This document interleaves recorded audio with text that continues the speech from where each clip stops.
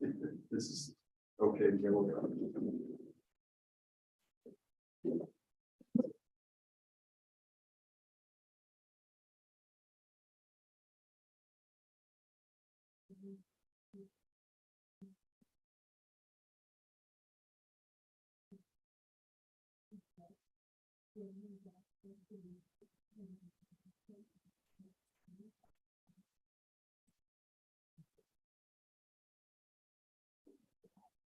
Good boy. Okay.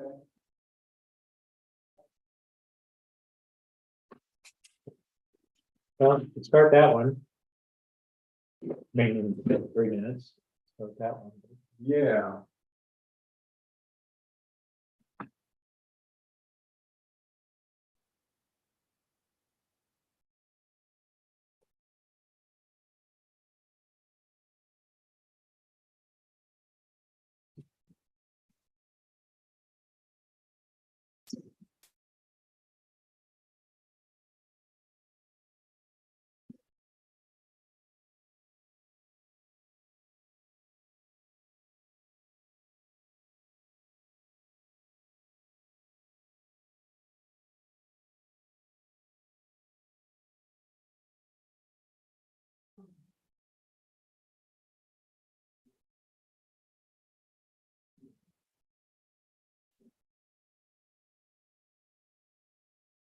Well, give me that. Oh, that's good.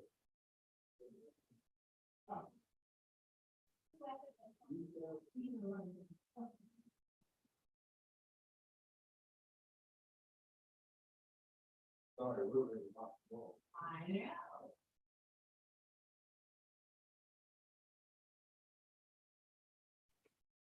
Okay, well, communication with the board. So we are.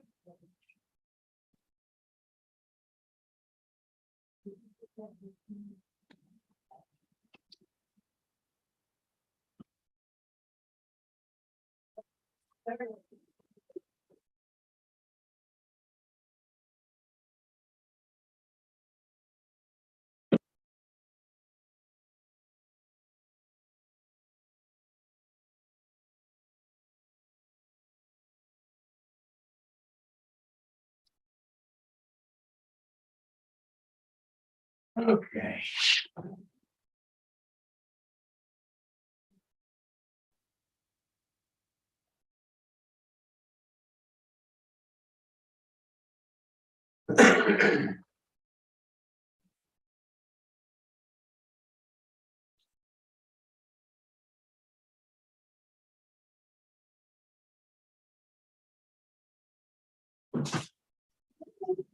How are you? Good, where are you? I'm doing good. I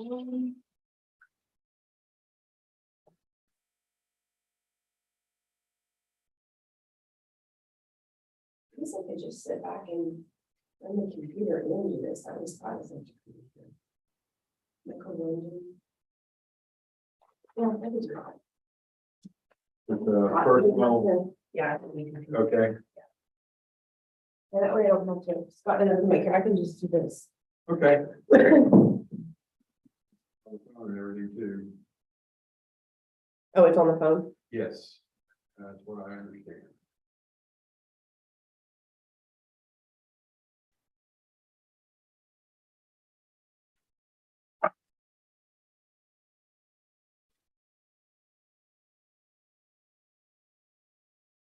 Maybe 21884.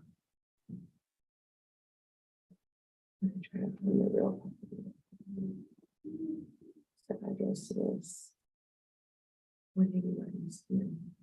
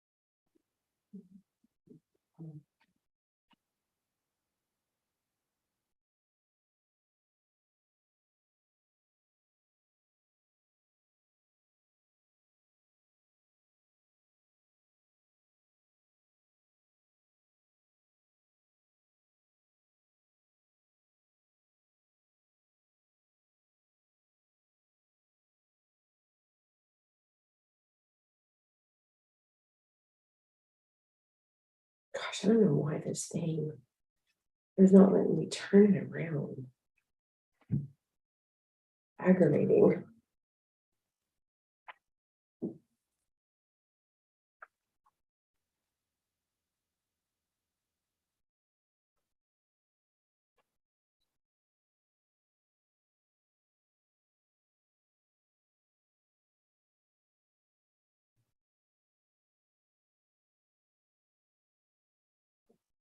Yeah, I don't know. I can't turn this around for you to see it any better than what it is.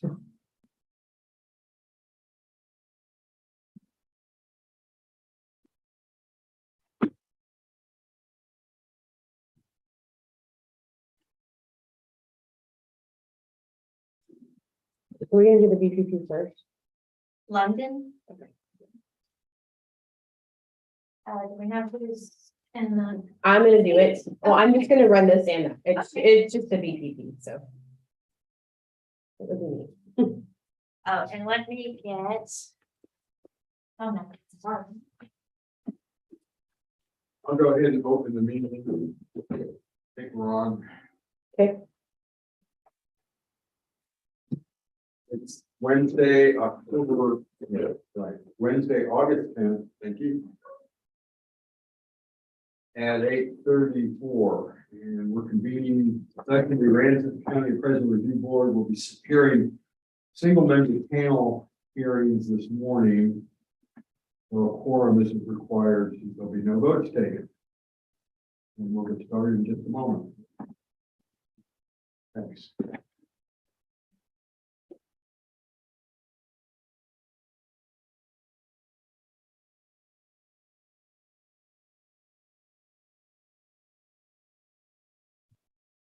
Jackie, if you're ready, I'm gonna go ahead and dial in. Oh my gosh, I guess I do. I need to swear in? You will eventually. Oh, yeah, no, I'm ready. You're good. Okay. Yeah. Let's see.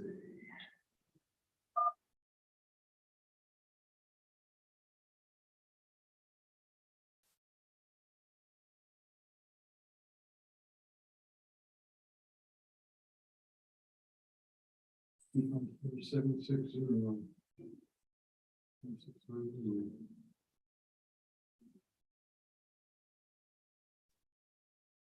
You don't have any minutes? There's no evidence of Not for them. that? Is this Tina? Yes, sir. Can you hang on one second? This is the appraisal review board calling for your hearing. I'm sorry, we're still taking around and see if we locate some evidence. Okay, So just hang loose for a second. sure.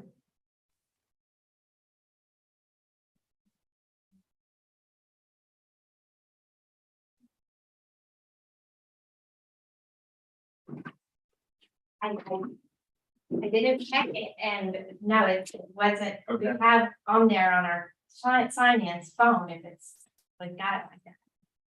I thought they knew up front, to tell me that, so sorry. Okay, so there is none. There's not an affidavit on file, so Oh, there's not, so we can't hear it. not by, Okay, Tina, have you submitted any evidence, an affidavit or anything? No, Okay, well, that's actually a requirement for holding a hearing. let's see here. requires a notarized signature. Yeah, so- right, and the affidavit, since you're doing this by phone, requires a Yeah. notarized signature and everything. Oh, geez, okay. I just thought it was only if you had evidence that you were sending in. No, because since you're not here in person, the affidavit Right. authorizes, I mean, it's how you identify yourself legally for the purpose of the hearing. Oh, okay, I got that. Schedule or what do we do now? No, not the day of the hearing, you can write a letter. Yeah, your only option right now is to write a letter to the ARB requesting a late hearing and a reschedule, and yeah, at this point, I'm sorry, there was some misunderstanding. Okay, all right, thank you. Okay. Thanks, bye. on fire. I'm sorry, that's normally a call I would That's, talk to when they called in, I'm not I sure. don't worry about it. I mean, everybody's coming around this morning. Yeah. We've got quite a bit of weirdness going on. Okay, Did the other one get resolved or figured out? no, Judy didn't answer, Jim won't answer, so I'll have a resolve on that.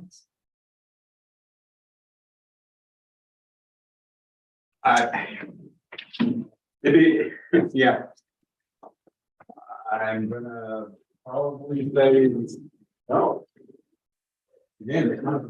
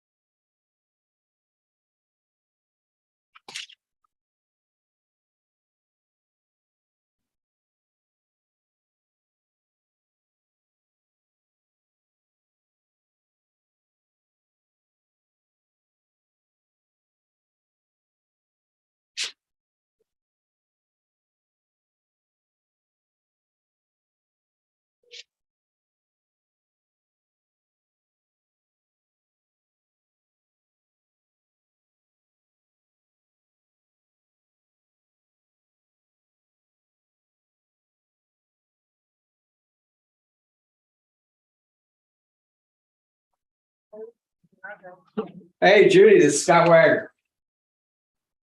Good, you don't sound real good.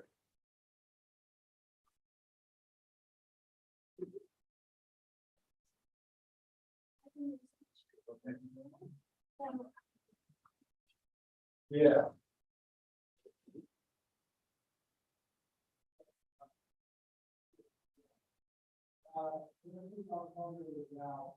They have a question and if you were a lawyer trying to represent.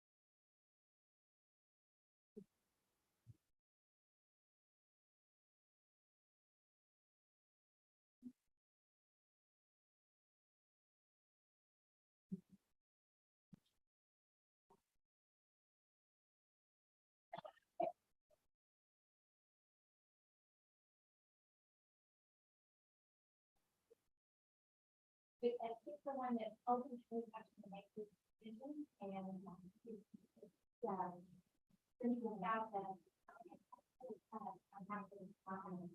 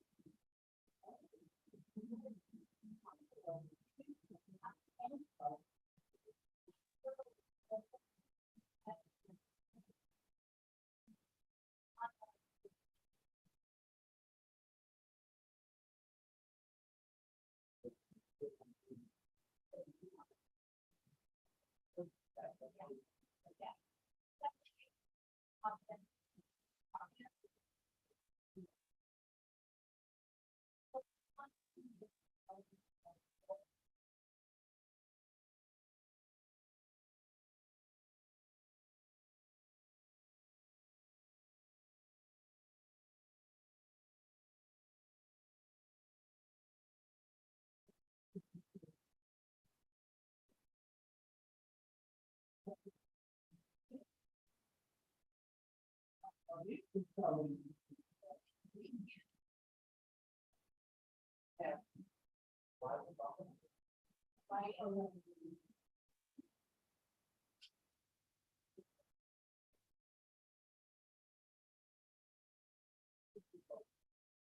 that's very, I know.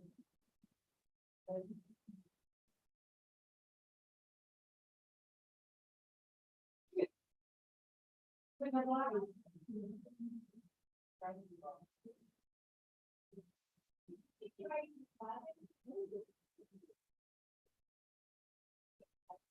Oh. Yeah,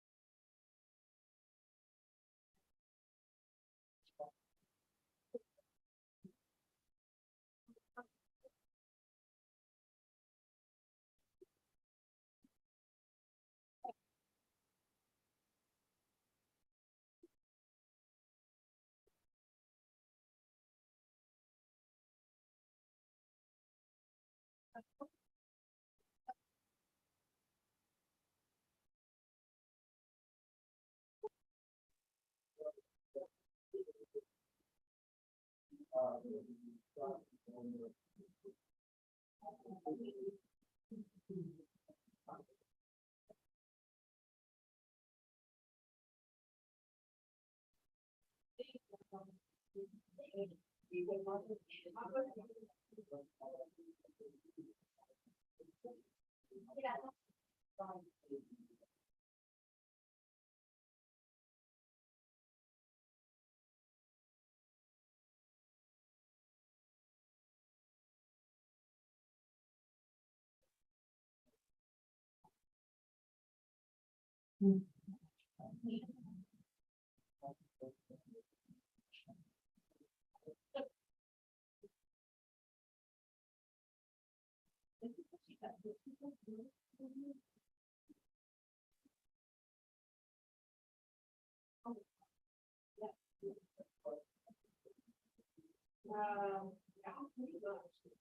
Okay, well, I know that. No,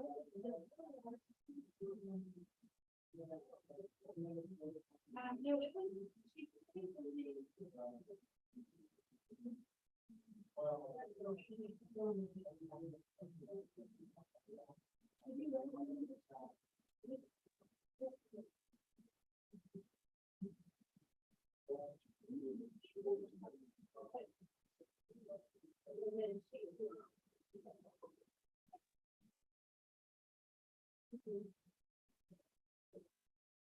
yeah.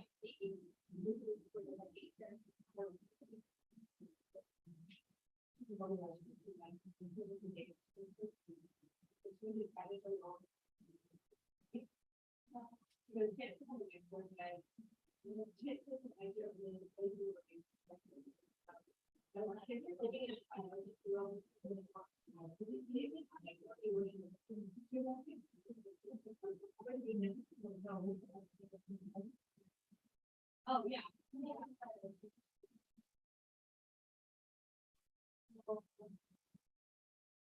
She pays.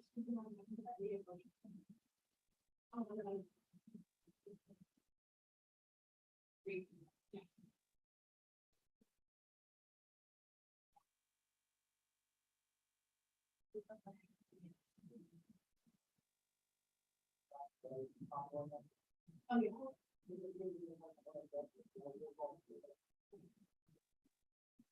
Is it like?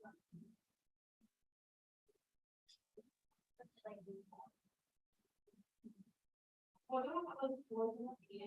Do you have to?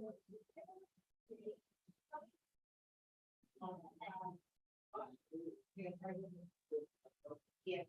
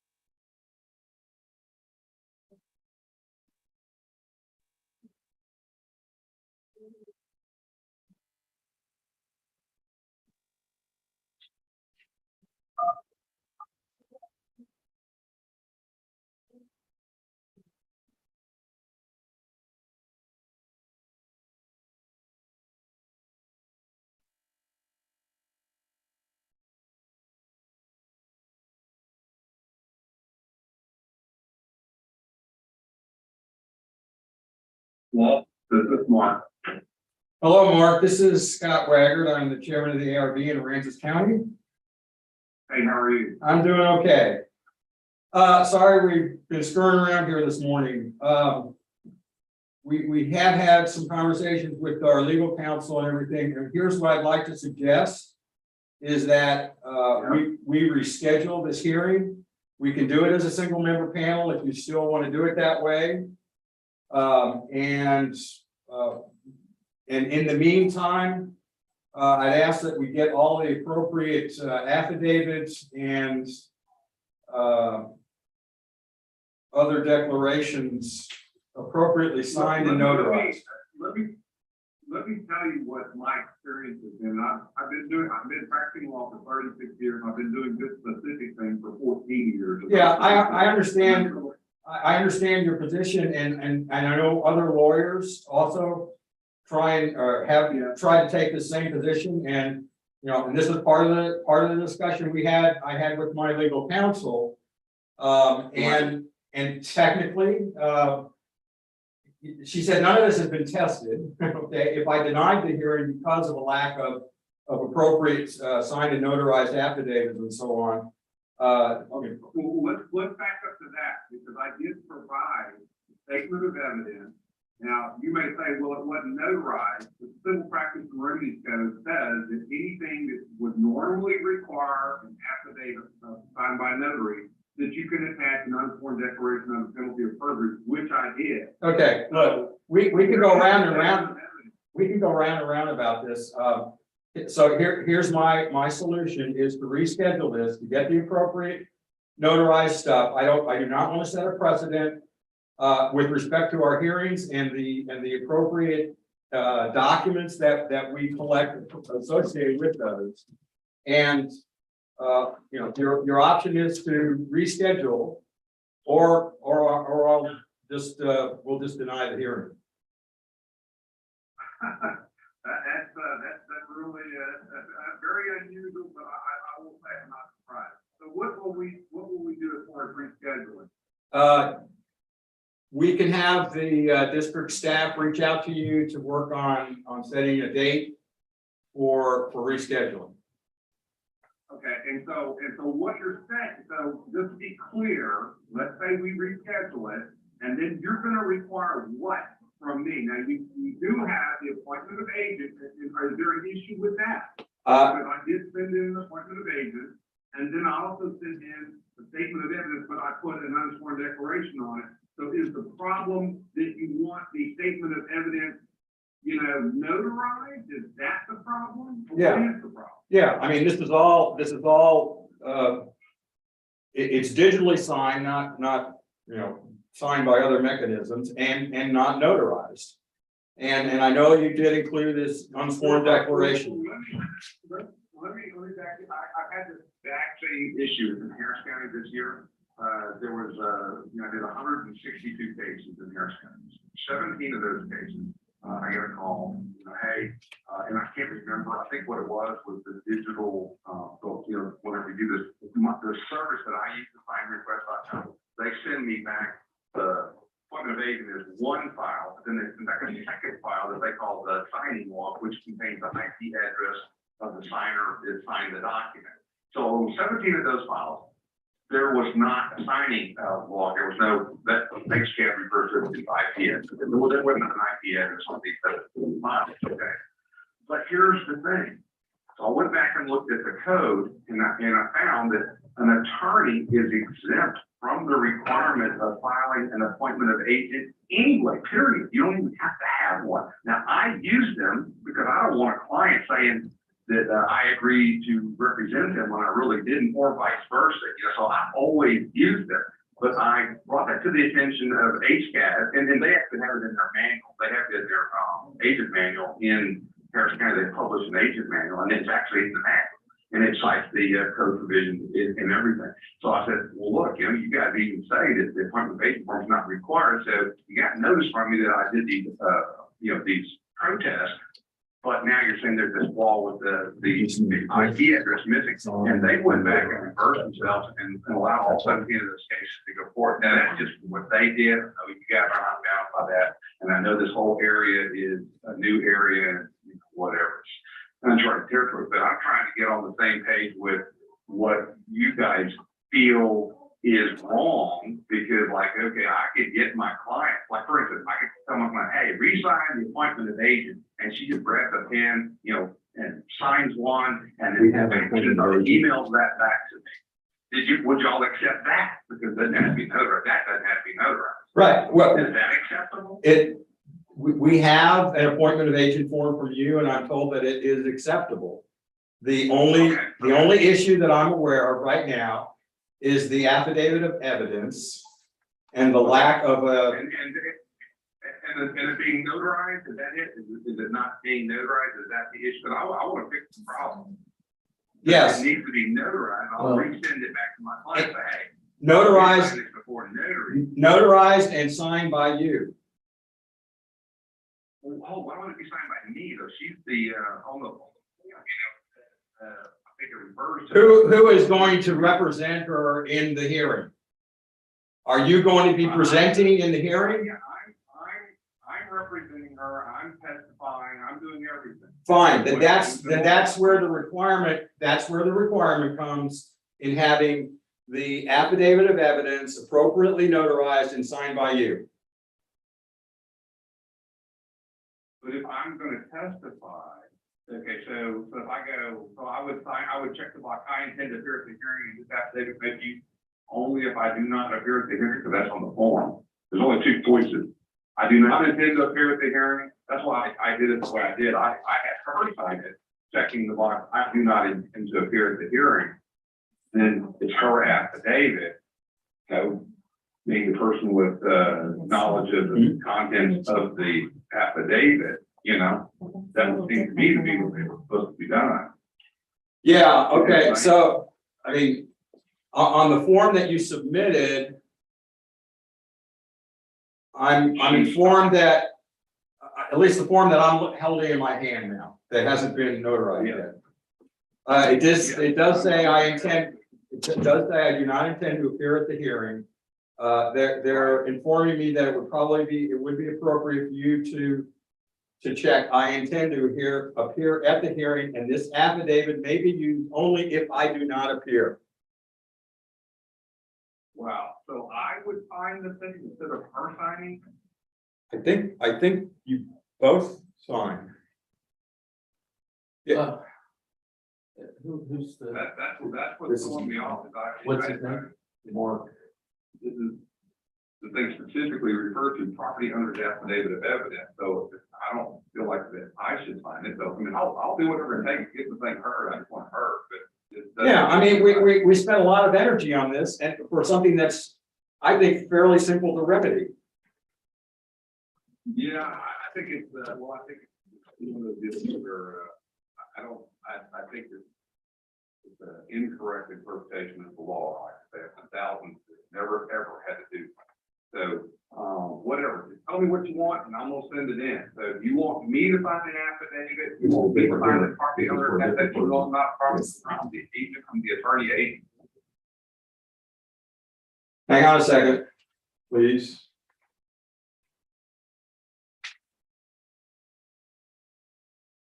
Okay. I do not intend to do it. Yeah. Yeah, I mean, the state, the form that you submitted or that got submitted is from a website, property tax or whatever, and is not. No. You must be looking at something totally different. I sent you the state form 50-283, the property that comes out of the comptroller's account, comptroller's office. It's that form 50-283, and it's signed by her. We're looking at what appears to be a newer version of the form, because the section 6, the section where you specify, where is it? Yeah, statement of intent regarding appearance of protest of hearing on the state form now has a section 6 hearing type and has 4 different check boxes. Okay. I see. Okay, so I use a different form than what you guys have been looking at. The Right. 50-283 It's just a- might have been revised. A different version. Yeah, it looks like maybe just a Different different version. version of the form. Yeah. Okay, so just tell me this, I'll refill 50-283, I guess that's the right number, right? Yes. 50-283. Yes. I'll submit a new form, tell me, who do you want to sign the? Who's thing? gonna talk? Okay. Who's gonna talk? You're gonna talk, is that I'm correct? gonna talk, I'm gonna talk. Then you need to sign it. If I sign, and then I check the box, I intend to appear at the hearing, right? If you're gonna use the form consistent with the old one that you submitted, that's correct. No, If- I'm gonna get the new form, I'm gonna find the latest form, it's been revised, I'm gonna use the latest form, just redo it, and I'll sign it. Does he and then- intend and then to I appear can by check Zoom, which then he one. needs to check the phone one. Yeah, so there's again, 4 boxes that you can check. If you're gonna do this by Zoom, there is a box Yeah. that says, I intend to appear by video conference for the hearing. Okay, here's the thing, I think what caused the whole problem was there's a different form version that I didn't have, I had the old form version, so that's probably the whole thing. It- So I'll submit a new form version, and I'll sign it, check the Zoom box, now we're gonna just reschedule the thing. So I'll talk with somebody in your office, or they'll call me, or do I call them, how are we gonna do it? We will call you. They will call you. Great, I appreciate it, thank you, I apologize for the big, whatever, train wreck here, but, like I say, I've done thousands of these, I've never, ever submitted a statement of evidence on behalf of a client, ever. Okay, I appreciate your time. Thank you, thank you. Bye-bye. I will say that there is something where attorneys don't have to, but it's still very unclear to me. Like, the easiest remedy is just sign the thing. Exactly. And that's what Judy said. She said, it's not terribly clear. I forget her exact term. It was like, so it wasn't antediluvian, but at the same time, she said it wasn't clear. And to her knowledge, it's never been tested so that, if we wanted to deny the hearing and then have them sue and see what happens and blah, blah. But it's so simple to fix. Yeah. I mean, that's what's a little frustrating. Okay. Okay, so that's that one. This is your other copy of whatever. Did you need me now? I was coming in here for this. Thank you. We're Thank gonna you. go to the parks company waiting. Yeah. Okay, oh, yeah. And it's only, well, it is Wednesday. Okay, All right, so on this one, I will get a district representative.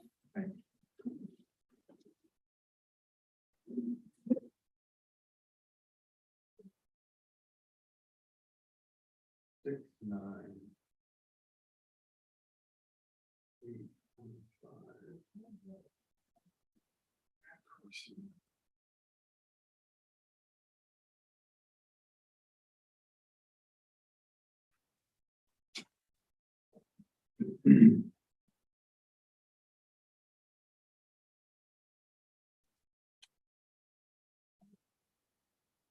8.5.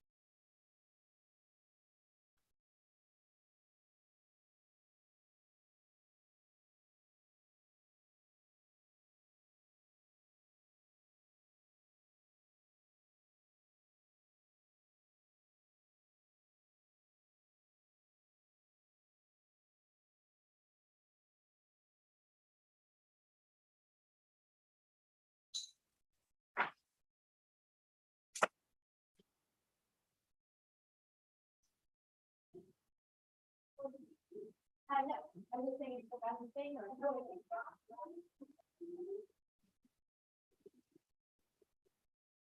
Whose son is that? That's mine. I think this is for the one that didn't happen, the pony, Yes. but you didn't have the applicant. Right. Okay, and we got Scott. Oh, this is Jim. All right, shall I call it in? Yes, ma'am. Morning, Ray.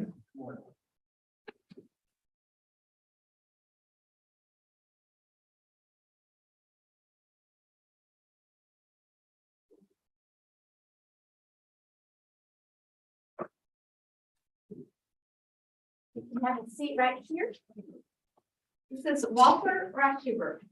Good morning, Walter. How are you? I guess okay. You're doing good. It's too hot to even talk about it. Man, I'm tired of it. I am too. Just space a little.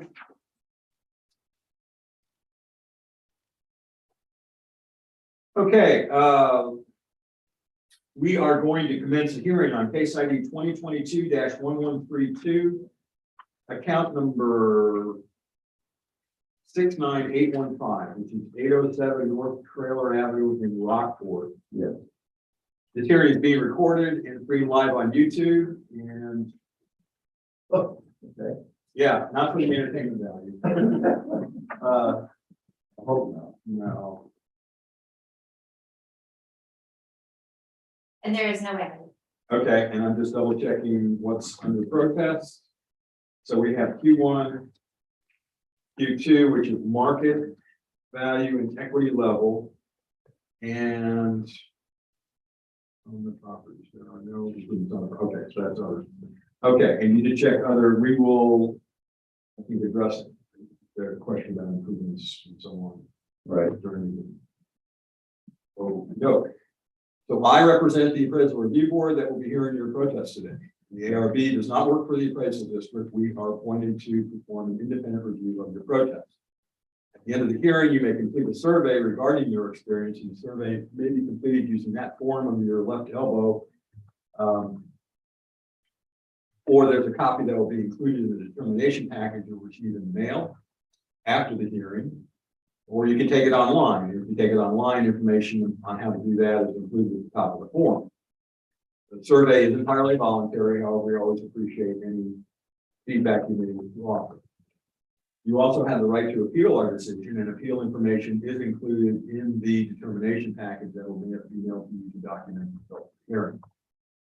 In accordance with tax code section 41.45H, all written material and evidence that has not been provided must be provided at this time. So I understand you don't have any other additional evidence. I just want to make sure that you don't have anything else to submit. Okay, thank you.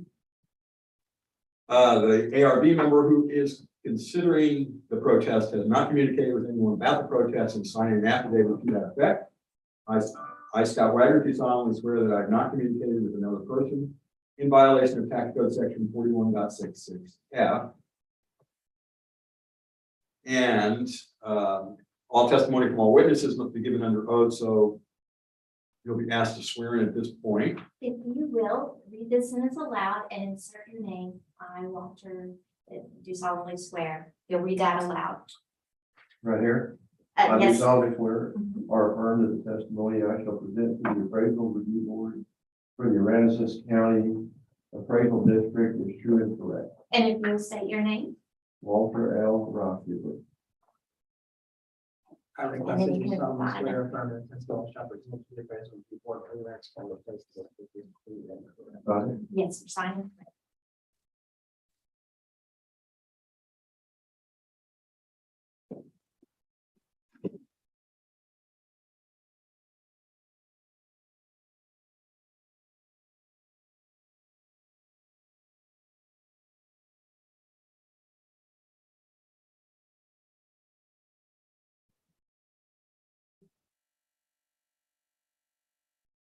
Thank you so much. Sure.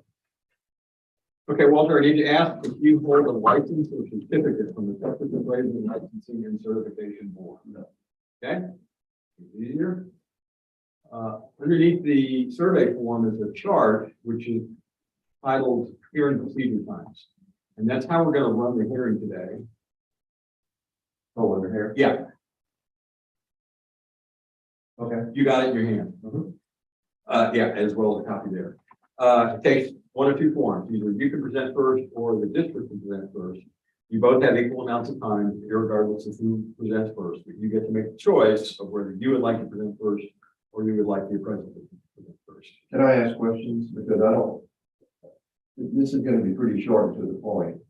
I only have two questions, maybe a few more, I don't know, about the proposed 2022 taxes. So I'll be allowed to ask questions, right? Absolutely. You can see you have, you can present first. The district can cross-examine based on your questions. the district will make a presentation. You have an opportunity to cross-examine and ask them. So all told, you have almost 10 minutes of time to be able to. So if you want to go first, that's fine, or you can have the district go first. I'll go first. Okay, so we have, I'm going to kind of to keep some time management going here. I've got you on the timer, so you got 5 minutes. On my 2022 proposed taxes, it shows, I'm sorry, on the 2021 proposed taxes, the actual taxes, it shows market value of improvements, $470. In 2022, it shows $11,100. There are no improvements on this property. There's no electric service, there's no water service. There are no improvements. There's not a power pole. Yeah, but there's no meter loop, there's no nothing. The pole has been abandoned by AEP, Okay. And there's no, there's city water over there, or is that? city water, yeah, Are you hooked up to it? no, So there's not a tap no, or a meter? I there's guess? a main. There's a main out by the There, road. yeah, there's a not main out actual on the road, but that's all there is. Is there a septic tank? No, it was abandoned years ago when we bought it, that's what they told us, Yeah. the septic tank has been abandoned.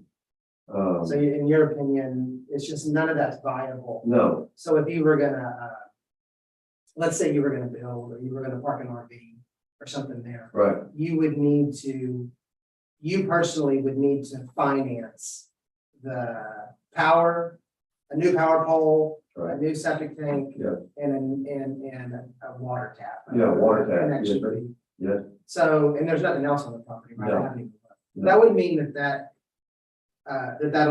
$11,100 just needs to go away. Well, in my opinion, it does. I mean, No, that's. there's no, If you have to, here's the thing is if you buy land and it has utilities to it, Right. and you don't have to refinance all that stuff, then Right. that is improved Sure. land. But if you're still gonna just have to do everything, then I would agree with you. That's just, yeah, we're gonna have to bring water, electric, we have to be on meter loop. and you think, and you're saying you're gonna have to redo the septic tank. Oh yeah, the septic tank is, And that's the big expense. yes, we don't even know where it is to begin with, but the seller represented to us when we purchased it, that the tank hasn't been used in years, years and years. There's been nobody living there for 10 or 15 years. My opinion then would just be that would go away. Okay, And you would, at that point, you would just be left with land value, right, which is 116. Wait, am I right? No, which is 105,600. yes, sir. Yeah. 105. And the only question I have Okay. is once again, this is basically unimproved land. Uh-huh. I'm curious as to what the value is of the land next to us from 807 north on Traeger. That's all unimproved also. Just, I'd like, You just want to look at that? yes, sir. Okay. Scott, will you pull picture up? And just to be specific, you're talking about that Right. next? Yes, sir, that one. Okay, Scott, let's look at that. 8820562.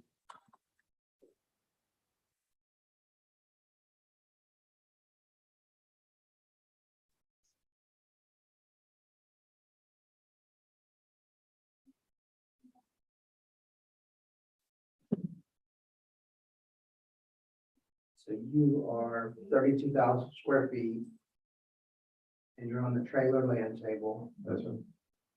And let's look at this. So are you gonna pull the card over? I Scott? am, it's slow coming up for some reason. Okay. So let me see the land table. So he's a little bit smaller, 25. Right. 25,600, but he's at the same price per square foot, at 330. Is it the same price? It's the same value per square foot. Okay. Yes, sir. And All right. so he's at around 84,000 and he's about 7,000 square feet, 6,500 square feet smaller, something like that. Because ours jumped from 60,000, evaluation from 60,000 last year $105,000. Yeah, we raised the land from Rose Street to Pearl Street. Right, So everything went up over there, yeah. Yeah, but that all is on the same table, everything's calculated the same. He's actually just a little bit smaller piece of land. and I know, I'm just gonna be honest, I know that sales are not helping us. No, They're not our friend. They're actually still trending up. So, yeah, it's kind of an issue. Yeah, That area is an issue because it's being revitalized. And it takes a while. people are building homes Yeah. like crazy. We have some friends that built a home just down from us. And I mean, I love them to death, but they put a 2-story home in with a boat underneath, boat storage underneath. And I said, you know what, y'all didn't do us any favors, okay? And they're good friends. I love them. They're good people. But, and they had some friends bought next to them, did the same thing. And I told my wife, I said, this is the nature of of what happens. And anyway, Yep, so we're at 105,600. We would remove that and we would just take that completely out of the account. all the value of improvement. Yeah, yes, sir. Okay. Okay, that's, That good? yep. Okay, excellent. Ray, you got anything else? Nope. Consequently, I will make a motion on case ID 2022-11-1132, account number 69815, 807 North Trailer Avenue in Rockport. Considering the discussion evidence from the homeowner and the district, going to reduce the appraised value from 116,700 to 105,600. Now, what's going to happen next is we're running this as a single member panel. I take this determination to the full review board as a recommendation. They will vote to accept or not accept. And if perchance they vote to not accept, then a regular hearing would be rescheduled. Okay, and I can't offer an opinion on where that's going to happen. But that's what'll take. That's what'll take place. And I'll be getting it. Yes, and then after the results of that recommendation hearing take place, which I will tell you is going to be later this afternoon, you will receive a determination package in the mail, which documents the results. Okay. Okay. Y'all want me to fill this out and give it to you here? You can do that, and as well as, if I could ask you to take a moment, and again, it's optional. Single member panels are new this year. And we are trying to get a sense of what some of the motivations are for people choosing single member panels. Okay. On the one hand, it may be less intimidating because it's just one person to deal with, but at the same time, the possibility for having to have something get reheard by the full board and the additional time involved and yada, yada, yada. It's not well understood, okay? And they don't really, there's no place in the code that talks about the property owner being cognizant or aware of that. Right. Now, you probably received a letter after your proposal was submitted talking about the single member panel. I did. Yeah. And we tried to, in that letter, explain what the process was going to be and that type of thing. So, sorry, if you feel like filling that out, we're just adding that to the mix of. You know what, I hate to say this, my wife, we gotta get her to a doctor's appointment in Corpus. Just Can I fill these out and bring them to you? whatever works for you, All right. that's fine. That would be, We appreciate that would it. help me. I got plenty of time, but I'm a slow driver, and Yeah. if I don't get myself on the road. No worries. I don't Okay. want her being late because I won't do this one down for Yeah. a while. Okay. So I'll drop them off probably tomorrow sometime. Is that okay? Oh, absolutely. There's no hurry and do it if you can, and we appreciate anything you may want to offer. Okay. All right. I I think we're done. don't think I have any other questions. All right, thank you, sir. Thank you all. Appreciate it. Bye-bye. Thanks. Okay. Okay. You're welcome. Have a good day.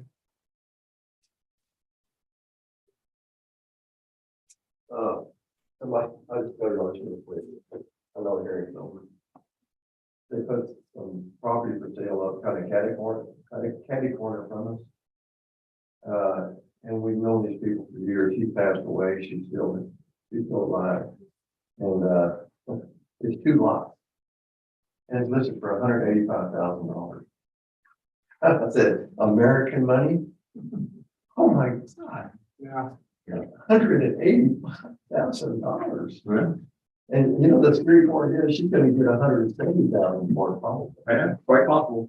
And I just wondered, people, Yeah, right.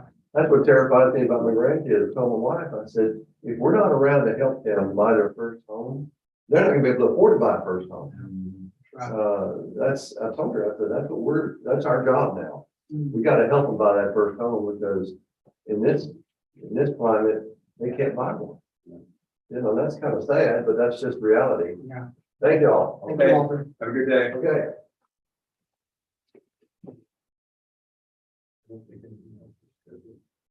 Wait, we don't have all those others? I mean, I don't know what happened. I mean, I've been, Okay, Wait. the Zoom, the one phone call, I don't know if you were in for that. She didn't submit, she had no evidence and she thought that since she had no evidence, she didn't need to submit an affidavit. So she submitted no affidavit.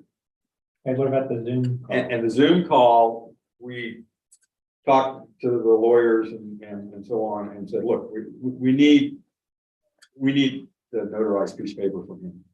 How And about the affidavit?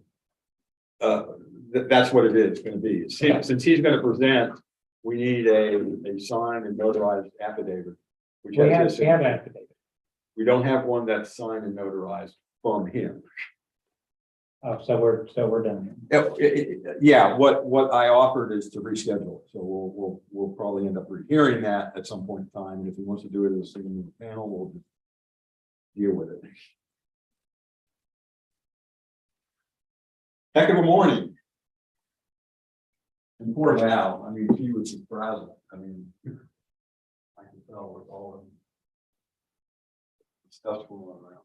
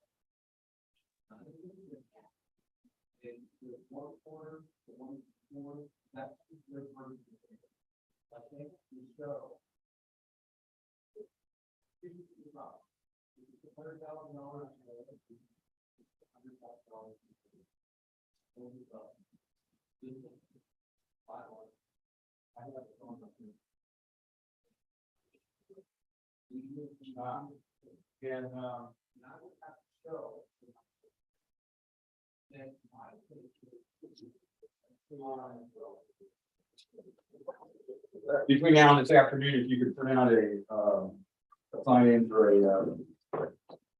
a sign-in sheet. I do, for the board, Yes. yeah, got it. I didn't- No, one of those that I would sign, want to do another one for the board to sign in the recommendation hearing. Okay, And if you want to combine the hearings that I did, which right now, maybe just two, that's fine. yeah, I'd okay. like them to sign. Can I get you to sign these real quick, so I just have the Certainly, lady just. certainly. So Okay, so that one, this is the one that we're going to do next? Is No. that right? Okay. no, this is just Okay. one that we've already had orders. Okay, this one I signed. And. All right, that one I just. Let me go grab mine. Okay. So there's one.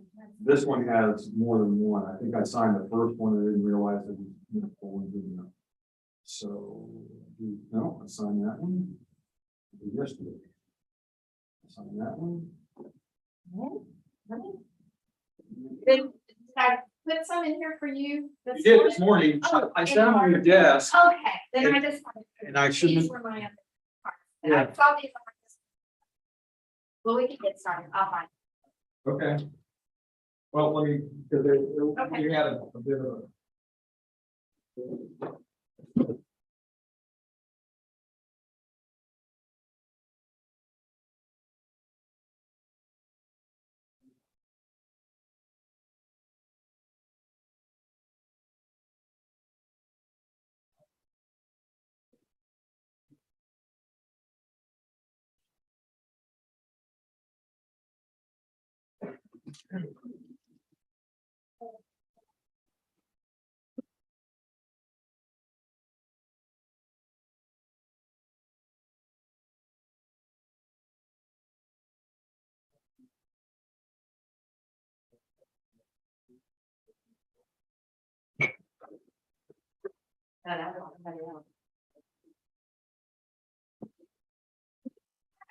So our next case is 1802. It will be by phone. And at one point, I will be back.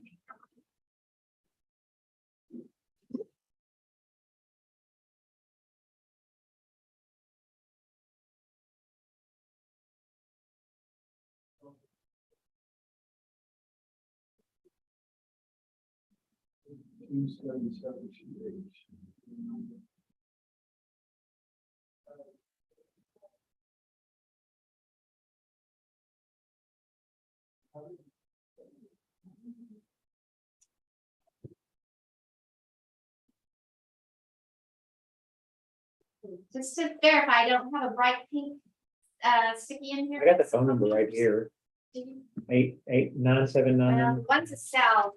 Okay. All right.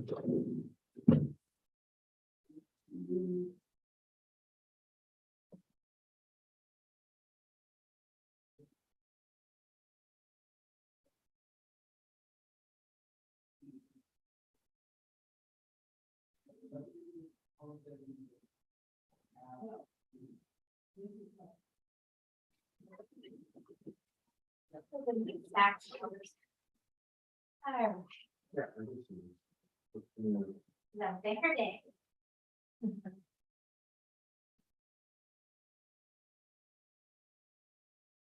Okay, you guys ready? This will be Thomas Hollingsworth. I think you guys find Tom. Go ahead, Scott. Okay.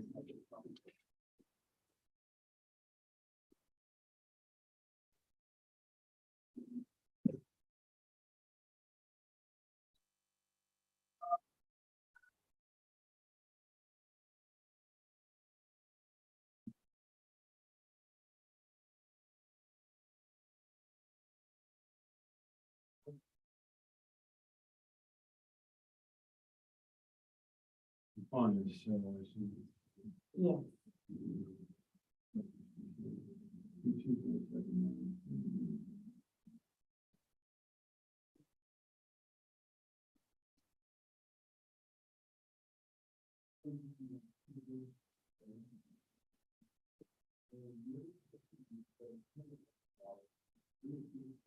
Yo, Hello, is this Tom? this is Tom. Hello, Tom. This is Scott Waggart with the Aransas County Appraisal Review Board calling for your hearing. Scott, how are you? I just got back to the house here.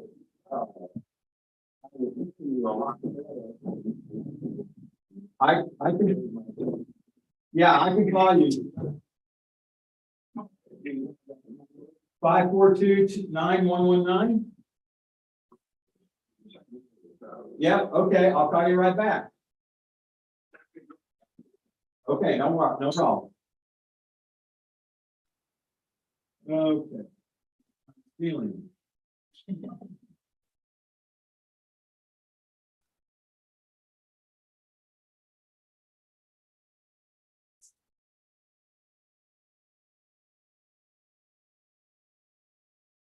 Okay. 979-542. Yeah, I don't know why. It's not, I assume. Tom, this is Scott Waggart. Okay, is that better? Sure is. Can you hear me okay? We can hear you just fine. Well, good. Okay, I have some administrative stuff to run through first before we start into your specifics of your hearing. So if you bear with me, we'll get to you in just a moment. So Okay. we are commencing the hearing on case ID 2022-1802, account number 27728, which is too much paper here. 2323 Bronte Street in Rockport. This hearing is being recorded. This hearing is being recorded and streamed live on YouTube.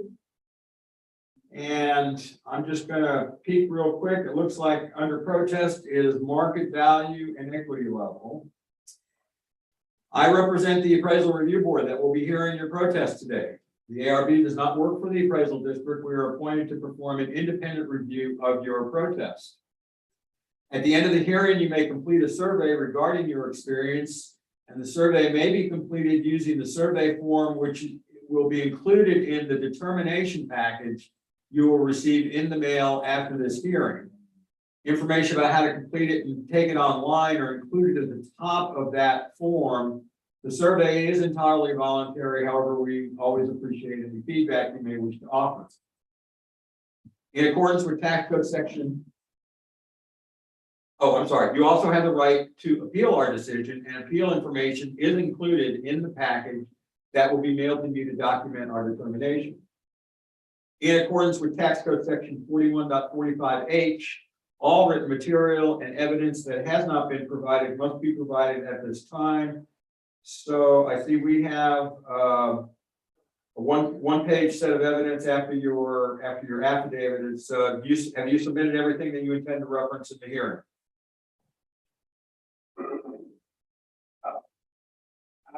submitted everything that is, easy to understand. No, there's a lot of other information.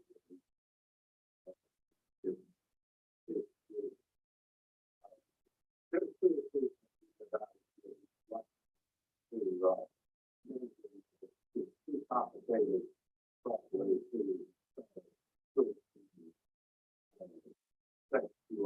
And that's fine. Someone can understand. You'll be able to talk and present as required. It's just the key thing here is we can't introduce any other written material or other evidence like pictures and that type of stuff after the hearing starts. Okay? So, yeah, that's fine. Okay. All right, yeah, I understand that. The There are pictures that you all should have, in your files from last year. well, did you submit a protest last year as well? Yes. Okay, well, we don't have access. The key thing here is that anything that you want us to consider as evidence needs to have been submitted prior to this hearing. No, I understand that. Okay. So the ARB member who is considering the protest, which is me, has not communicated with anyone about the protest and is signing an affidavit to that effect.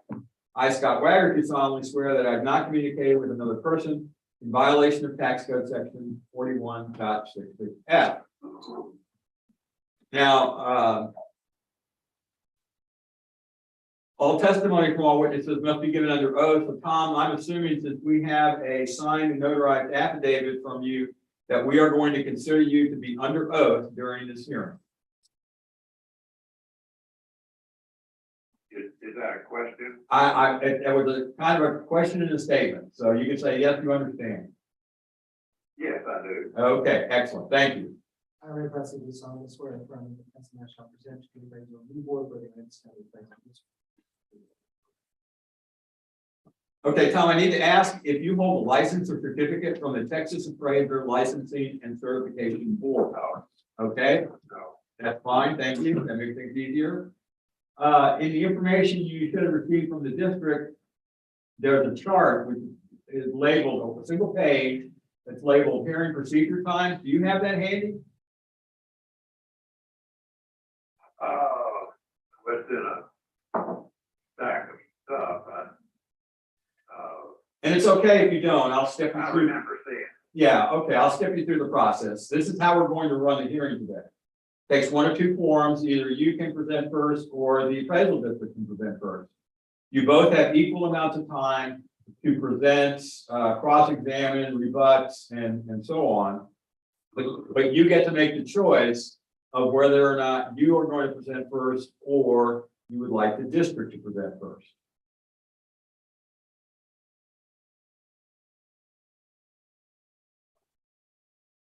You still there?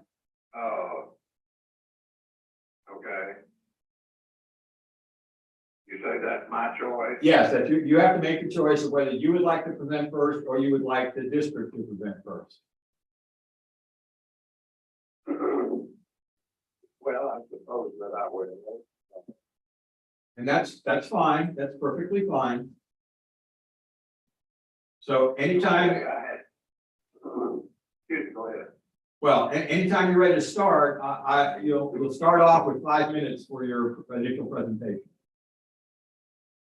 Okay, well, I had submitted it's a single page. I'm assuming you have read that. We do have it here, but why don't you go ahead and summarize what you want us to see on this page? Okay, well, item number one is the appraised value of the trailer, was increased from 993.10 to 15,360.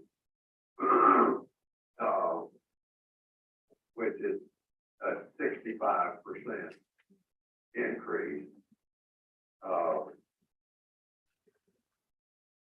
some of these Titanic leaps and bounds, or, leap, in valuation, just don't seem to be,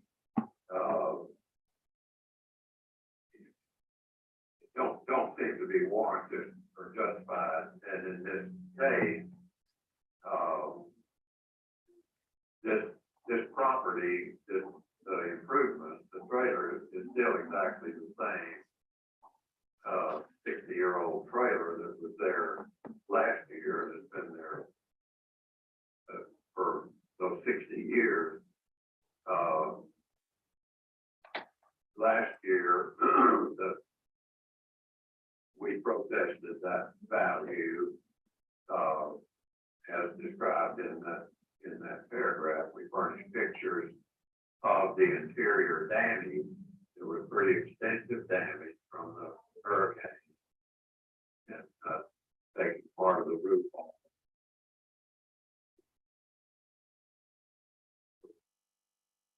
Extensive interior water place the roof. The interior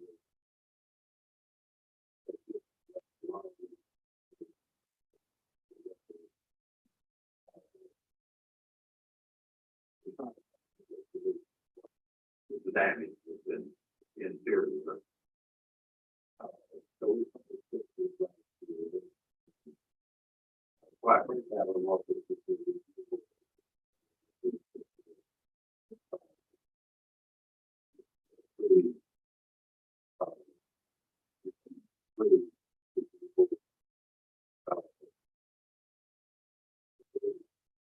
but you all have some pictures of that period.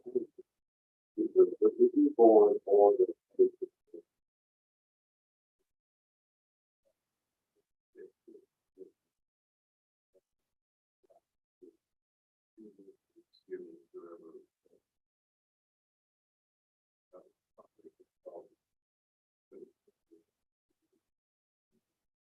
so anyway, you all would agree that that with that sort of interior damage and condition, that the value should not be raised. It's still exactly the same, and I think people consider that. I think that to think that it's about the industry would be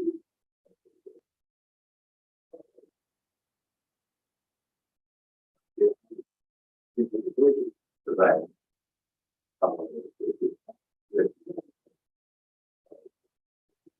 Six in block 391.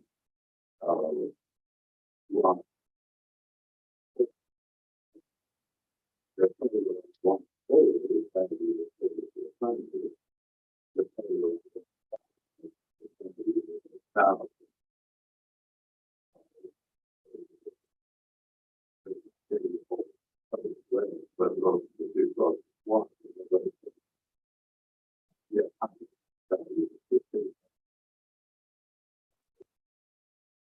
The other issue is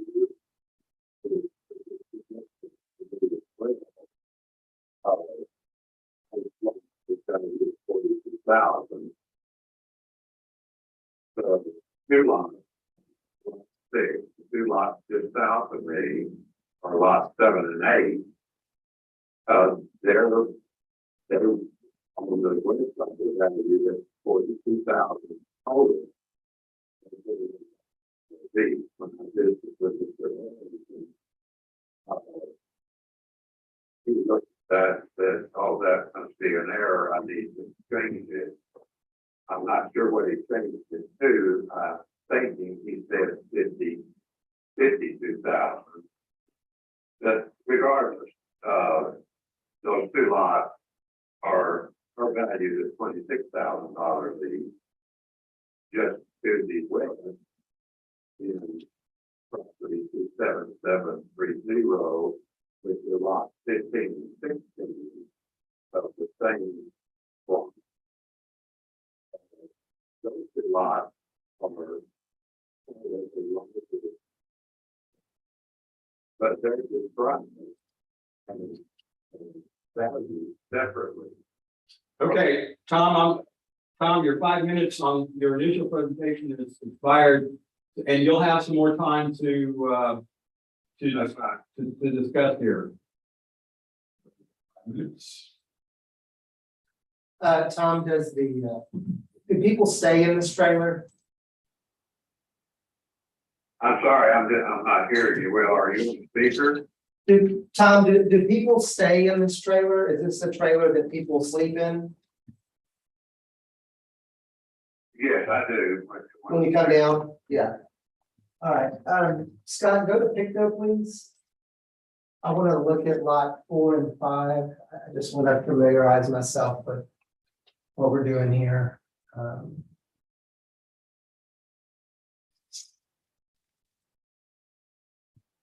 Sorry, I think just going. It's okay. All right, zoom into those two. Let me just look at them. Oh, I'm not on your picture. you're not on Picto. Let me get the picture. Yeah, I need to see those two trailers that are there. I'm not super familiar with my mind. Let me take a look.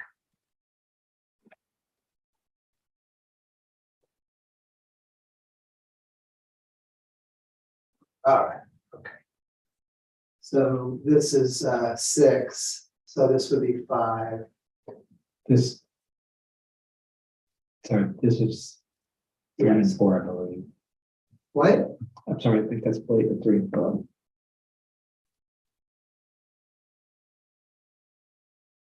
are you doing, man? I'm sorry, I'm just getting those numbers that he gave you.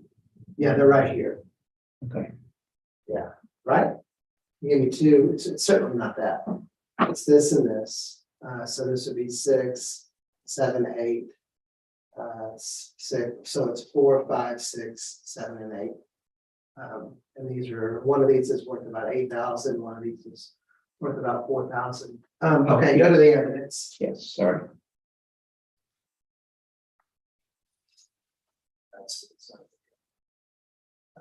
I'll just, I can do that. No, I've got evidence for you here. So I don't know. I'll be quick here. The evidence is from a market approach, we would be at 68,000 when we're comparing to other mobile home, small mobile home sales. That's the key, is we're having to comp pretty small square footage.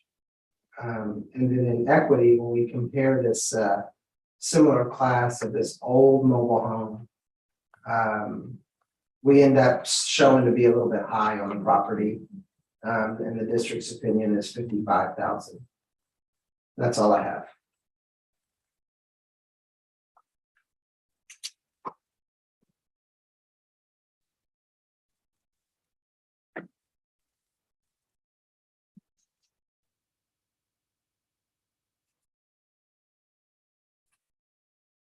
Okay, Tom, I assume you heard the discussion from the district representative?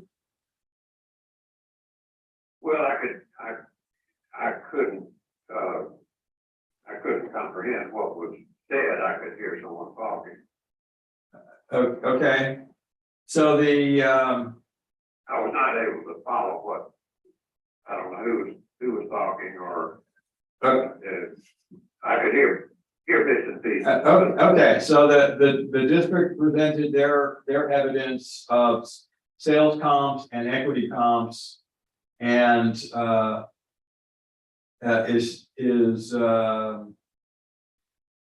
supporting their value at 55,000 for both the property and the improvements. Or a slight change. It's a slight change to go down. Yeah.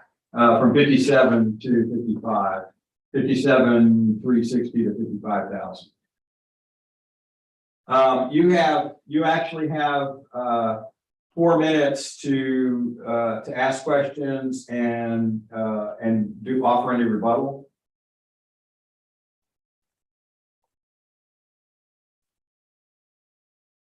Well, I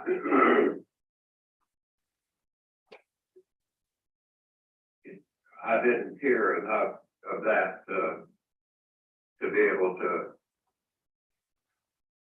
ask any questions. I just don't know what the conversation. I just was not able to hear it well enough to comment on it.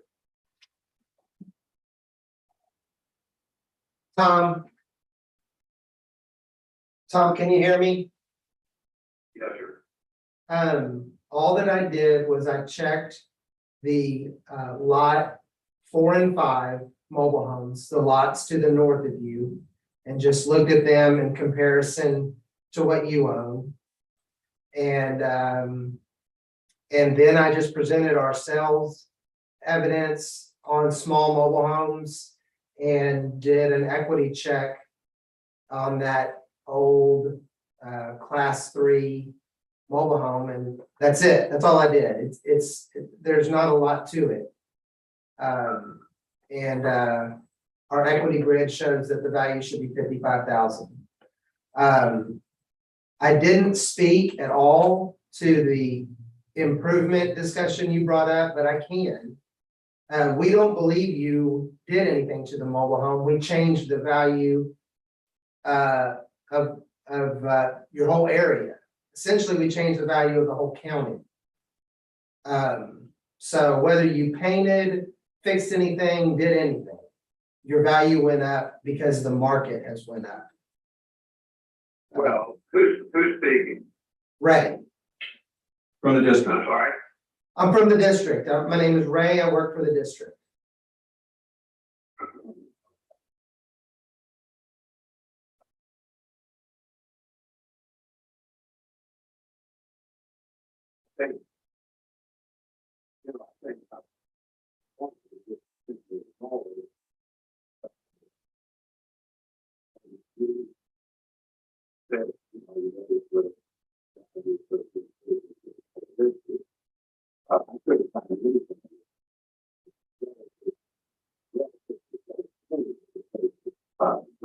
Well, that's also because things close to you weren't decreased in the previous year. So you're coming up from a decreased value. I wasn't decreased. I thought you said that there was a settlement and you testified that in 21 there was a settlement. You said you didn't know if it was They the allowed it, they allowed the value to remain the same. It wasn't decreased. Well, no one has to allow the value to remain the same. If the value remains the same, then you're denied. The value was remained the same as the previous year. So then it was decreased. That's what you're saying. If it was in 21, if it was allowed to remain the same as 20, and then that essentially takes you out of calculation. So your increase is going to be more than other people's because other people didn't get to keep the 2020 value. They had to have a 2021 value. So Well, I think you've made my point of the inequity of this, of how this is done. I was allowed to not increase the property, the improvement value with the evidence that I had presented, that if it was agreed and understood by either the board and or the appraisal district, that the value had not increased on my property. Now, you're saying since you didn't get the increase it that year, that 65% increase this year is perfectly fine because you're making up for something you didn't get the year before. And that's totally wrong. Not for me to be disagreeable with you, but your hypothesis just says that if due to the condition of my property, it was allowed to not be increased, you can now increase it now by double the amount to make up for that. Is that a fair summary of what has transpired, or your position of what you think should transpire? I just I want to be careful with time, Scott, so just let me know if you want me to keep answering questions. Yeah, go ahead. I'll give him 2 more minutes. Okay, Mr. Hollingsworth, is that a fair assessment? Here's the way I look at it, is every year there's a new value given. So the protest that you're doing is what's necessary to say that you don't agree with us calculating your value on the same schedule that we're calculating your neighbors, because your property has problems. So in 21, essentially that's what your protest was doing, was saying, don't calculate me like you're calculating everybody else. My place is worse. The district can't just leave your value in the state of not calculating. So we just simply put you back in schedule. That we let the math calculate. And when the math calculates and multiplies times the same metrics that everybody else is on, then your value goes up. And it'll do that every year. So that's every year there will have to be a protest. Because it's not glaring that this place is as bad as it seems, because it's being used. You use it. So it's not as obvious to us as it is to you that this value shouldn't increase. In our opinion, from what we see in the local area, we believe our value to be closer to accurate than you do. Well, that's obvious, and I don't know that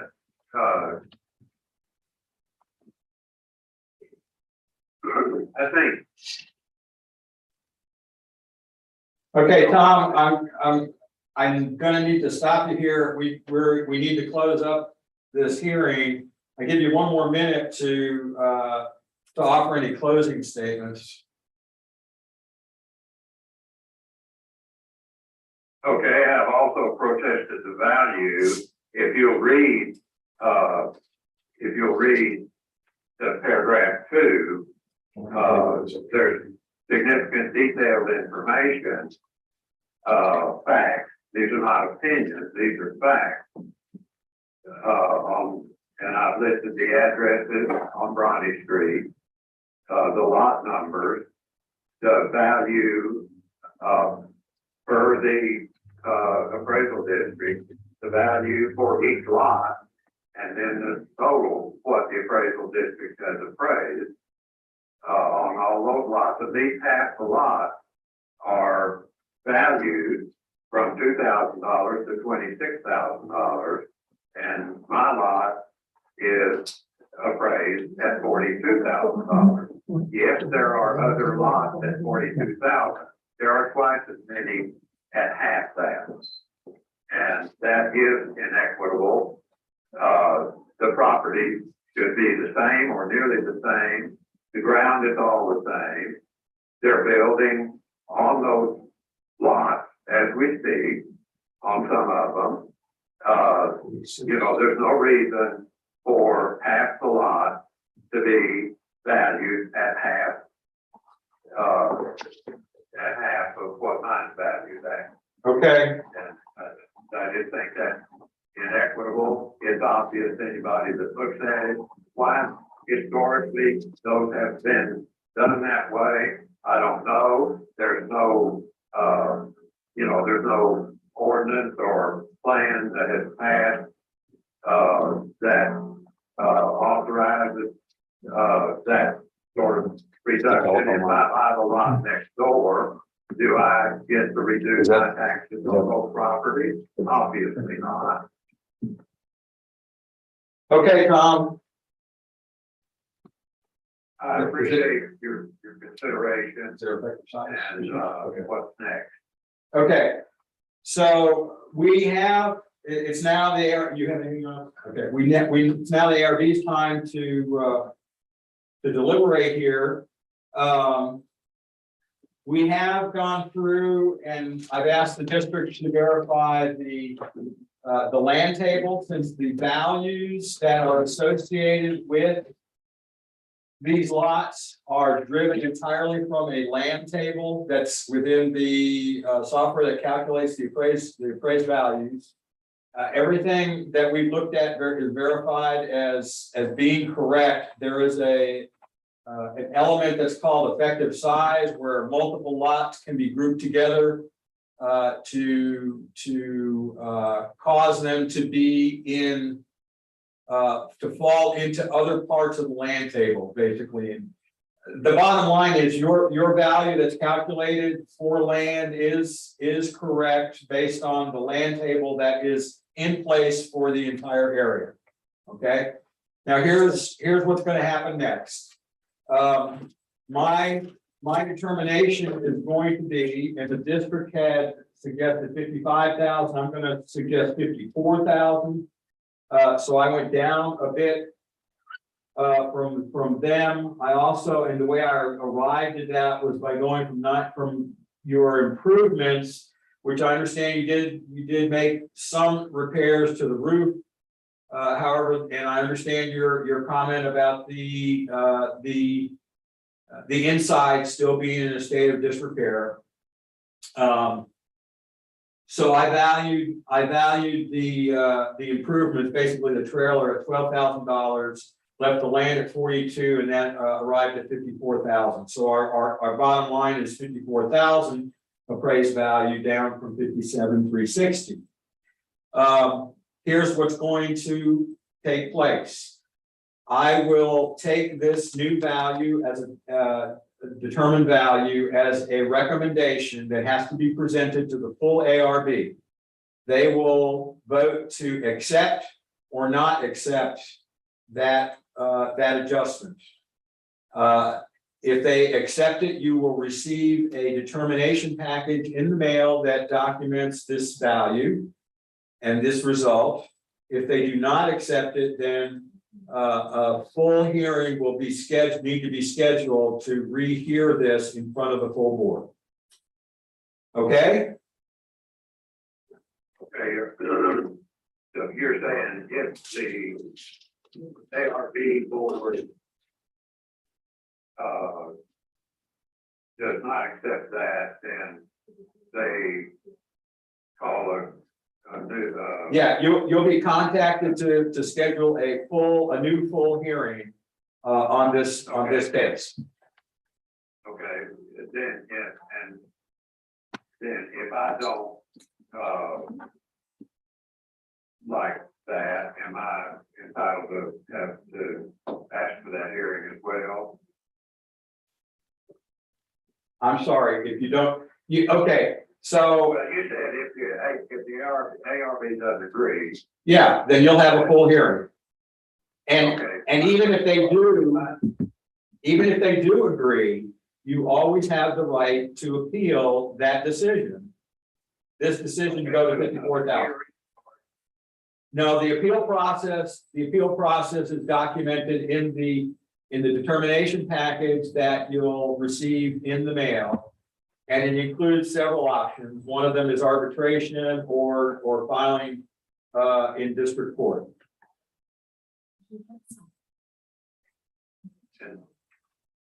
That is, okay, so my question was the ARB can ask for another hearing.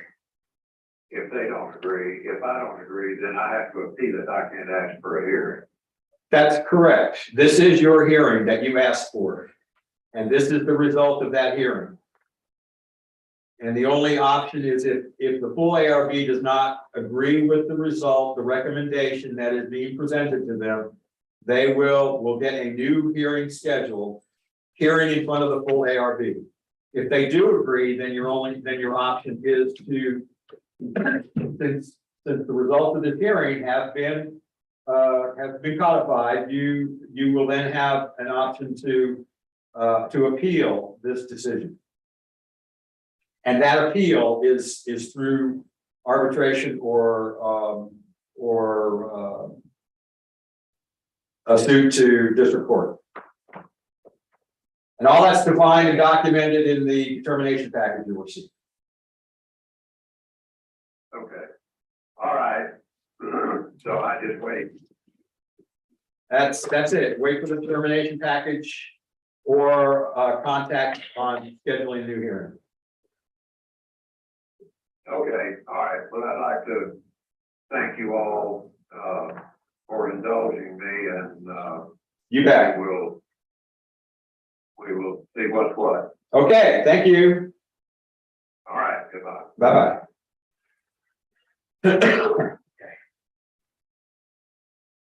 So that's all of the hearings for this morning.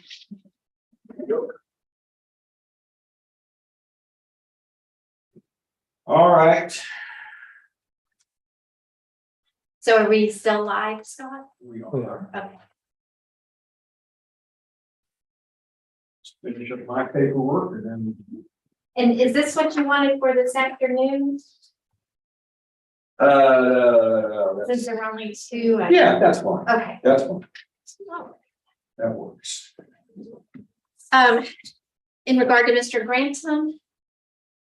And. That's the lawyer. Hearing for Yeah. him. Mhm. So I kind of wondered if, we've got a full schedule now throughout to the end of there are some spots on the very last day, the last docket. Yeah, so let me suggest this. Okay. We'll pick a day Mhm. and at that time, I'll have the rest of the board, leave the room while we're doing single member panel hearing.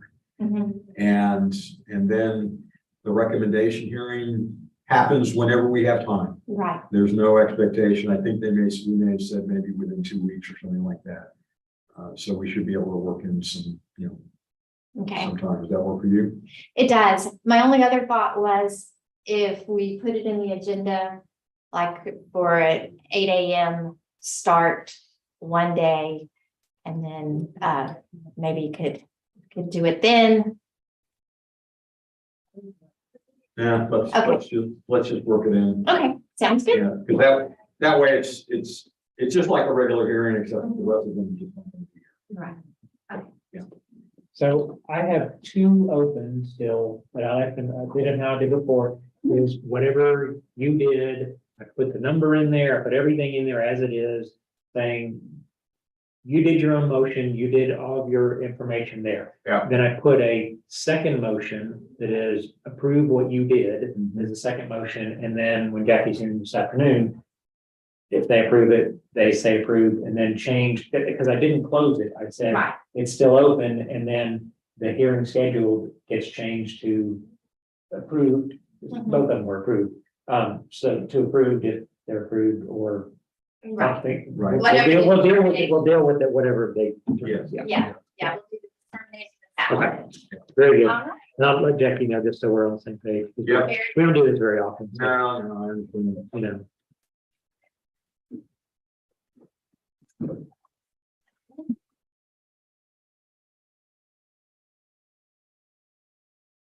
Thanks, Scott. Oh, no problem.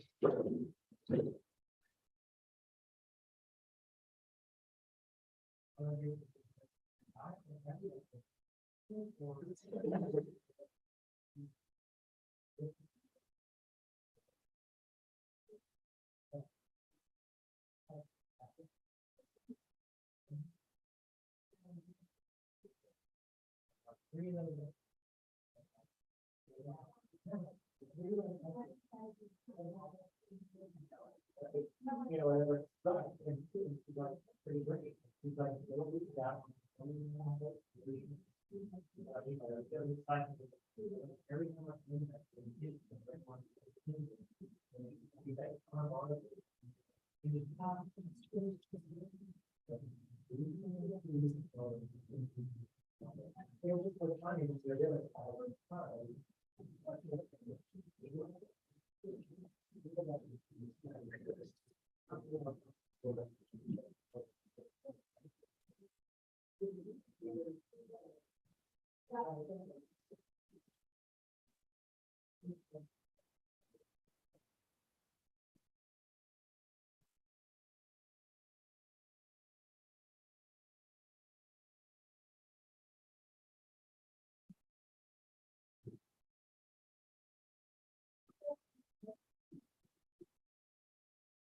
Had another meeting at the time this one.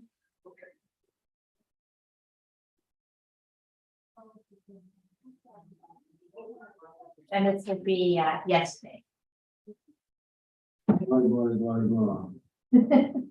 This night, yes. Yeah.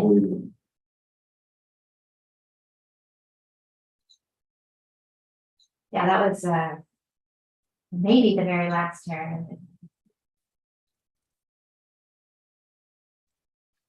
All right, thanks.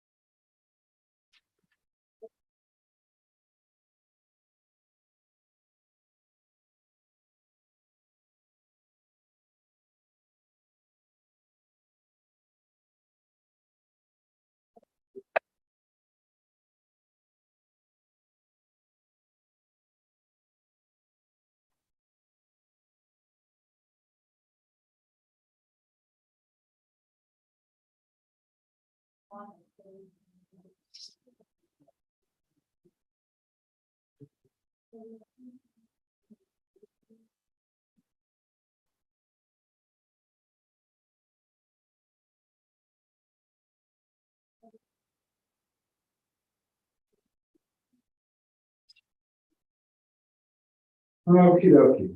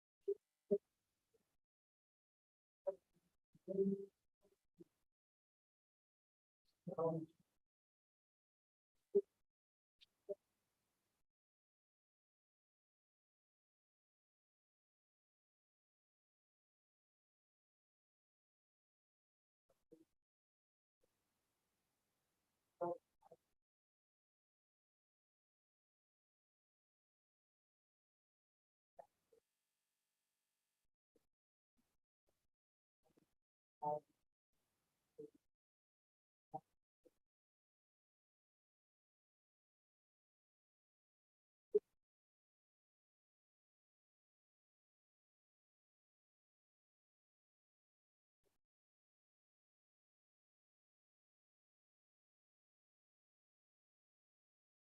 It would still.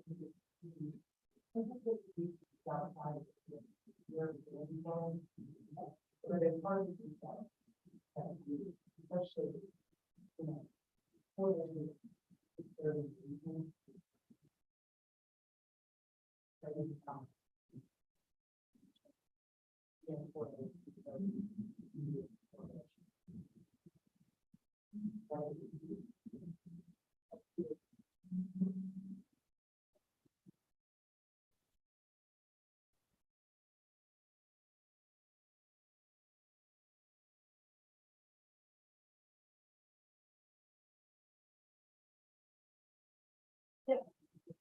I don't think it's.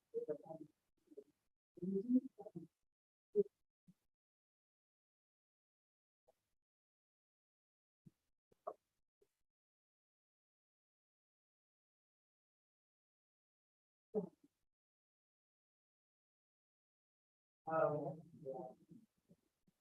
We were. That was run with firehouse. That morning. Good morning, Ms. Donna. You were there.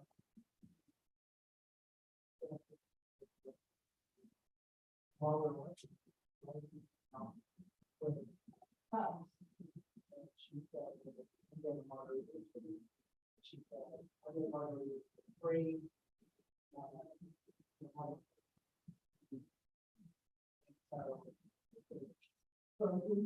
No, we're looking to have. Anyway, so I took one. But I had, you know, you're keeping it over. And I put it in. Wow. So then I'm waiting for showing it out. Not even.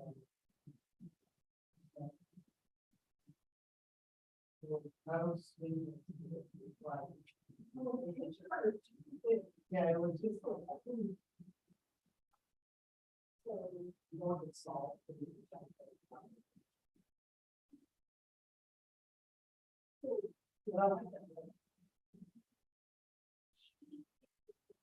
Well, that's not.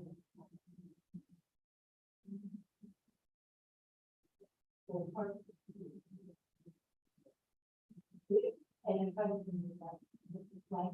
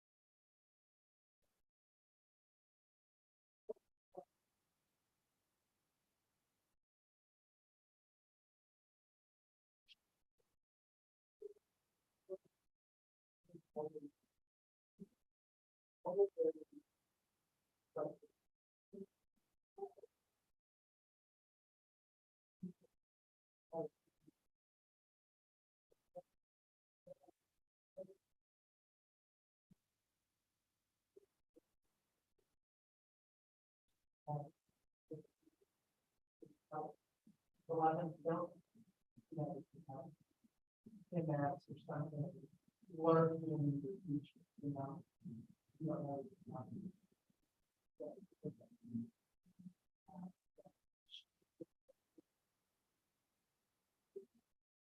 Really long time. That I always. So that's what I want. Then we just got the one out, eventually come out.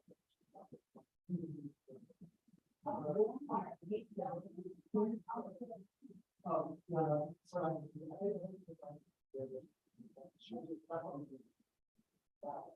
But that's why, you know. We don't say on it, like, there's no one that tells you on. No one knows what that is about, but. Historically.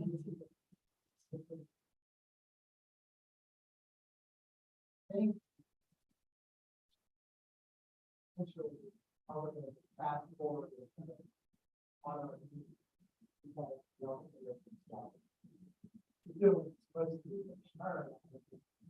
She didn't leave her.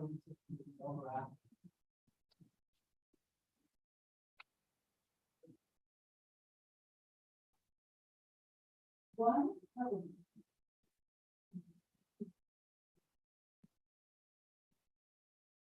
Well. Thinking you all, I think it's. The whole idea is. Eventually. You don't know. I mean, people.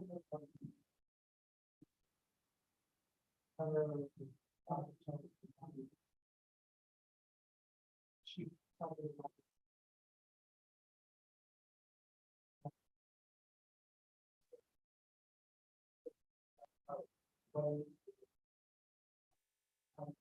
Your body, her body.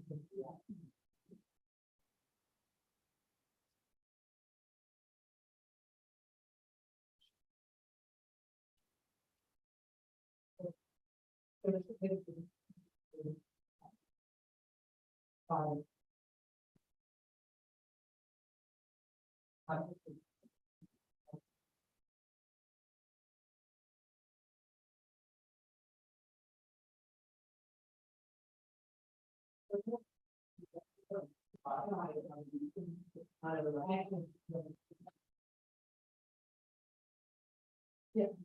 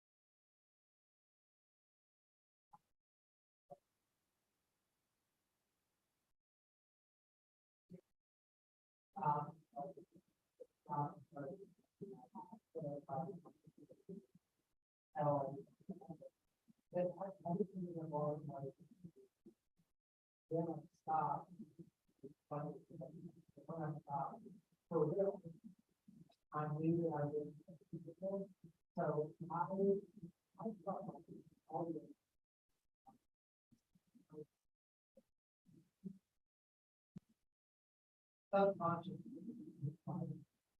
I'm probably.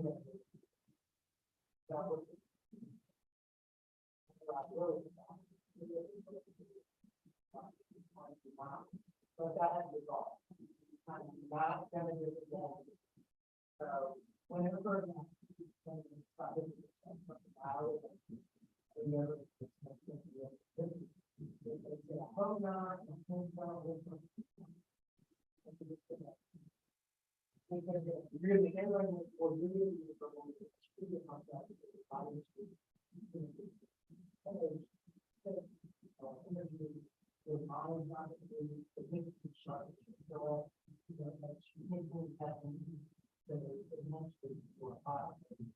Well, we do all the time.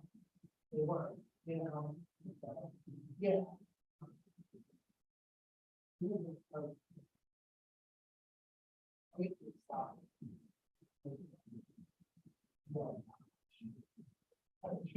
All right.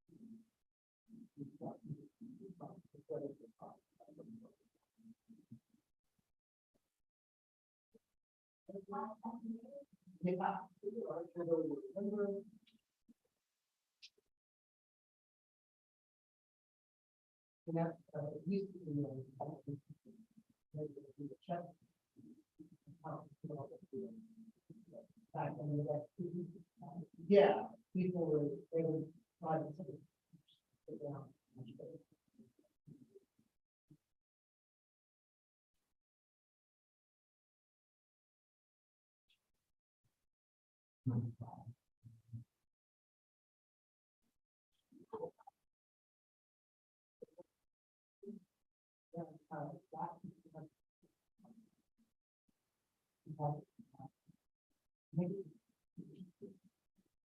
Wow.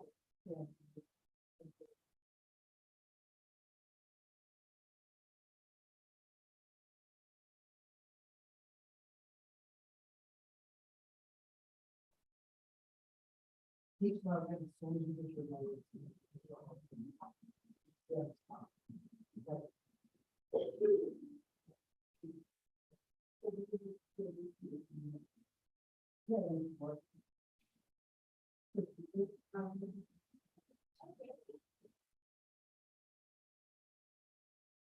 No. Memorial.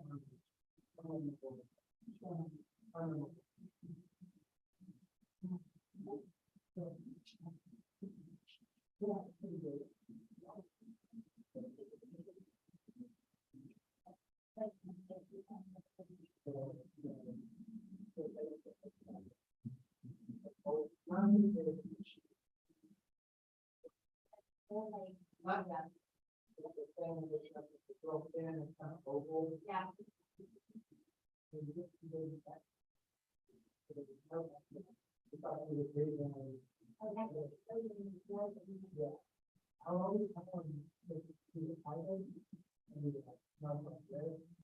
You didn't know.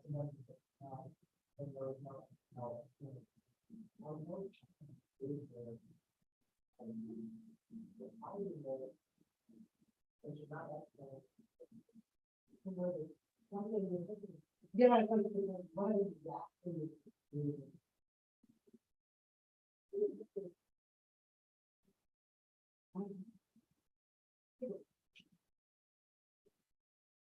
Oh, right.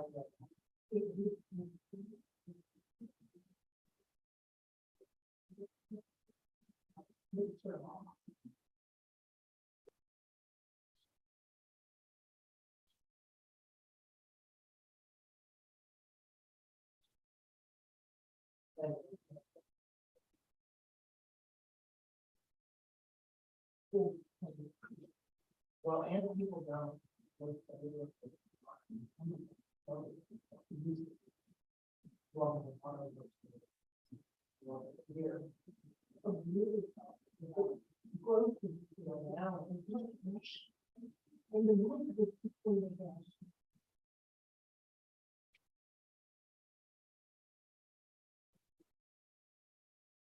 You know, and then particles, you know, my father.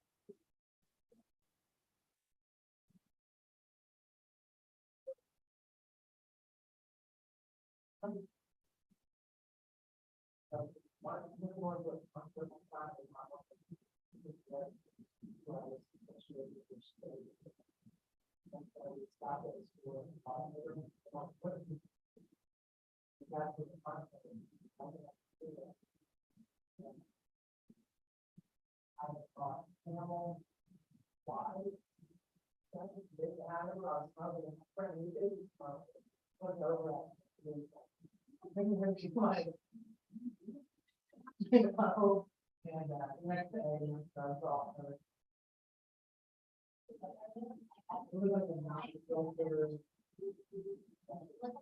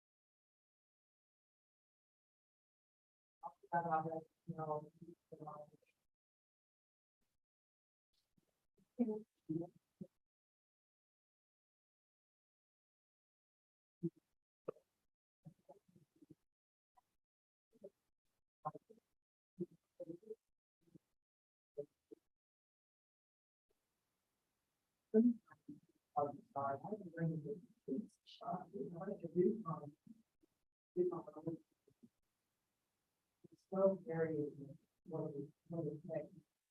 Everybody is making this, pretty much. When you talk about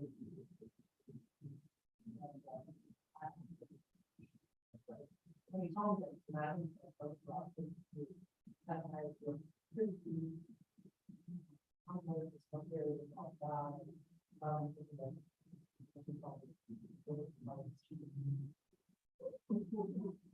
and we don't have a really serious. That's so funny. Just such a funny thing. Such a funny thing. was more. What? Yeah, no, these guys.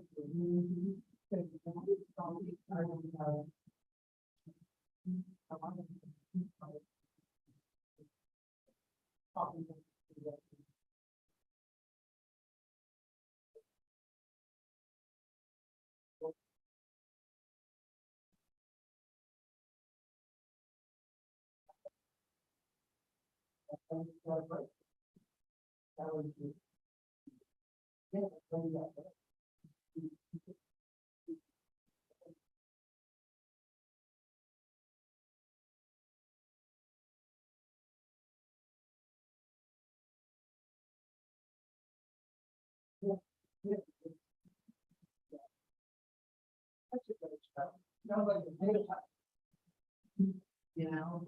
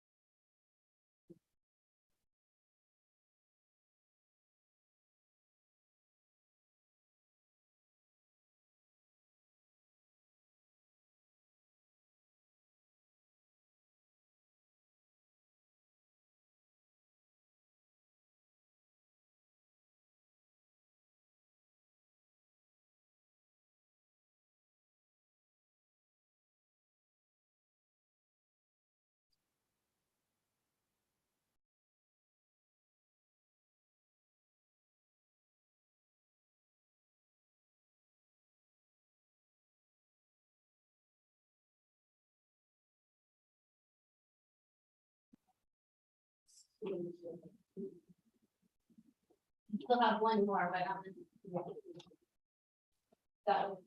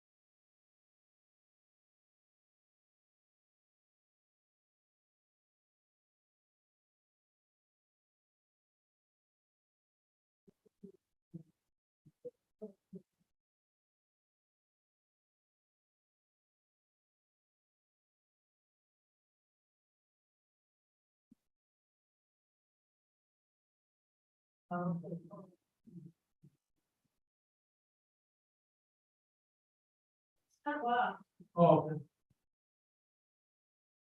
Yeah.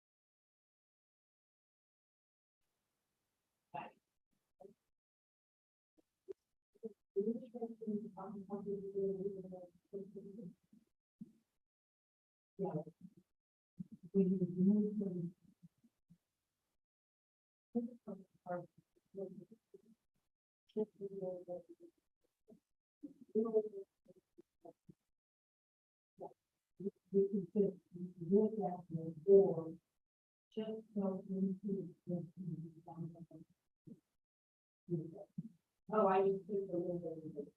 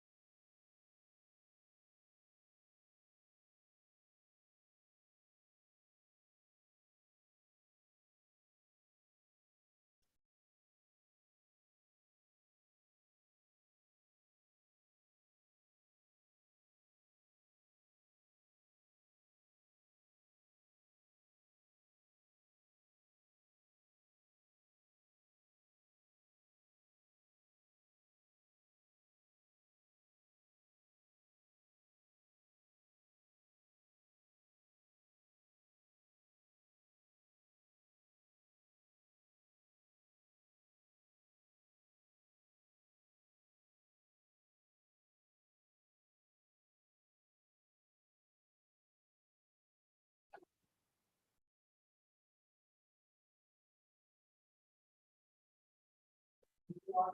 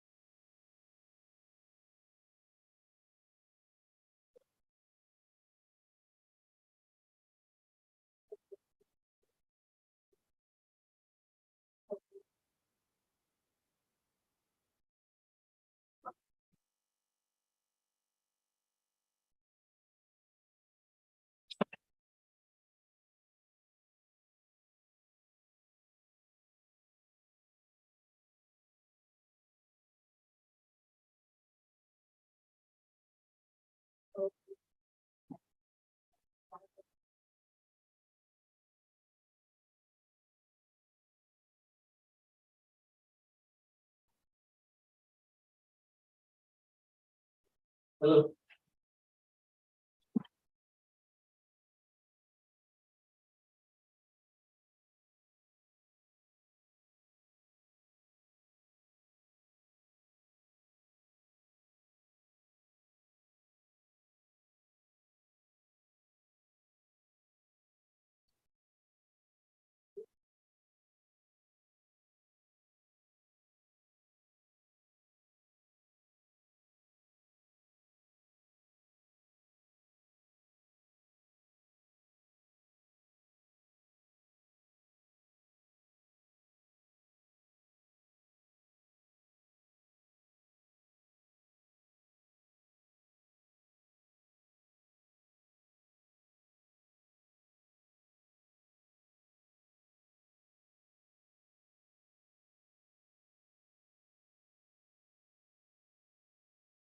I heard you work here. How are you? First you said you sat down when I did it, right?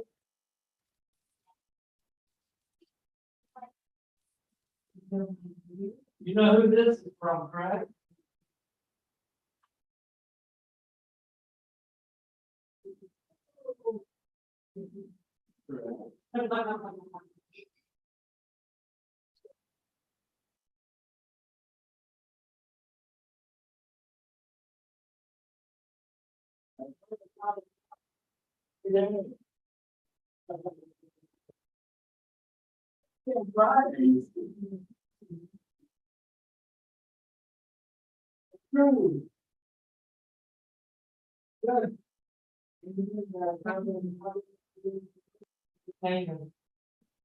All I can do.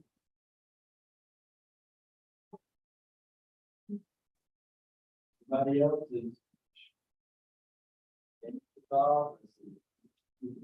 Being that with you, all right? Then, I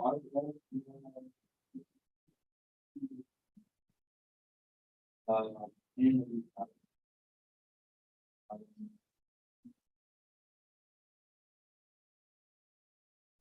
that's 4 months ago.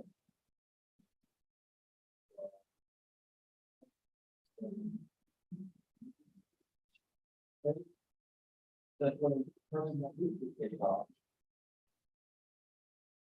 And all.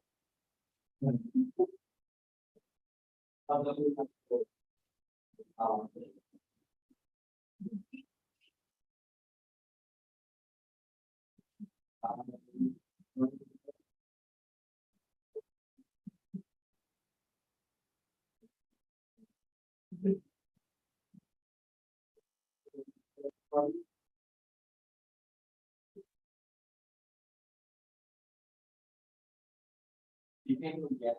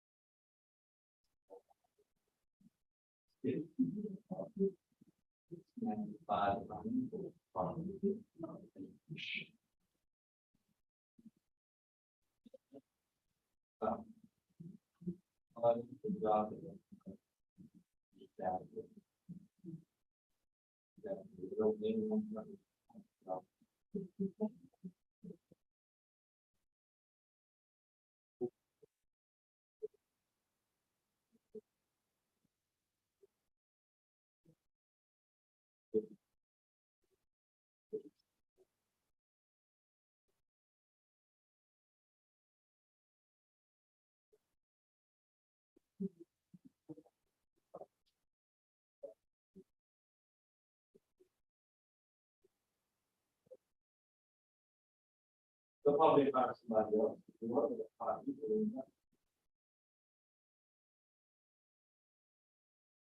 Being difficult is only one. Just one person now. But everything. You can handle it all.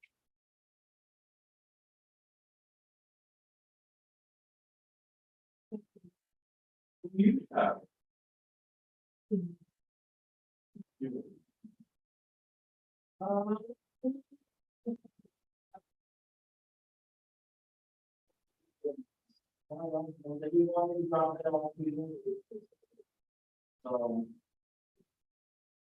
There you go.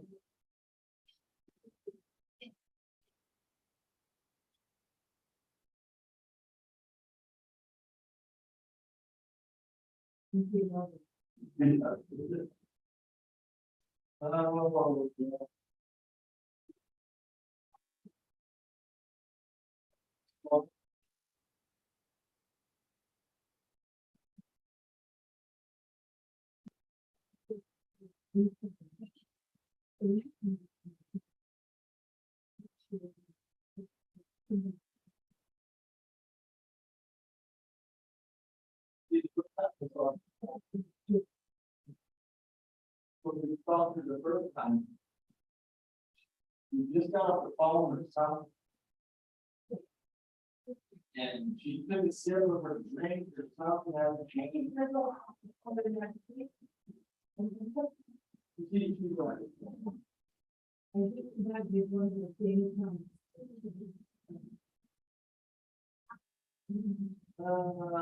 next time we start with this one, making.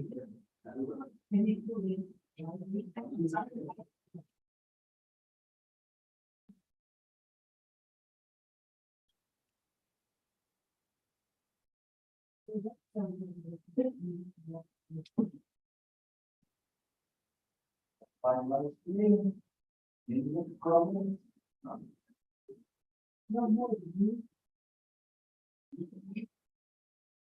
Now we want.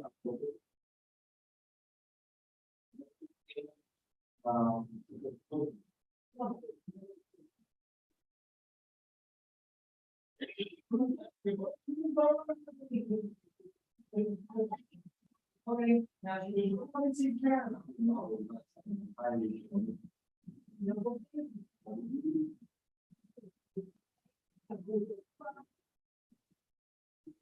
All right, I got one more stop to make before they get something. Taking vacation days, people in San Antonio. Trying to. All the signal.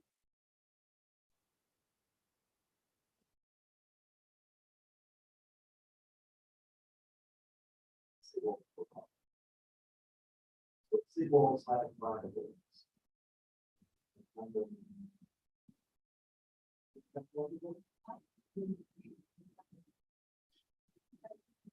They, the San Antonio Tower and.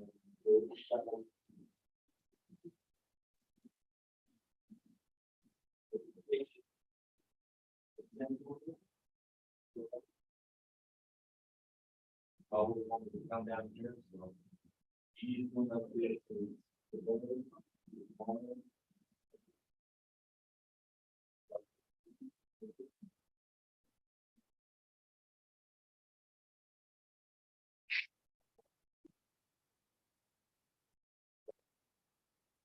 And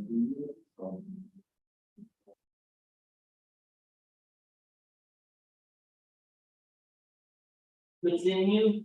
We'll be here for another 20 years. Bye-bye.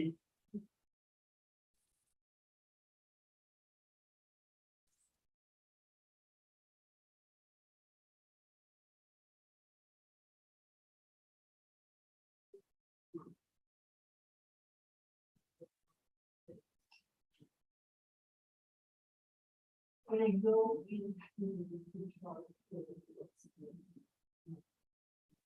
For this, they never can see.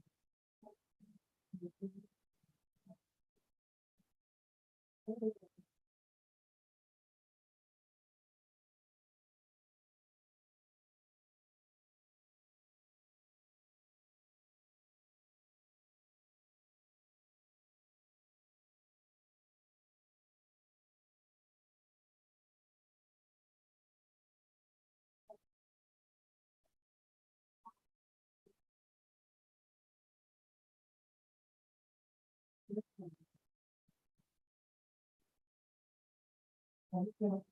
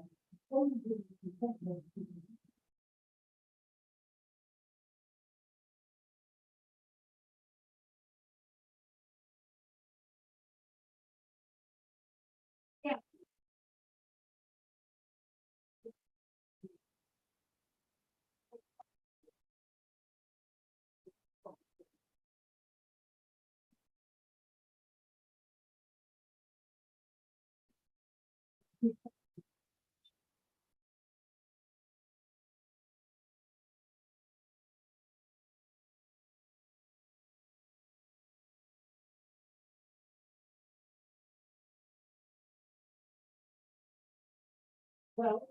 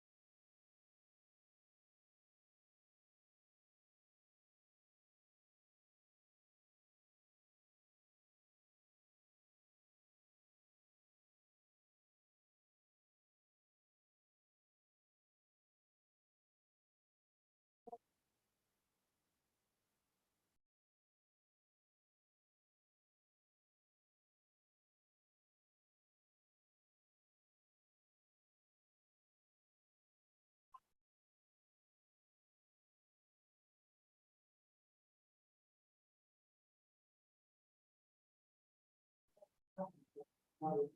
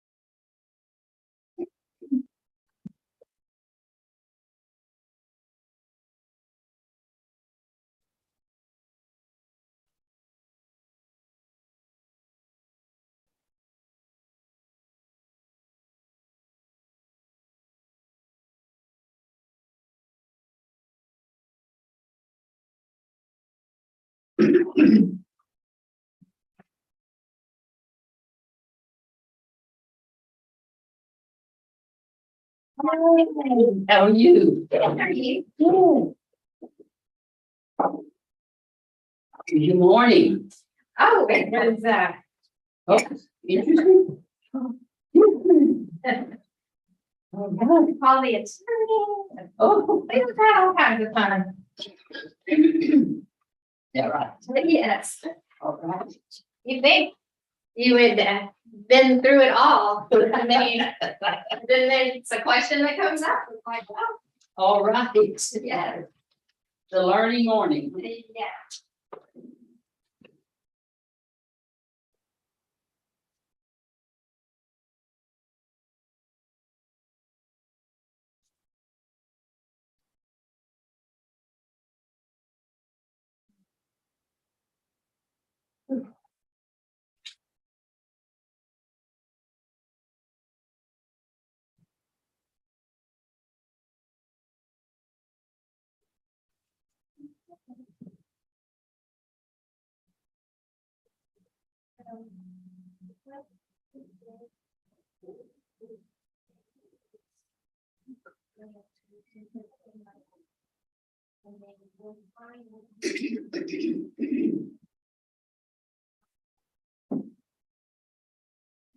Hello. Hey.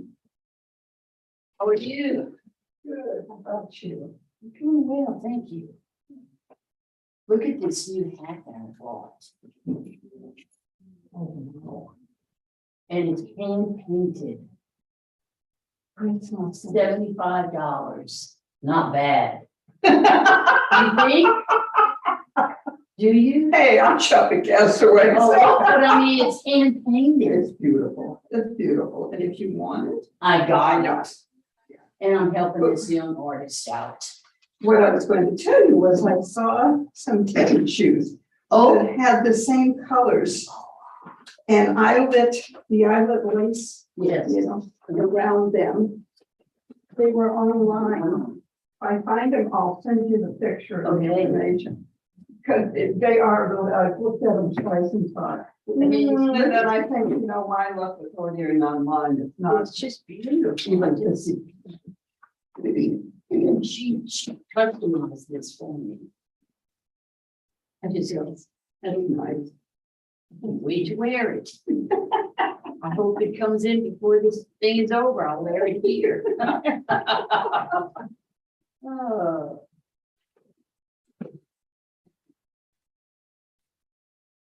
How you doing? Doing pretty good, you? I'm doing well, thank you. You had a good morning?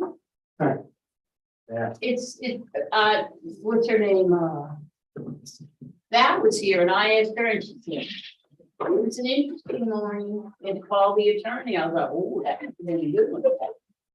You know, I love the hell out of our attorneys. Some other attorneys, who just, they're born to argue. All they want to do is That's disagree with you, just say, that's not the way I do it, you know, and well, you know, and all the time. They know what. Yeah, right. I mean, we spent 45 minutes talking about something that could have been resolved in Yeah. 3. Anyway, But it was. So I got a breakfast taco this morning. They're gonna be closed tomorrow and Friday.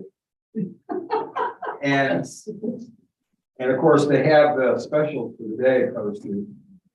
And I don't know if you've had, I was gonna get a whole bunch for everybody, but when I went back on the way in, this was all of us like, What is it? it is dreamsicle.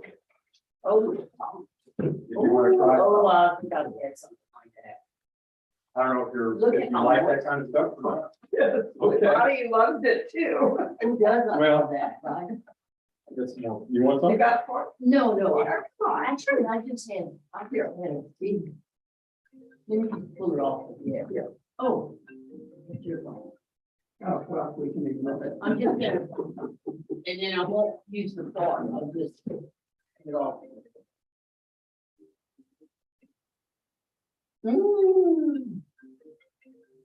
Just let it go, it'll go away. Are you Missy? How are you? Good. I had a BPP this morning and What? Send you some.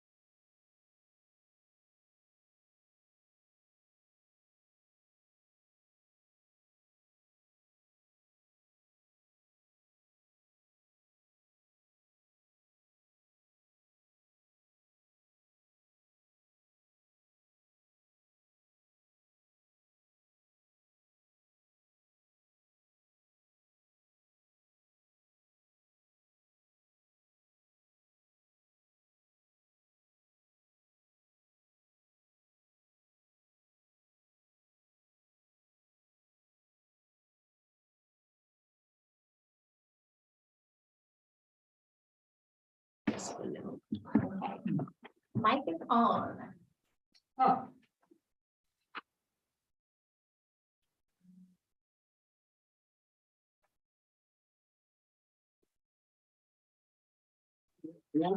Some big ones today.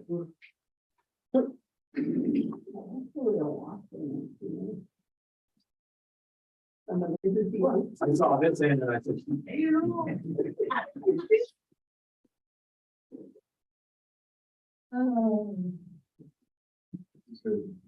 You're very dreams. I'm gonna have to, yeah, Sorry? It's the dream center, they made with orange.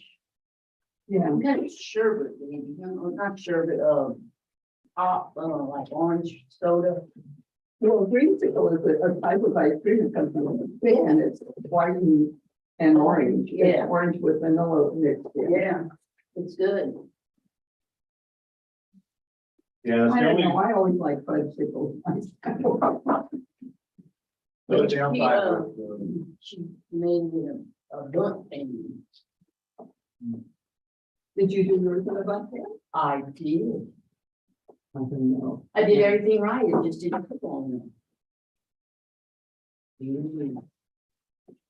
Oh, that's bad. Yeah. That's, thank you, but now me. I'm Who's crazy. New York? I It's am. her. I don't know if y'all know it, but Jackie's the one that makes the good hot coffee every day. Thank you, Jackie. Thank you, everybody, for adding to my ways. There's no way. Oh, okay, I remember that. That's what I say every morning when I go on the scale. I will weigh myself. Well, let's go ahead and start, having catch up if she shows up.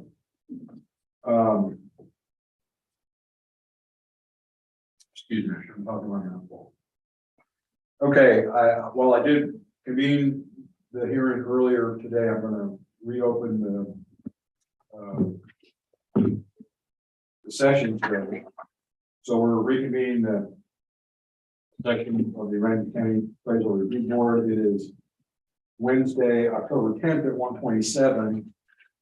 August 10th? August 10th, thank you. August 10th at 1:27, and do we have a quorum? We do. Okay, and that's the main reason why I wanted to reopen, because there was no need to ask about quorum earlier. So we're gonna quickly address two single member panel sessions that we had this morning. We had two. Just two. Dang, I missed it. Although next time the excitement is such that we may have you come in early just to watch. It was exciting this morning. Okay, How long did it take you to complete? well, I was here until 10, but there was just a lot of details to deal with. Judy and I and Val actually talked with her as well. Took a little negotiation, yeah, but that's what you want to call that. I don't know who wants to make the motions. I have, we're gonna open, do the recommendation here. You're gonna do it? Okay, that's fine. Right. All right, and, all right, so we're gonna commence a recommendation hearing on case ID 2022-1132, account number 69815. It's on page 1 of your case listing.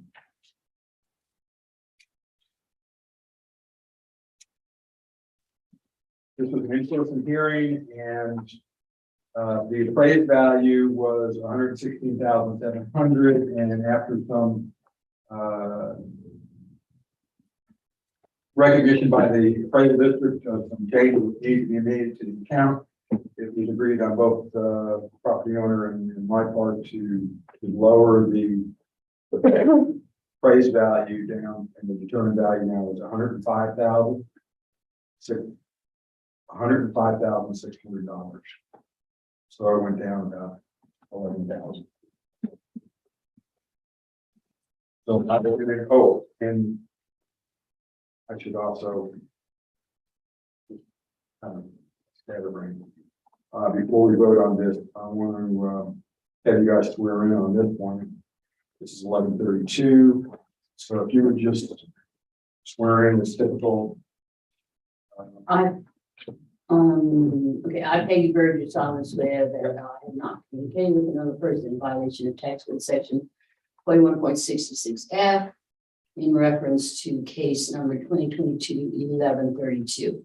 I, Ron Kennedy, solemnly swear that I have not communicated with another person in violation of tax code section 41.66F of case number 1132.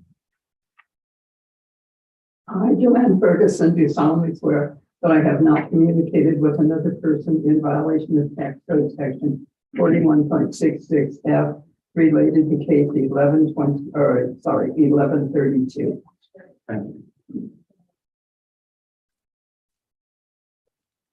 And if you want to make a motion, that would be fine. Okay, I move that regarding case item number 2022-1132, account number 69815, the ARB approves the recommendation as presented. One second. Okay, all in favor? Aye. Anybody opposed? Excellent, that closes that hearing. We're going to open a hearing on case ID 2022-1802, which is on page 2, account number 27728. I'll have you swearing for that one. We need something all, since we're on to that. Okay, I Peggy Burgess solemnly swear that I have not communicated with another person in violation of tax code section 21.66F regarding case ID number 2022-1802. Yes, ma'am. Count 27. Oh, yeah, okay. Account 27728. I, Ron Kennedy, solemnly swear that I have not communicated with another person in violation of tax code section 41.66F related to case ID 2022-1802, account number 27728. I, Joanne Ferguson, do solemnly swear that I have not communicated with another person in violation of tax code section 41.66F related to account 2022-1802. Let's see, 2778. 28. I'm sorry, 27,728. Okay, this hearing was a phone hearing. The notice value was 57,360, and after discussion with the district and information provided by the property owner, there was a very minimal reduction of the value down. The determined value is now $54,000, down 3,000. You need a motion? Yes, ma'am, we would. Okay, I move that regarding case ID number 2022-1802, account number 27728. The ARB approves the recommendation as presented. I second. All in favor? Aye. Anybody opposed? Okay, great. Thank you. And then before we get rolling, I got one more thing to cover. Just real simple. You had asked yesterday about, not to give these to you, may or may not give these to you. Some of the definitions on market value and so on. I included just a few excerpts from the tax code, as well as one thing I didn't mention, although this also, the second page is actually from the manual. So if you wanted to read more in detail, page 47 has some description of that, and it also references the tax code section 1, which has definitions, and that's actually where these definitions come from. So, so anyway, you can read that at your leisure. I think that lays it out pretty in a pretty straightforward manner. Okay, I think we are ready. Open for hearings. So this one is going to be case 337. Page 35.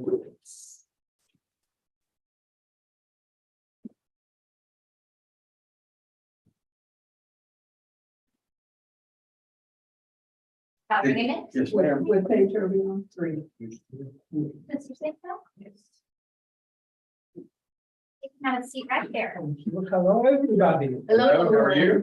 I'm fine, thank you. Yeah. So everybody ready? Yes. Yes. And warn me, right? To screw me up. I'm gonna let you do that. I'm 7 years old, I can say a little bit more. Okay? All right, so we're just getting rolling here.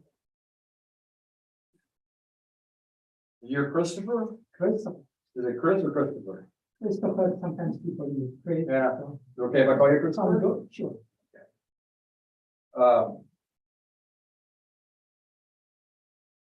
Okay, Christopher, I have some administrative stuff to run through Mhm. before we get into the details of your hearing. And at some point, you'll be asked to swear in, and Val will help you do that when we get to that point.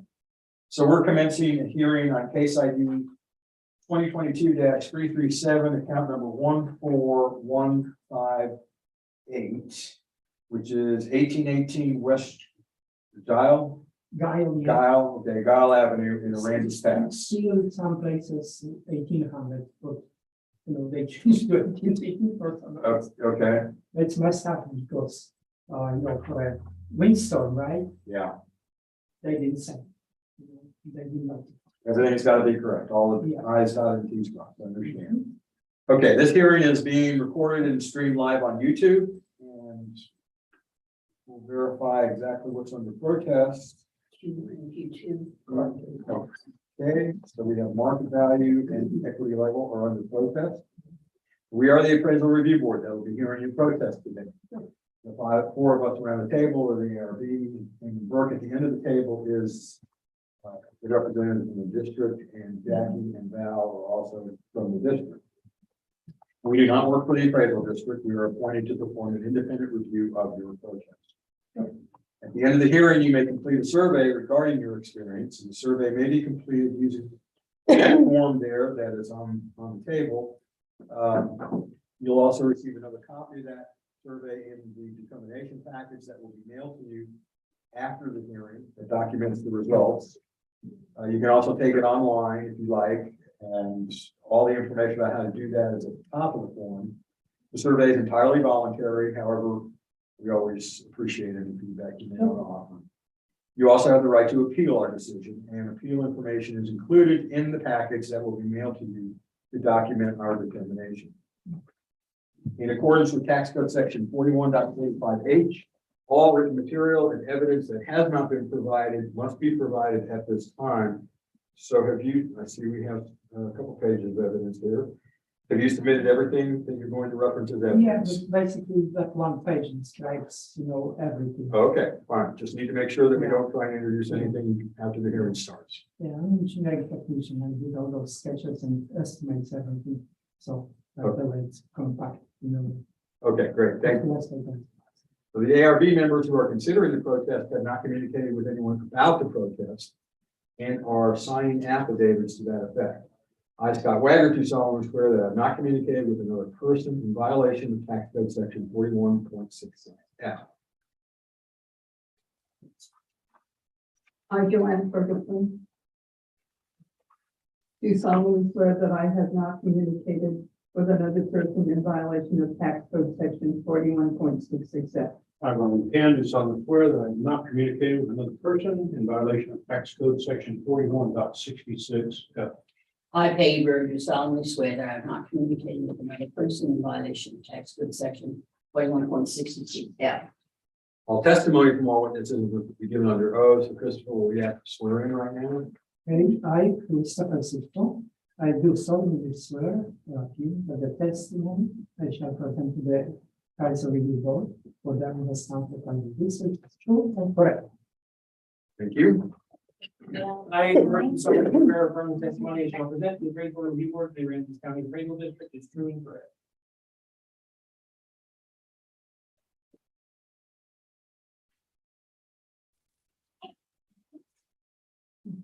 Christopher, I need to ask if you hold a license or certificate from the Texas Appraisal Licensing and Certification Board.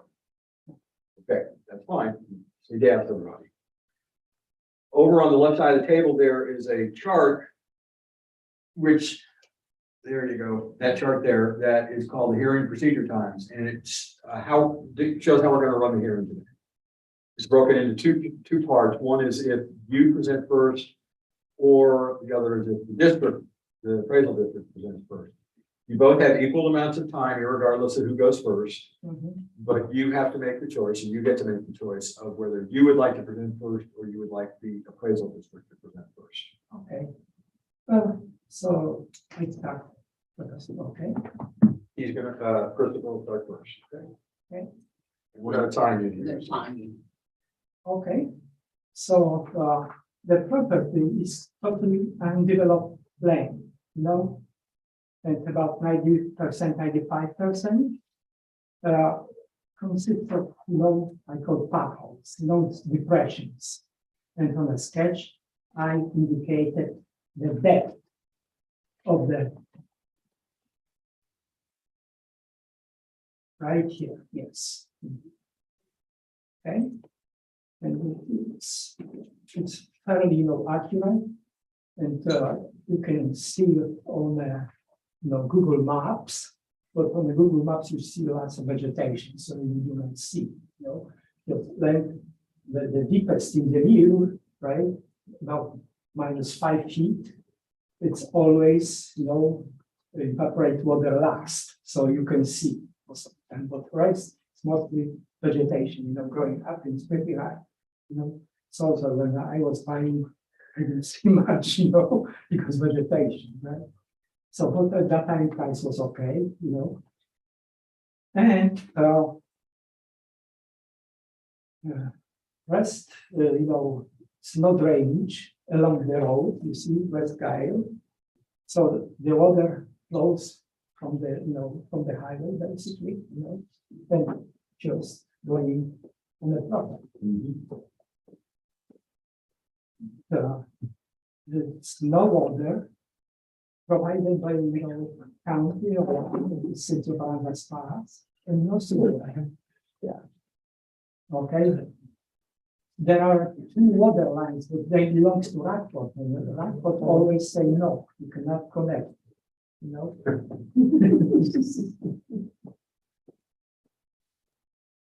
So there's no water on the property? No, no water, no sewer.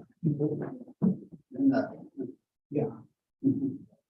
I put, you know, 12 years ago, the water line before it came in, no blasted out ever. So it's like that, you know. So you totally, especially around us past state of life, there is no neglect. And also I estimated, you know, the need of there in order to make that land flat, because that's what people look, you know, down the street on again. There are some properties, no, they sound pretty high, but land is flat. Okay? But this one, I estimate about 600 loads, you know. Of there, we fill the holes at $160, more or less, right? If not more, you know, because inflation is jumping before our eyes, you know. So it will cost about $96,000 to make that land. You know. So my hope is sometimes, you know, the corporation coming and buying that land around the highway, so get some good price, you know. Otherwise, yeah, I had for sale this year, and I got only one offer, $60,000. So that's not a corporation, just a people. You know? Yeah. And they knew the land. They knew, you know, there is a they cannot pay much. So I think so. That's pretty much, you know. That's not You still have a minute and a half. fine, you know. I can say joke, okay? Everybody did it, anyway. Okay. Well, Okay. You'll get more time as we go along. okay. Are you done? Correct? Yes, yes. Okay. Mhm. David, you have 7 minutes total. Okay, So this property, the building has just depreciated from last year. The change year over year was for the change in the land table. Yeah, that's basically, I think it's too steep. Yeah. Sorry. I'm just telling you. The, so in the sales grid, you'll see the first comp has a small building on it. Yes. Just like the subject, and the indicated value based on the sale of that is 129,429. The other three are vacant land sales. So the price per acre, because this grid is not going to show you that. The price per acre indicated by each of these sales is 25,000, 18,500, and 36,000. They're going to be in different, slightly different locations, but probably going to have to do with how, like we mentioned before, how developed the property is. So the median value indicated based on those sales would be 140 or 138,805. The subject is notice of their land at about 20,000 an acre. If we look at the property card, there is, go back up to the property card. The building is a 2007 2SS minus, but so it's got some depreciation. But it has a 35% grid on it for storm damage. So this building should be completely unlivable. Totally, like you could keep tools in it, but that's about it. Yeah, And that's what I'm then doing. in both of the land segments, we have a frontage segment, because it is on a hard corner on the bypass next to a turnaround, which is awfully great. And then there's a residential portion. They're about equal, actually, 2.2 acres, half and half. And they're both already adjusted for the land being wet. Here, and that's saying, not saying that it's wet at all, but that it's abnormally wet even for Guile Road. That it's very, very wet. So that's, and the equity grid is the value comes out to 133,803. The equity is going to be really strong on anything that's functioned down this hard. Both the land and the building have negative functions on them. We just have just land sales and property sales in the whole area, raising land values, but the subject is not tracking at 100% of what the rest of the market's doing, because it has these functions in here for both of the elements. There you go. That's our evidence. That's how we got to the one. Is that it? That's it. All right. All right, so you have 4 minutes to cross-examine and rebuttal. Well, I think it would be fair to raise, like property inflation, because nothing changes without land, and there's property around. I know even on a guy, so close to 20,000 an acre, but it's flat. Flat, right, ready to go, some. So that's the only thing to, the amount of money to clear up that land. It's obstacle, and if you can, raise up price since last year, like some 20%, okay? Because, galloping inflation will be all around. So I think it would be fair.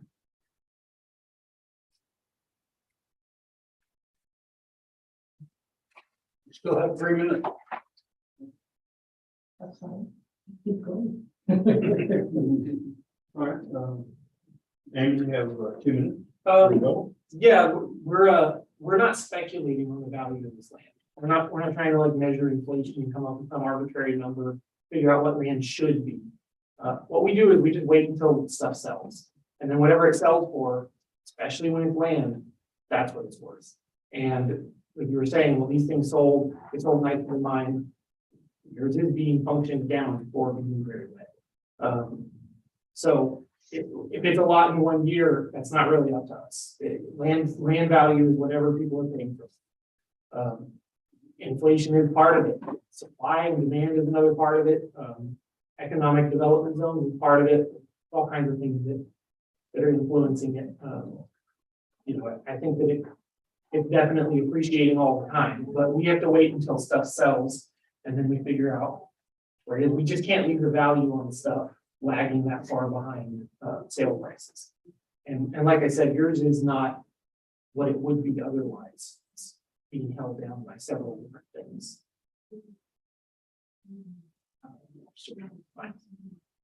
That's it. You got time? No, that's okay. Okay. You have 1 minute for closing? Yeah, so, well, I think you should know and know. Probably, let's say, 15,000. So it would be better, okay?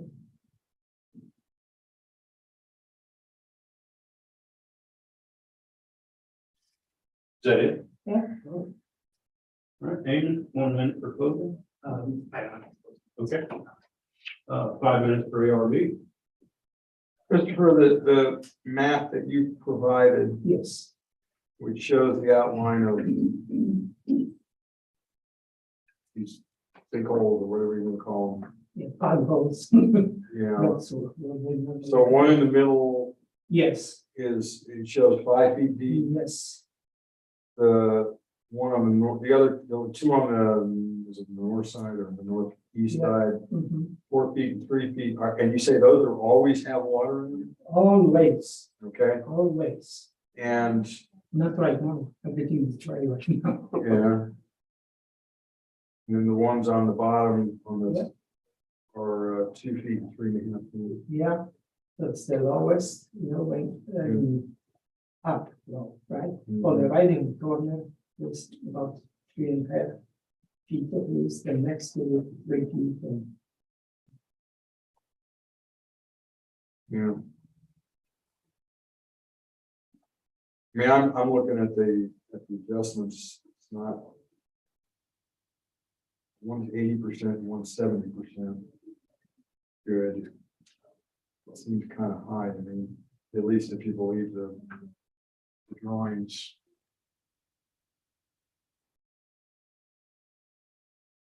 it's another thing like that it's overflow from the highway. That You guys have any thoughts here? Adjacent to, it's all time, like, I mean, It's a great location. it's even lower location, than what good, yeah, that's a reason. the actual sales show. But it's assessed lower than the actual sales and equity show. Mhm. So I don't believe that it's that much out of line, even though it does have these problems on it. Because sinkhole.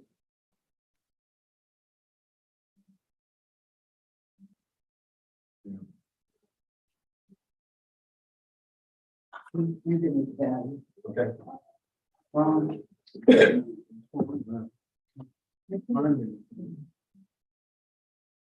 Yeah, the sales in the area is the thing that's driving it, but then also including the adjustments they put in for the wet areas. Okay. Somebody wants to make a motion. I'll make a motion.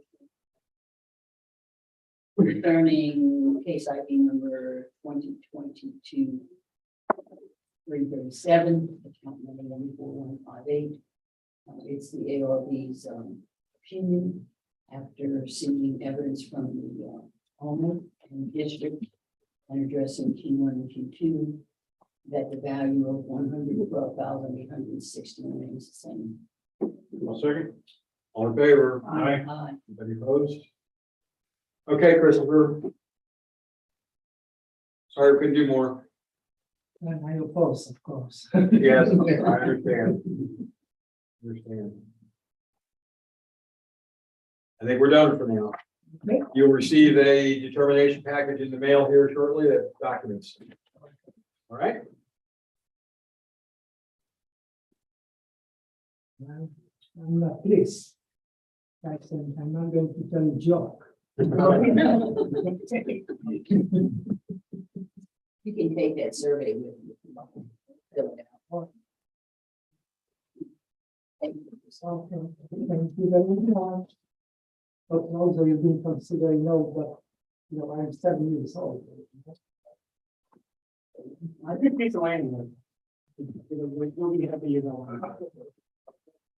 All right, Okay. everybody stay home. Okay, thank you. Wait, what did you say? I think. You think that's, I think that was it. wow. I don't know. Birthday warning. What? Oh. He said he wasn't gonna know.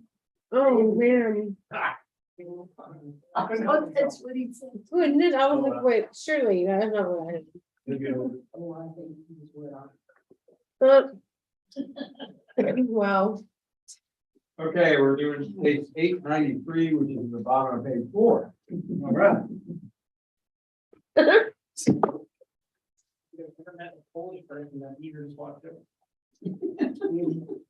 Yeah, I know. He's been Americanized. Yeah, he is. That Maggie's. 893. Be careful. 893, yes, I'm sorry. Oh, In person? It is. And his taxpayer evidence, he said he really wants to concentrate on the second one. There's 2 in there, taxpayer evidence 1 and taxpayer evidence 2. Okay. Gotcha. Oh, okay. All right, so I'll bring him in.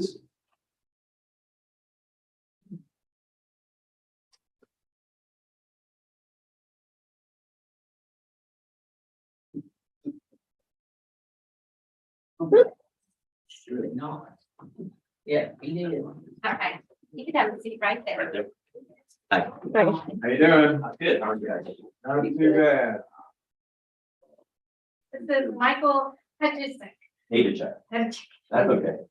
Hated check. Mr. H. I'm tired principal and they used to call me Mr. H. Yeah. A lot easier. I have to do a swearing. Yeah, Yeah. Michael, I have a whole bunch of script to go through here. Okay. Lead in. You'll be asked to swear in a minute, and when we get to that point, Val will help you do that. So we're commencing a hearing on case ID 2022-893, account number 20087, which is 13 Circle Lake Drive over in Lamar. This hearing is being recorded and streamed live on YouTube. And verify what's under protest. Yeah, I'm sorry, we say because Other. Well, I didn't know what to check off because it's based not on the other comparable properties, but the circumstances with the flooding on the property that we're dealing with. So right, did I so, check the wrong thing? well, no, it's not a matter of checking the wrong thing, it's just that we need to make sure that we're going to address what the protest is, which looked like your issue really revolved around that. Right. And so what we will, and I'm sure what the district will address in their presentation as well, is things related to market value and equity level. In equity level, we get into things related to flooding. Okay. So Q1, Q2. Q1, Q2. Because our code. Your code. They are, Market. yes. Market and they give you all the codes to make the case. I can't do it. Well, it has to do with that. Yeah. All right, so we are the appraisal review board that will be hearing your protest today. We do not work for the appraisal district. We are appointed to perform an independent review of your protest. So the 4 of us around the table here are the ARB. And Burke at the end of the table is the representative from the district, and Val and Jackie are also from helping out here from the district. At the end of the hearing, you may complete a survey regarding your experience. The survey may be completed using the survey form, which is conveniently left there on the table. Copy is also included in the determination package you will receive in the mail after the hearing that documents the results of the hearing. You can take it online if you wish, and information about how to do that is at the top of the form. The survey is entirely voluntary. However, we always do appreciate any feedback you may want. You also have the right to appeal our decision. And appeal information is included in the package that will be mailed to you to document our determination. In accordance with tax code section 41.45H, all written material and evidence that has not been provided must be provided at this time. And it was mentioned to us, there's two files of evidence here, and if you were going to want to and. Right, most of that's the time on the last one, the PowerPoint, what I did is I just put all of it together. Okay. Presentation. The key here is that you have submitted everything you're going to be addressing evidence wise. Yes, I heard that you have it on. Perfect. The ARB members who are considering the protest have not communicated with anyone about the protest and are signing affidavits to that effect. I, Scott Wagner, do solemnly swear that I have not communicated with another person in violation of tax code section 41.66F.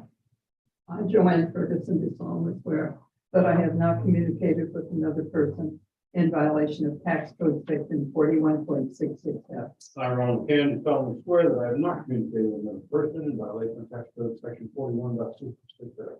I, Peggy Bird, do solemnly swear that I have not communicated with another person in violation of tax code section 41.66F.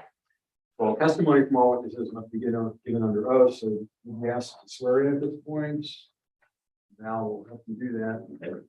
Don't go ahead and Yeah, read that yeah. out loud. I, Michael Hayes, do solemnly swear and affirm that the testimony I shall present to the appraisal review board for the Aransas County Appraisal District true and correct.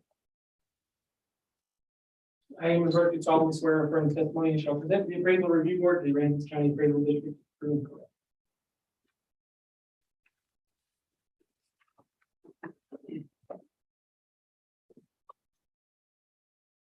Michael, I need to ask if you hold a license or certificate from the Texas Appraisal Licensing and Certification Board. No. Okay, good, that's fine. Over there on the left side is a chart, which is the hearing procedure time, and how we're gonna run the hearing today. Broken into two formats. One is if you present first, and the other is if the district presents first. You both have equal amounts of time, regardless of who goes first. You get to choose, though, whether you would like to present first or whether you would like the appraisal district to present first. I'll present first. This is the one you want up here? Yes, thank Okay. you. We have 5 minutes. I'll be running time to give you more time as we go along. Oh, okay.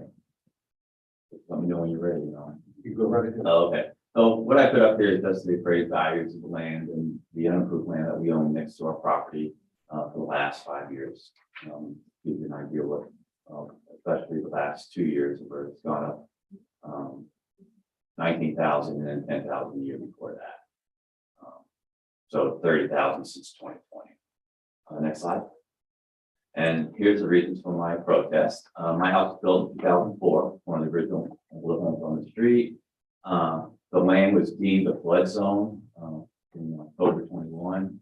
It's built on a slab versus pier and beam, and some of the homes now are all being built on. We also purchased flood insurance last year when we were known that we were in a flood area, and it has increased 20%. And I understand it's going to increase again following years. The property behind the home, again, to the house sits on the lowest end of the street. The water flows onto the land and acts like a culvert. That's the agenda. Well, I'll show you in the photographs to our house. The flow water also backs up onto the property when there's nowhere to go. So we've really seen the last 2 years, the last 2.5 years, the water problems that have been occurring out there. The property behind our house and land belongs to the county, and the affluent water rights to the mud. And that's all been done in the last year. The county, it was privately owned, they were trying to do some work out there, and the landlord told them to get off. And they worked a deal out where they actually purchased the land with the mud. So that's gone in place. And the mud district recently last year installed sprinklers that spray that affluent water. And it's 25 to 30, about 28 feet away from our property line. And what happens is those go up at any time, you don't know when, and they'll spray in a pattern of 20 feet spray. The problem is the water, when the wind's blowing from the southeast, that mist comes onto our patio. Again, I'll show you what that looks like.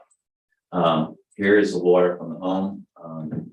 This was, we had a rainstorm of about 3.5 inches, and that's the initial rain on the left, less than 2 inches. And then when the heavy rain came, and it was a quick, it was like within an hour, the rain came down. That's the water, how it slopes, it comes towards the property and onto the patio. this is the property behind the home on the left side. And again, it's facing out onto the old golf course land, county owned land.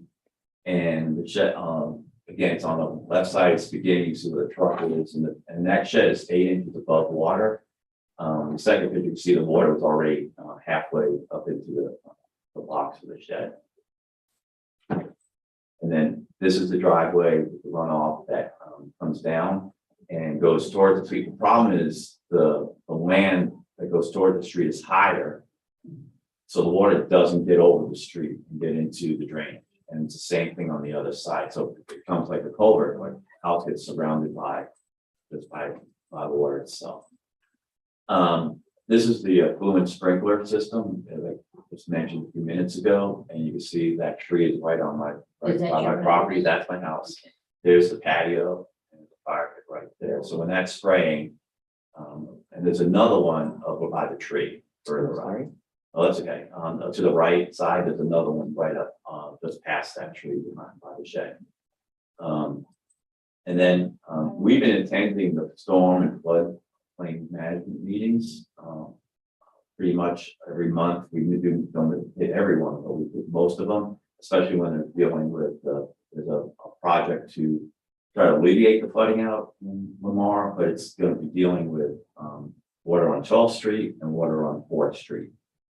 We went to the meeting yesterday, and they said that there's nothing to be done on Circle Ave area, but there's an agenda in the street next to it, Conlin, that they're building a new road, and they're trying to do some. They're doing some drainage issues over there, but our concern is when you do new construction, where's that water going to go?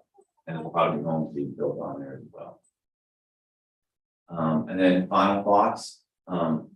We actually went through a flood. We had over 2 feet of water in a house that we lived in Houston, and it was called the tax day flood a few years back. And so we've developed, my wife and I, a real better understanding about flooding issues, and we've been trying to be really proactive. So, we've suffered from a little PSTD, I guess you call it, where, you've gone through that event and you don't want to go through it ever again. So when last summer, when we received over that 18 inches of rain, we were out there with trowels trying to divert the water, pushing it away as much as we could. And like my wife was out there in the front with boots and everything, but we felt if we didn't keep on top of it, that water was going to penetrate, and it hit our patio, but never got fortunately into the house. A few weeks ago, like I mentioned earlier, we received that 3.5 inches of rain. Those were some of the pictures I showed you, how that water flows from there. Yeah, we got lucky. We got I know, one storm came over Lamar. The same thing happened when we had the touching. And then homes continue to be built in common, like I mentioned, and flood insurance. With that. Your time's up. You'll get more time. Okay. Yeah. In 5 minutes. Okay, 7 minutes. So yeah, this is on Circle Lake. It's a residential house. It's not homesteaded, right? So Correct. Okay. You're still. That's fine. The change year over year on this was a neighborhood improvement adjustment. So the land value hasn't changed this year. Look at the sales. This is where that came from. So we had sales on South Lake, Driftwood, Bodark, and Driftwood. These are very similar, average. They're 4 out of 7 homes. They're 4, scale of 1 to 7 in the 4s. The median value, we expect your home to sell if it sold like these other ones for 223, 212, which does not surprise me in the least. And that's on the market value as of this past year. Yeah, on January 1st. Yeah, that would be a normal sale price, which is over our notice value. But that's why the neighborhood improvement adjustment was added, because it tracks with the size and quality of the house. So a bigger, nicer house will gain more value, and a smaller, inferior house will gain less value. Adjust the improvements and not just pile it all in. The other thing is equity. I don't know if equity is really under protest, but I'll just point out our median value on that's 195. It was noticed at 179, so we passed the fairness test. That's pretty much it. There is an adjustment on the land for the fact that it's owned contiguously with an adjacent lot.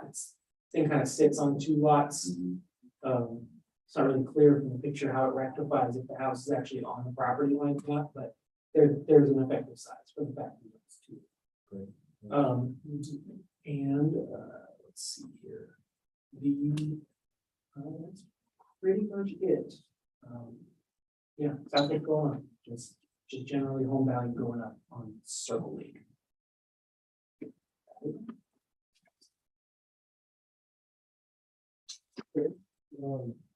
You have 4 minutes.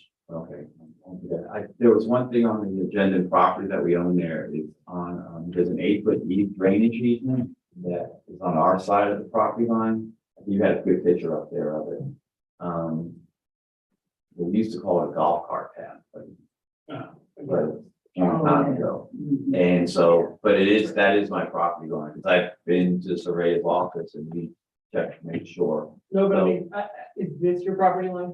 That's for that, Is your house sitting? yes, on both lots? yeah. Okay. But that red line where the 2 red lines are, that's the easement, there's a drainage easement there, so I can't build anything. Yeah. On that property as well, so it limits us, really, it's just for space, I can maybe put a small Yeah. garage. Yeah, no, this is not considered in the size of your land. Right, Because really, all these actually extend to the center of the road right right, here, but this is an easement, that's an easement, and we just like, everybody loses it, that guy loses it too. but yeah, but we were told we can't, we have to because of the height. Right. That runs into that area. But again, and the value wise, it's more or less dealing with the issue of possibility of flooding and what we're doing, being a slab home and the way our land is situated, like I said, with that water sits. That's our biggest worry.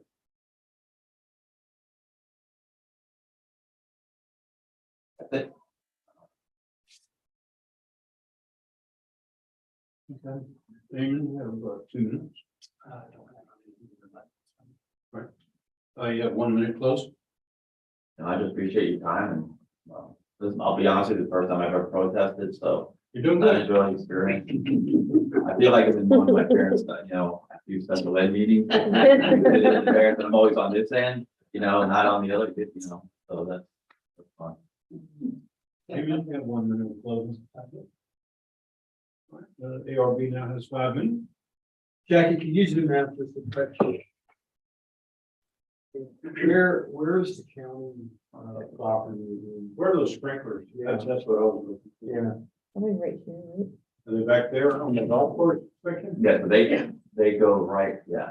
So you actually can see my little fence, right where your red dot is. Okay. Here, That's one of them. Okay. And then there's another one just out past that tree to the left. Is that- okay. And their purpose is different. So it's like a septic system. It's in like an aerobic septic system where when the water gets too high, they have to get rid of the water. How far are you from that plant that's out there? On that map, go back to that map and zoom out. It's to the left, up there, right up where. Sorry, let it catch up a little bit. Way zoomed out. Right here. Yeah, 19, yeah, 53. so that was a lot further away, but really it's because that left side is a 6-hole and I'm on the old 7-hole. So, and this short holes, but it's right there.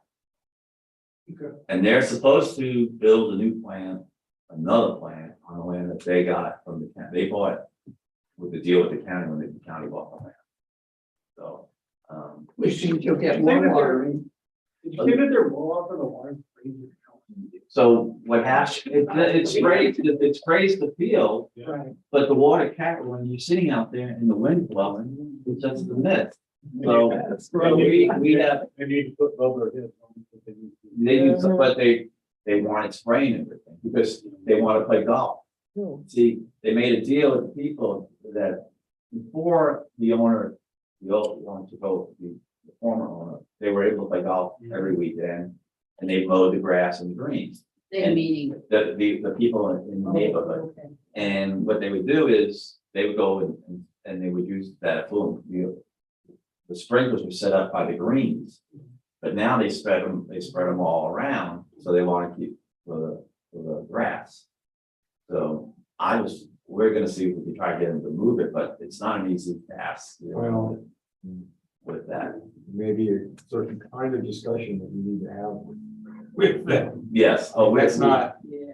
no, I mean, it's one thing if it's just water, I mean, it's. no, but it's affluent, it's Yeah. not clean water, and I've called the state about it too. Mhm. wondering Yeah. How far away should those sprinkler heads be? But Yeah. again, you're cut off because there's the little creek pond behind my house that the water is in there, I don't think they want that spraying in. You know, I know. that's another. That's Yeah. not your problem. There, see what I'm saying, so that's what we're dealing with. Those two things there. I don't, sorry. No. It's You know. Yeah, the market value seems to be the driver on all this and the fact that you're actually 40+ thousand below the market. Yeah. And given the issues that you're dealing with on land and stuff like that, I can commiserate, but at the same time.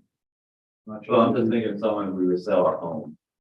And We then- could do much more than food to sell stuff, Mhm. according to what the sales grid shows in the equity. And that's based on now, you change, that sales grid could change again, because prices are. Sure, and again, as of the Yeah. first of the year, Mhm. this is kind of how things are. Okay, we're Ron, on is to there this anything? value. I don't have anything. No. I'm looking at my chart. I'm gonna make a motion, concerning, case ID number 2022-893, account number 20087, 13 Circle Lake Drive, addressing Q1, Q2, and other wasn't addressed. Well, it was. It was, The, yes. The flooding, yeah, Yeah. the gist of the other the gist of check was the values. the values. I'm going to, it's the opinion of the ARB that the value of 179,950 remain the same. No, sorry. All in favor? Aye. Anybody opposed? Okay, Michael, I wish we could do more. Mhm. Yeah. The gist of the change is the whole neighborhood got an increase, based on sales in the area. Right, but so the issue I'm dealing with is the way my property is situated with the water and those doesn't make any. Yeah, even with that. Well, not to an extent. Yeah, I mean, the idea is your house wouldn't sell for 180, your house would sell for like 225. And so if something is wrong with it, depressing its value, it's not gonna take $50,000. value. Okay. Yeah, we're not saying yours is like nicer than it was last year. It's just costs more. It's the same reason your insurance went up actually. It's not because your flood risk went up, it's because the cost of fixing it. Right, And you're doing the right thing by attending these meetings. And Yeah, staying you up, gotta, up with if you talk to anybody, can't imagine. oh, no, somebody would we be are, but. like, Hey, tough, afraid your house. Yeah, no, we're in the midst of that too. Really? Oh, yeah, They're we've not- probably gone, You would There- think they would go, oh my God. well, What did it mean for they that? come out and they adjust the sprinkler and done that, and I said, no, it's Go out not and talk. working. That's, you're, you know, Miss it. yeah, and we're going the right channel, same thing with the Yes. storm and water. Like, they're coming out and we're trying to see little dredge, those ponds deeper that they stopped doing. Yeah. Get them to do that. I'm also working, trying to see if they'll allow me to move some of the dirt that's causing some of that water to flow. So, because before we weren't even allowed to touch that land. So we got a lot of things in the works, but it's just a matter, it's gonna take time and addressing it. So, yeah, we don't want. We appreciate you coming in. Oh, thank you guys. I appreciate you doing. I know it's a long day sometimes. Okay, thank you very much.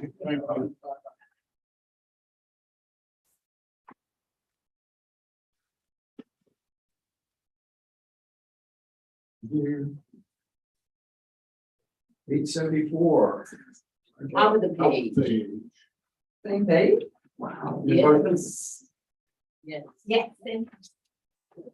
Just as a point of housekeeping, not say anything, you run it however you want to, but we have 2 people out in the lobby. And the rest of the 3 o'clock, the rest of the 1:30 and 3 o'clock are all affidavit, so you have to hear them. You're gonna have a busy afternoon, so just Okay. keep that in the back of your head whenever you're Yeah, keeping how many time. more do we have out in the lobby? 2. Two? Yeah. 2 including this one? No, 2 more, 2 more in the lobby. Beyond. Yes, that's correct. All right, thank you. Are you ready for me to bring it in? Yes.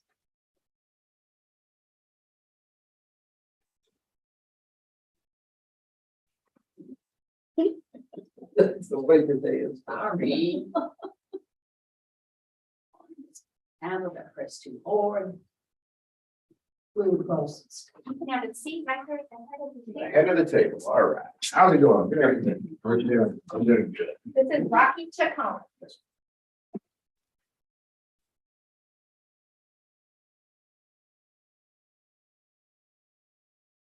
Okay, Rocky, I have some administrative stuff to run through before we get started on the specifics of your case.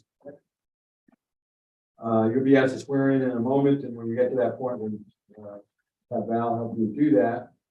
We're commencing a hearing on case ID 2022-874, account number 13625, which is 144 East Maddox Street in Aransas Pass.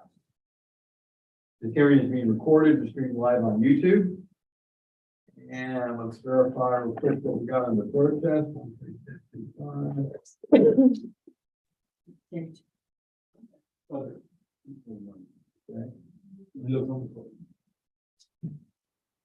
So.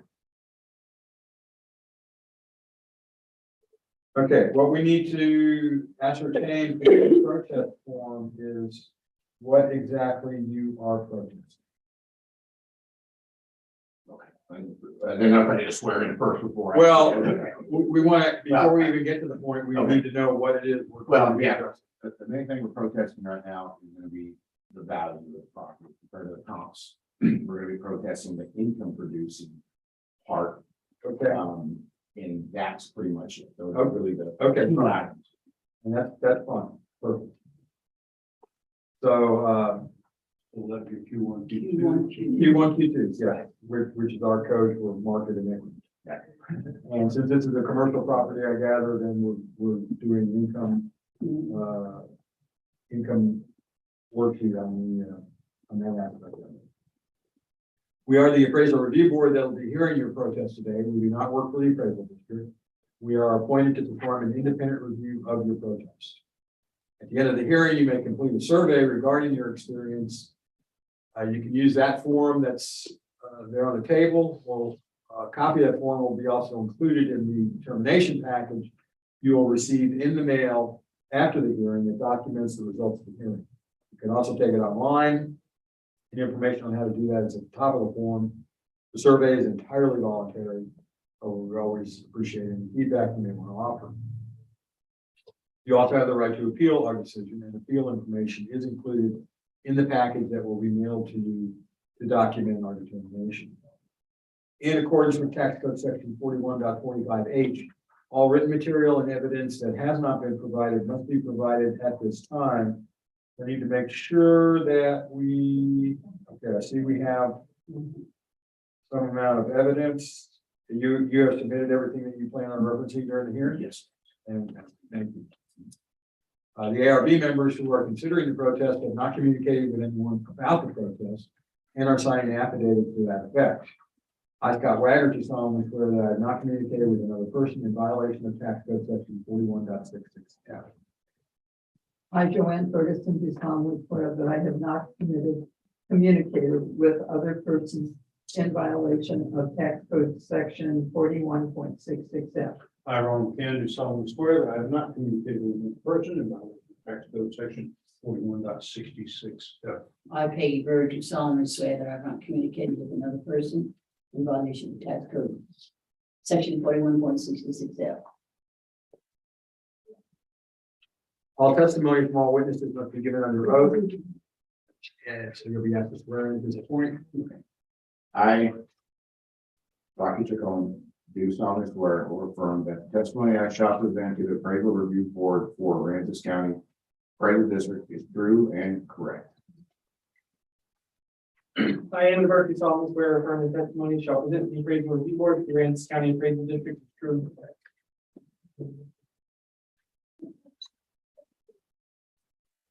Rocky, I need to ask if you hold a license or a certificate from the Texas Appraisal Licensing and Certification Board. No, I do. Okay, thank you. Over on the left side, there is a chart that's the hearing procedure times. That's how we're gonna run the hearing today. Takes 1 or 2 forms. Sounds like you may have been through this before. Yeah, we do. Okay, fine. So we have the choice of whether you go first or the district goes first. You both get equal amount of time, regardless of who goes first. You get to choose whether you would like to present first or you would like the district to present first. Yeah, I'd go ahead and present. Okay, Let's get on that's fine. So, okay. You have 5 minutes, I'll be running a timer, you get more time as we go. Okay. All right, so we've had some pretty rough changes to this property. We have a building that is burned down, so we lost income. So we have a pipeline that's kind of getting kicked around to go through. I know y'all are probably aware that the Aransas Railroad is open again. So they're moving a lot of chemical through there, a lot of stuff. It kind of endangers the property, right? It could be a derailment, it could be whatever, pipeline could explode.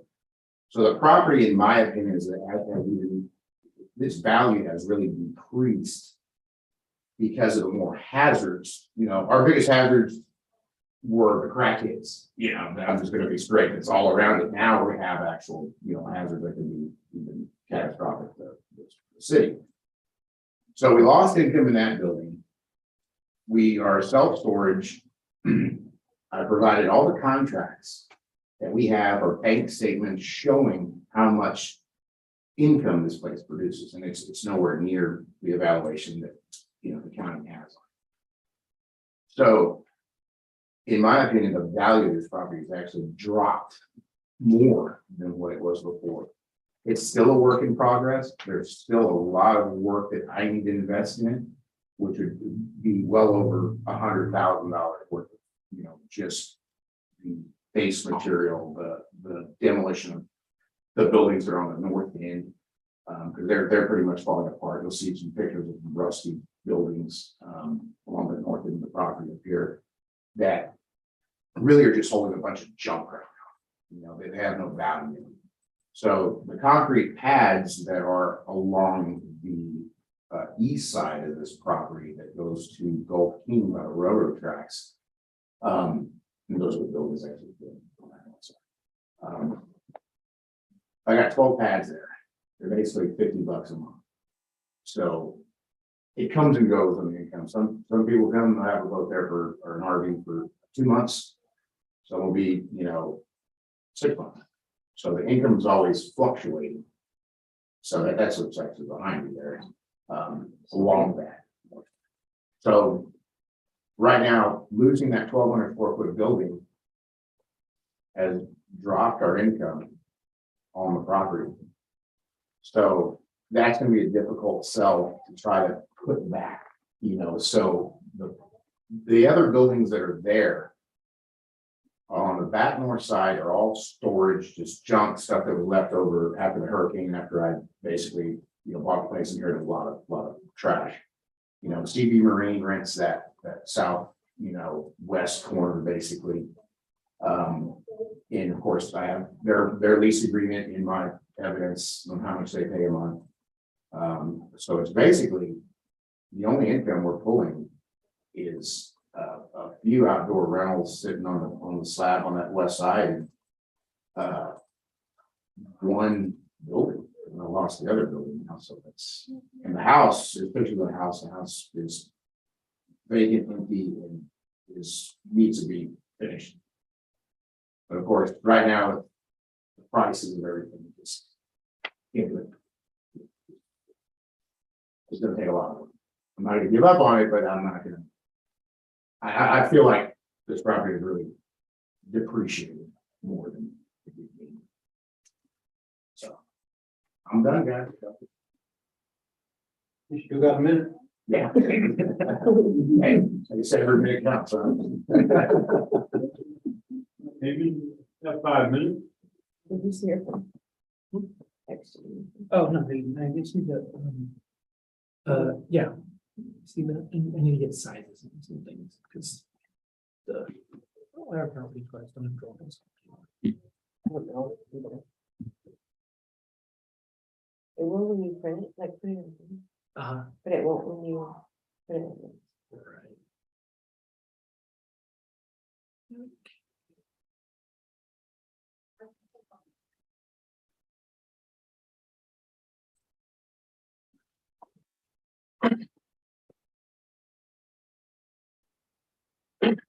Okay, yeah, general question, I mean, you said that there was a fire, was there a fire after January first of this year? Yes, Oh, the okay. fire was about a month and Oh, okay, Yeah. can we pull a half, up very recent. on this picture, what was? Okay, you see the center roadway? Yes. Okay, just to the east of that road, which is the building on the right, it has a red truck kind of parking in front of it. Yeah. So it's right on the front fence line by This- that building right there is a building.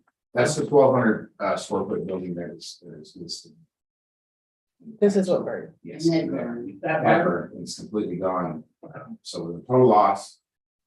So it's been demoed and it's been hauled off.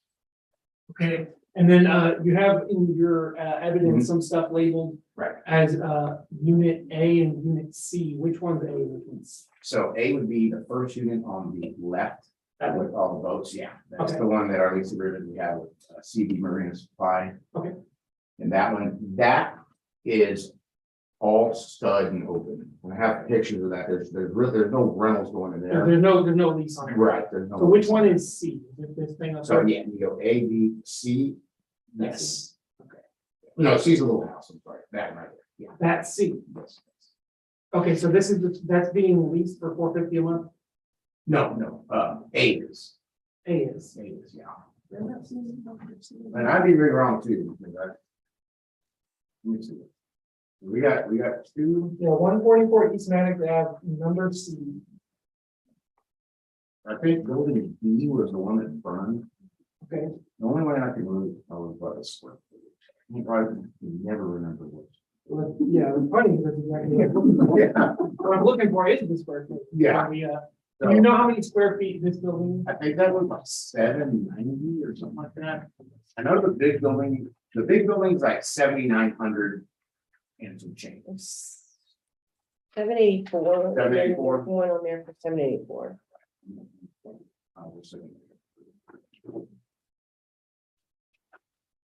So the building we lost was 1,200 square foot. Okay. Built in 1962 and then. Students on the year with me.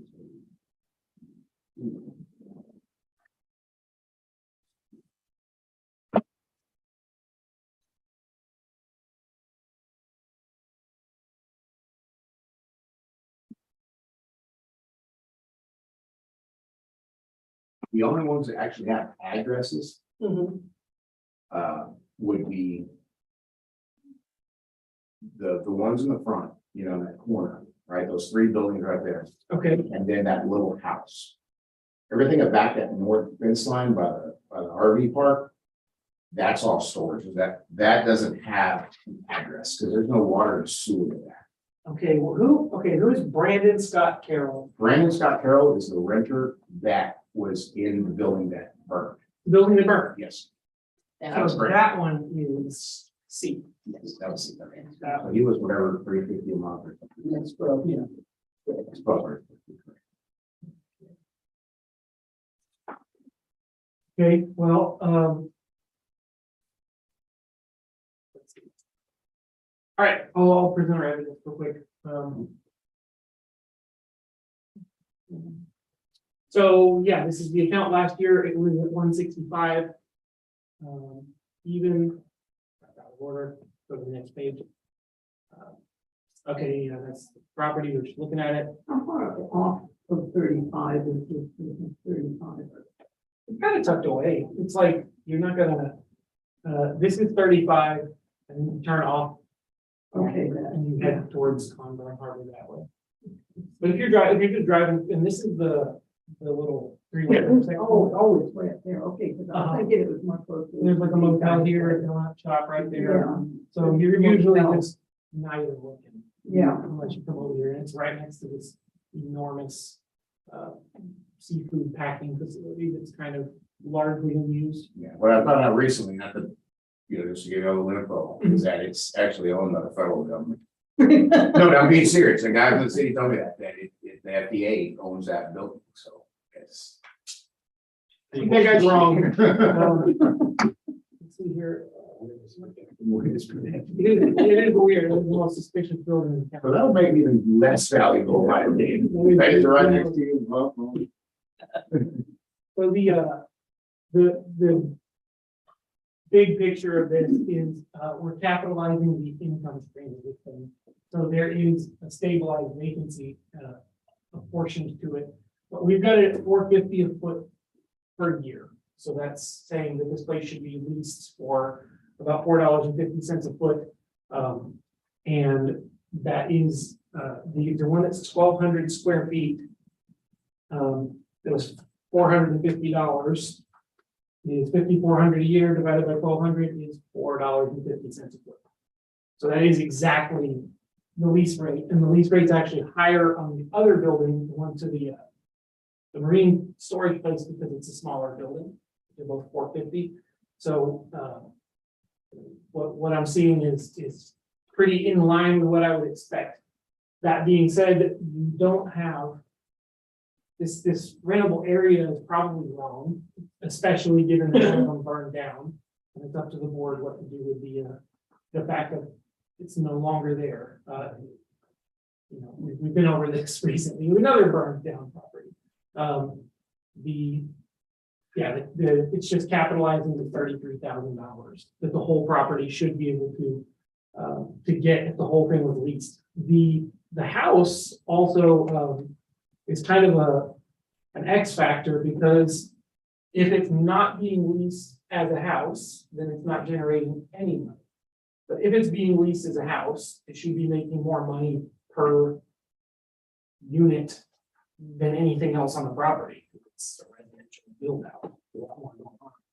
But I think you said it's not livable inside, right? No, sir, it's still, yeah. So yeah, there you go. That's as far as there's a lot of kind of hypothetical adjustments going on based on the fact that the property is kind of in process of dealing with stuff. The build out of the building, I would say the anticipated rent for these things on the warehouse part of it is matching reality. Let me go look at the thing and see if I can. Our property part doesn't print out the sketch anymore, so I want to see if I can figure out how much square feet is where. And also, I'll point out the income from your the stuff that you have stored on the side of it, like you have like some slabs or even like grass where people are parking RVs or bikes or whatever. That is not included in the valuation of your real estate, but even on like an income approach, because anyone can do that with any piece of land anywhere. It's just like putting stuff there. So it's not really, even if you had 40 boats out there and they were all there all the time, it would just be what the land is. So, yeah, that's the one that's going. Yeah. And this is the house. Wait, this is the house that's not finished. Right. 74. Yeah. So it's this, So and this. 1984. Really, it's these three things. I mean, what is it, 1184? 11 to 44, Okay, 3360, and 862. 5,306.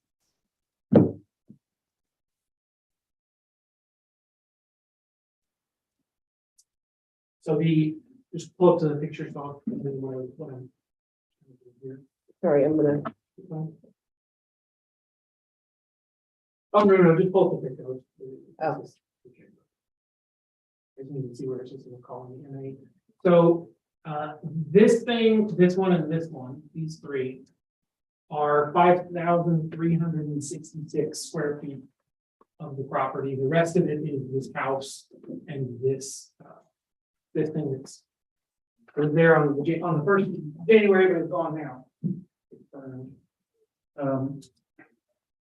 So.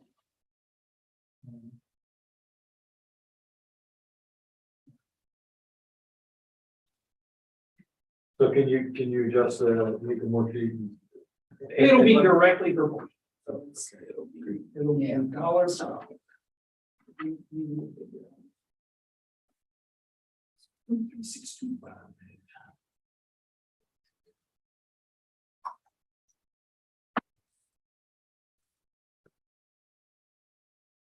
Because there's no excess on any value. Make it 224. 224 and change. 224. Okay. All right. You have 4 minutes. For a vote. All right. Yeah, the main thing right now is just, if I was able to have the income, I wouldn't have a problem with paying the taxes, right? Because we tax on our, our open storage part, we're part of the Texas Self-Storage Association, but we do everything right, and we're trying to build this thing right, but it's not there yet. And that's the biggest thing. So our rebuttal is going to be the property is still in the making. And I don't feel it's to satisfaction to where it's pulling that much income. Like I said, if it was, that value would be there. I'm gonna think for that because it's black and white. There's how much you make. Here it is. But right now, our black and white, your black and white don't see the same. So that's my rebuttal.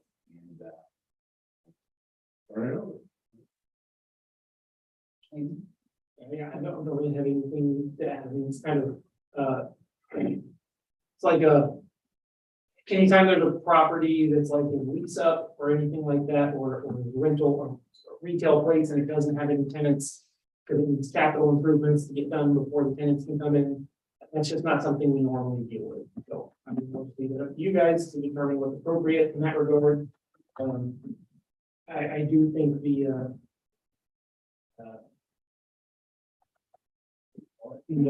two buildings are, this one is actively leased.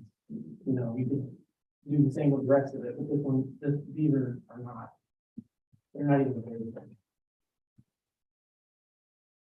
That it? Yeah, 1 minute closing. Well, my closing would be lower my taxes. Let's try to get it. Let's try to get down a little bit. I know we're at 165. I understand that. Didn't have a problem with that, but I had a building last year that made income. Some income, sorry. So I don't now. We got an active railroad.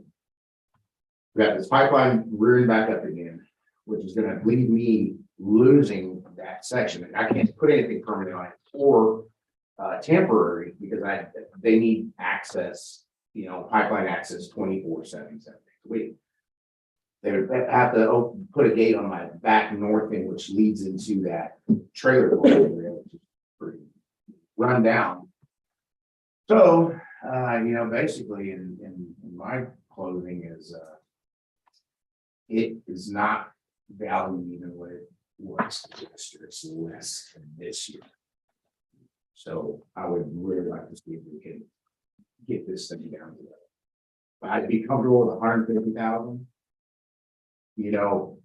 Just to kind of help me out to get some, just try to just get it back on its feet, because I am losing income and there are considerable changes in my opinion, because I'm not confident with everybody else.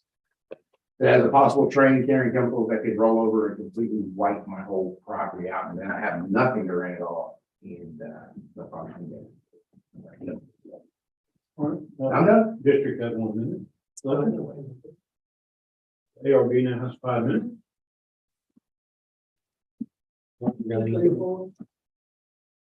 Yeah, I think that's it. Taking off the. Well, yeah, and one of the things too is the building that burned, technical burned This year. after the first. So going down, taking it down to 224, which takes that out of the mix per se, is I think another accommodation to deal with the decrease.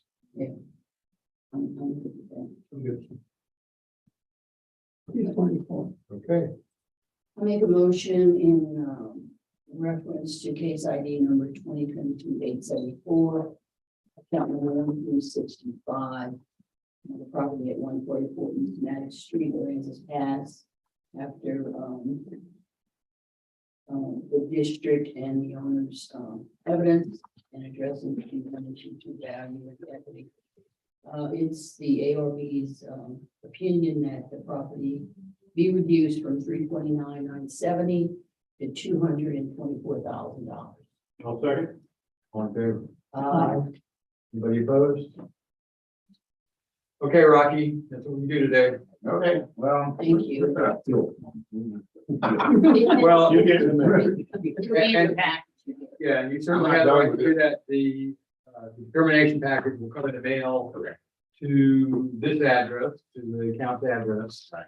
And all the information about how to read on that is in there. Would I need to just, can this be emailed or I need to turn it in person? You talking about forms? No, I have to send it.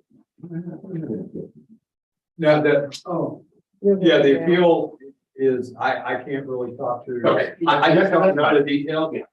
If you want, you can talk, you can call the folks here Right. and they can. Well, I'll see if they got it. It will have. I'll just look through the procedures. I know it's in here. I've got to read. So, yeah, thank you all very much for your time. Your form you'll actually receive in the mail with the order of this year. With That'll be in the. Oh, okay, Yeah. so it'll come with that. Okay.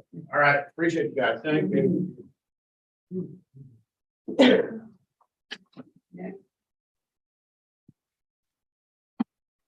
all right, I think so. 1:30. I think so.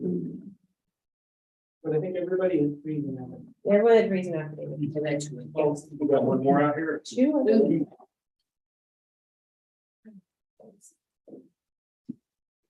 We've been told. Speaking of, we were lowering the tax.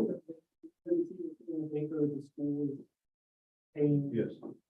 Last year for their recapture money. I saw that. The Robin Hood payment went from an all-time high of $3 million to a new all-time high of $7.5 million. Yep, I saw that. I couldn't believe The state was telling me- Not one, I maybe know. not taken. You haven't done it so far. I don't even think they can actually even. I only see one. But Yeah, I think, yeah, I only see one. they're saying- That was on the phone, so he'll be here in a minute.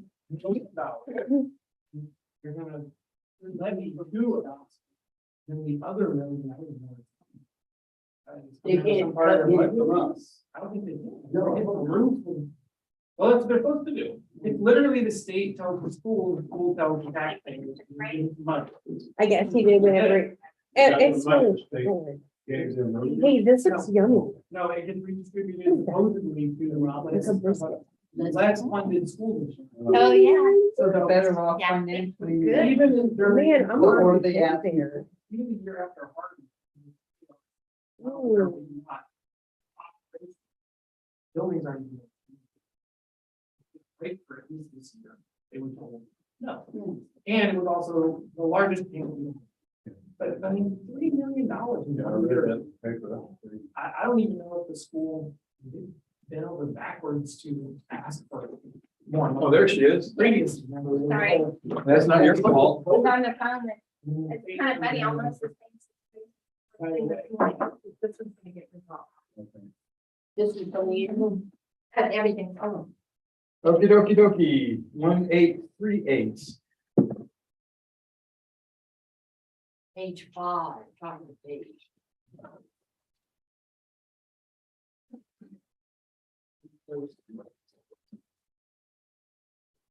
Six one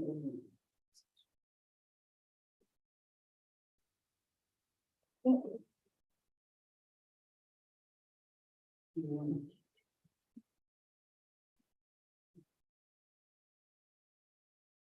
South Colorado. Yes.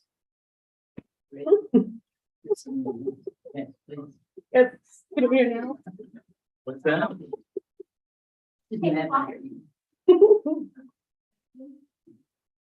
a seat. Hello. Hello, how are you? I'm back. I'm good. Oh. This is Laura Walker. Laura, how are y'all? You sound like you've been here before. Yes, my one is not too long ago. This year? Yeah, Yeah. yes, but for my dad. Yeah, you were. I don't remember. We've seen so many people. Everyone's kind of starting to look a lot. That's right. Okay, well, consequently, you know the drill we're gonna go through here. Yes, I do. Okay, we're gonna commence a hearing on case ID 2022-1838.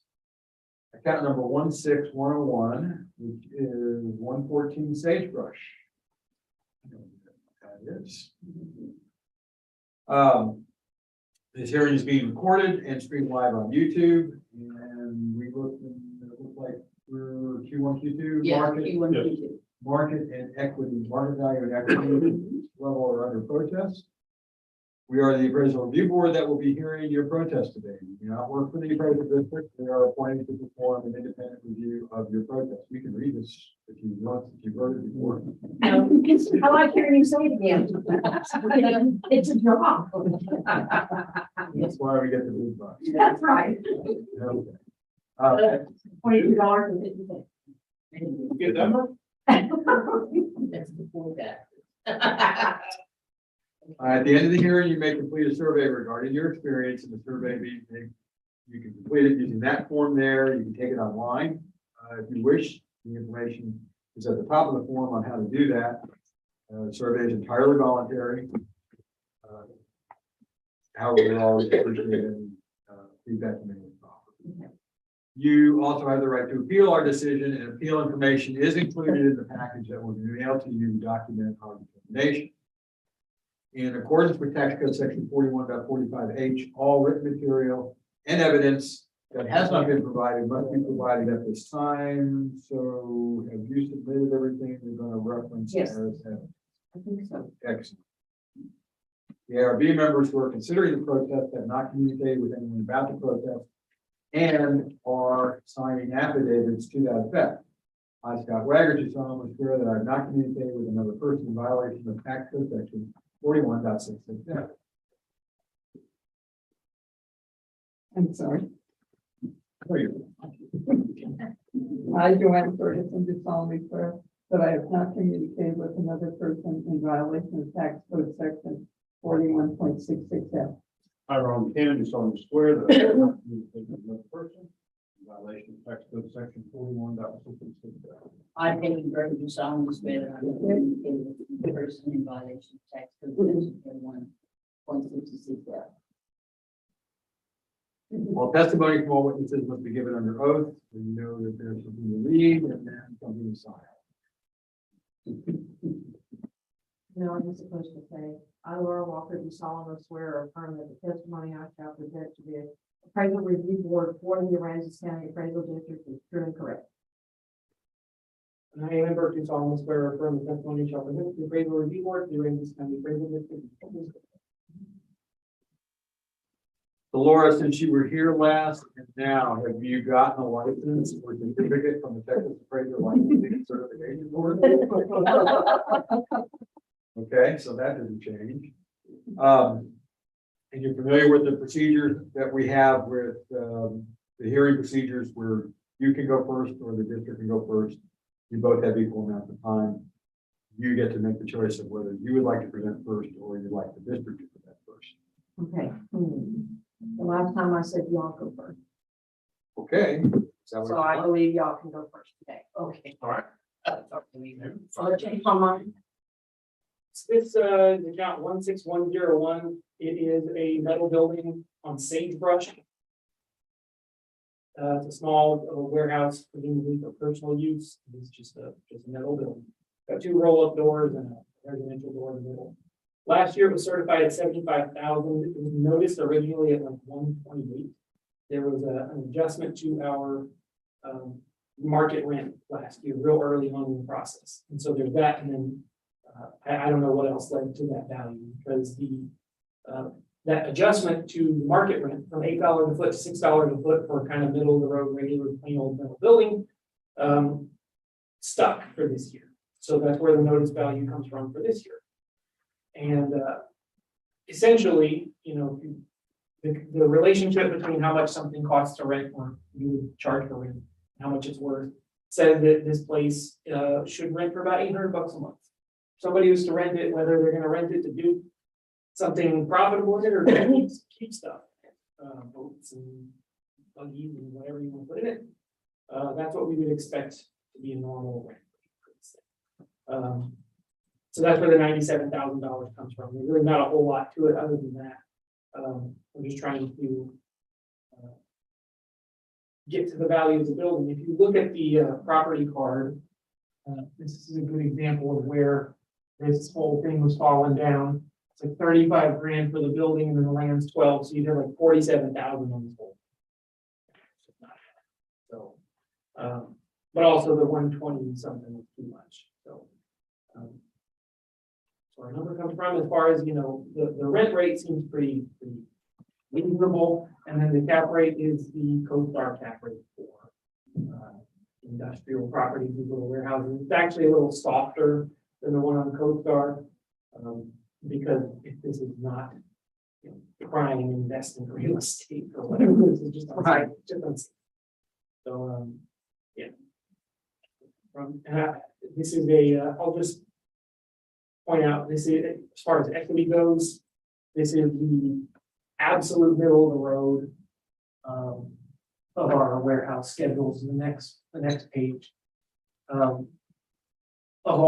There's 3 classes of warehouse, and the 2 is far and away the biggest. So, noodle little wall, any metal building in Aransas County, our rent rate for it is more than likely going to be 50 cents a foot a month, if you want to think of it that way. It's just kind of how all the metal buildings are. Pretty average. Don't really have hard to say a lot about it. It's just very average. Okay, That's all. that's it? Okay. The reason that 221, You have 5 minutes. the reason that I have the 221 appraised value deal up there is because in 2020 it was 45, and then they wanted to value it at 128. And so I protested it. I came in here. They had sent me, how do I get to the next one? Oh, I'm moving it for you, so just tell me what to do. oh, Yeah. they sent me their evidence. Yes. Okay, they sent me their evidence with a total market value of 45,670.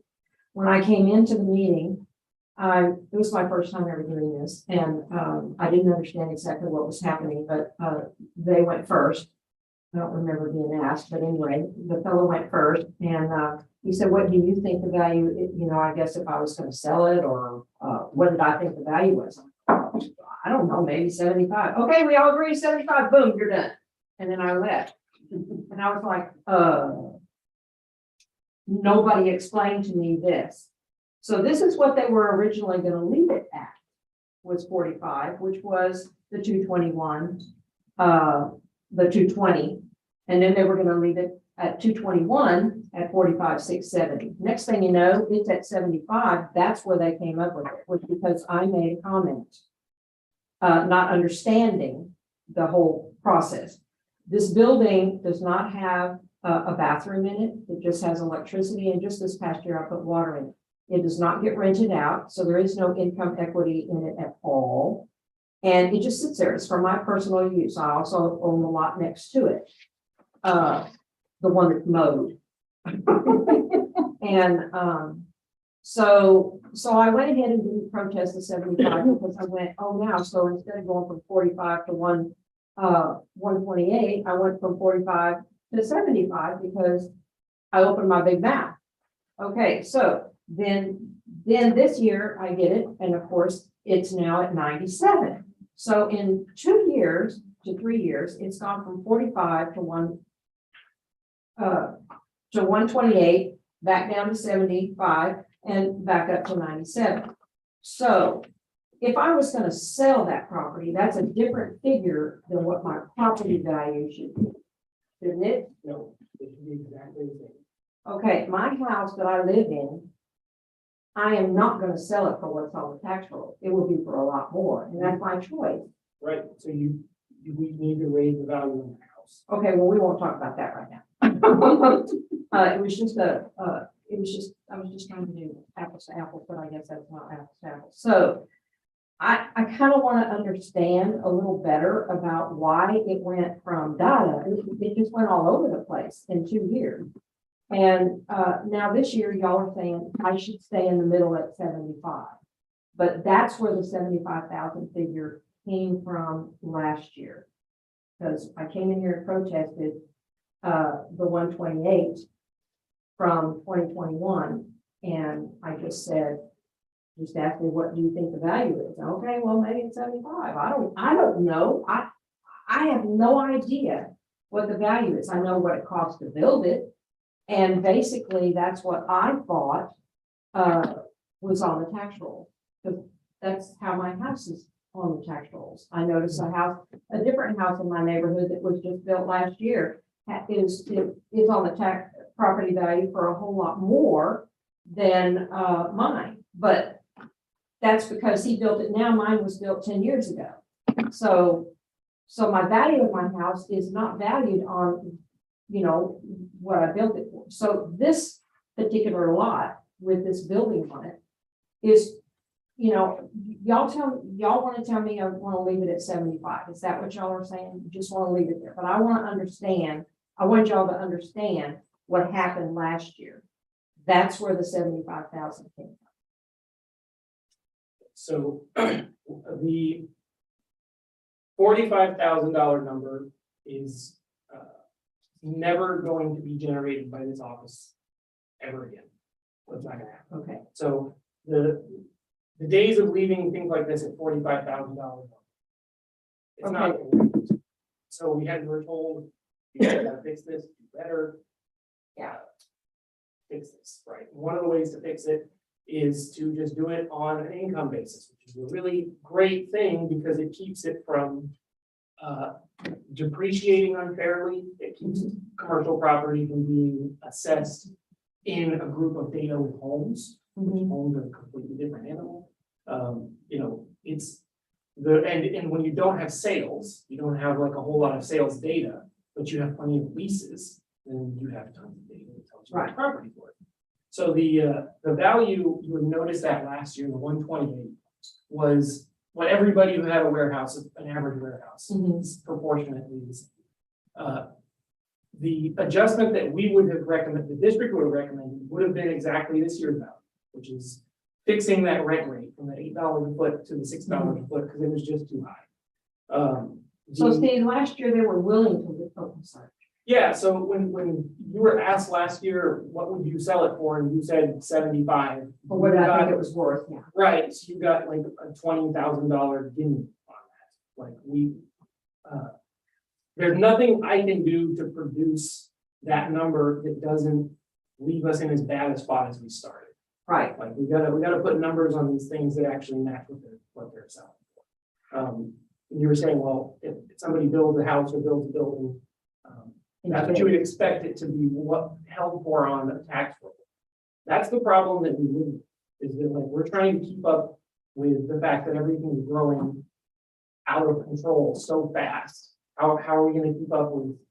How are we going to produce a statistical model of the entire county that automatically on its own calculates the value for every piece of real estate every single year, predicting 6 months into the future, while everything's doing what it's doing right now? That's our job every year. Right, and so, it is out of control right now. Right. So with these metal buildings, the cost of them is going way up all the time. There's backlogs for that kind of thing. So the cost stuff also would have, if we just did stuff on pure cost, everybody's home value would be at an all-time high. And then it would be, lower all the time and breathe like crazy. So, so what we're doing for metal buildings is pretty much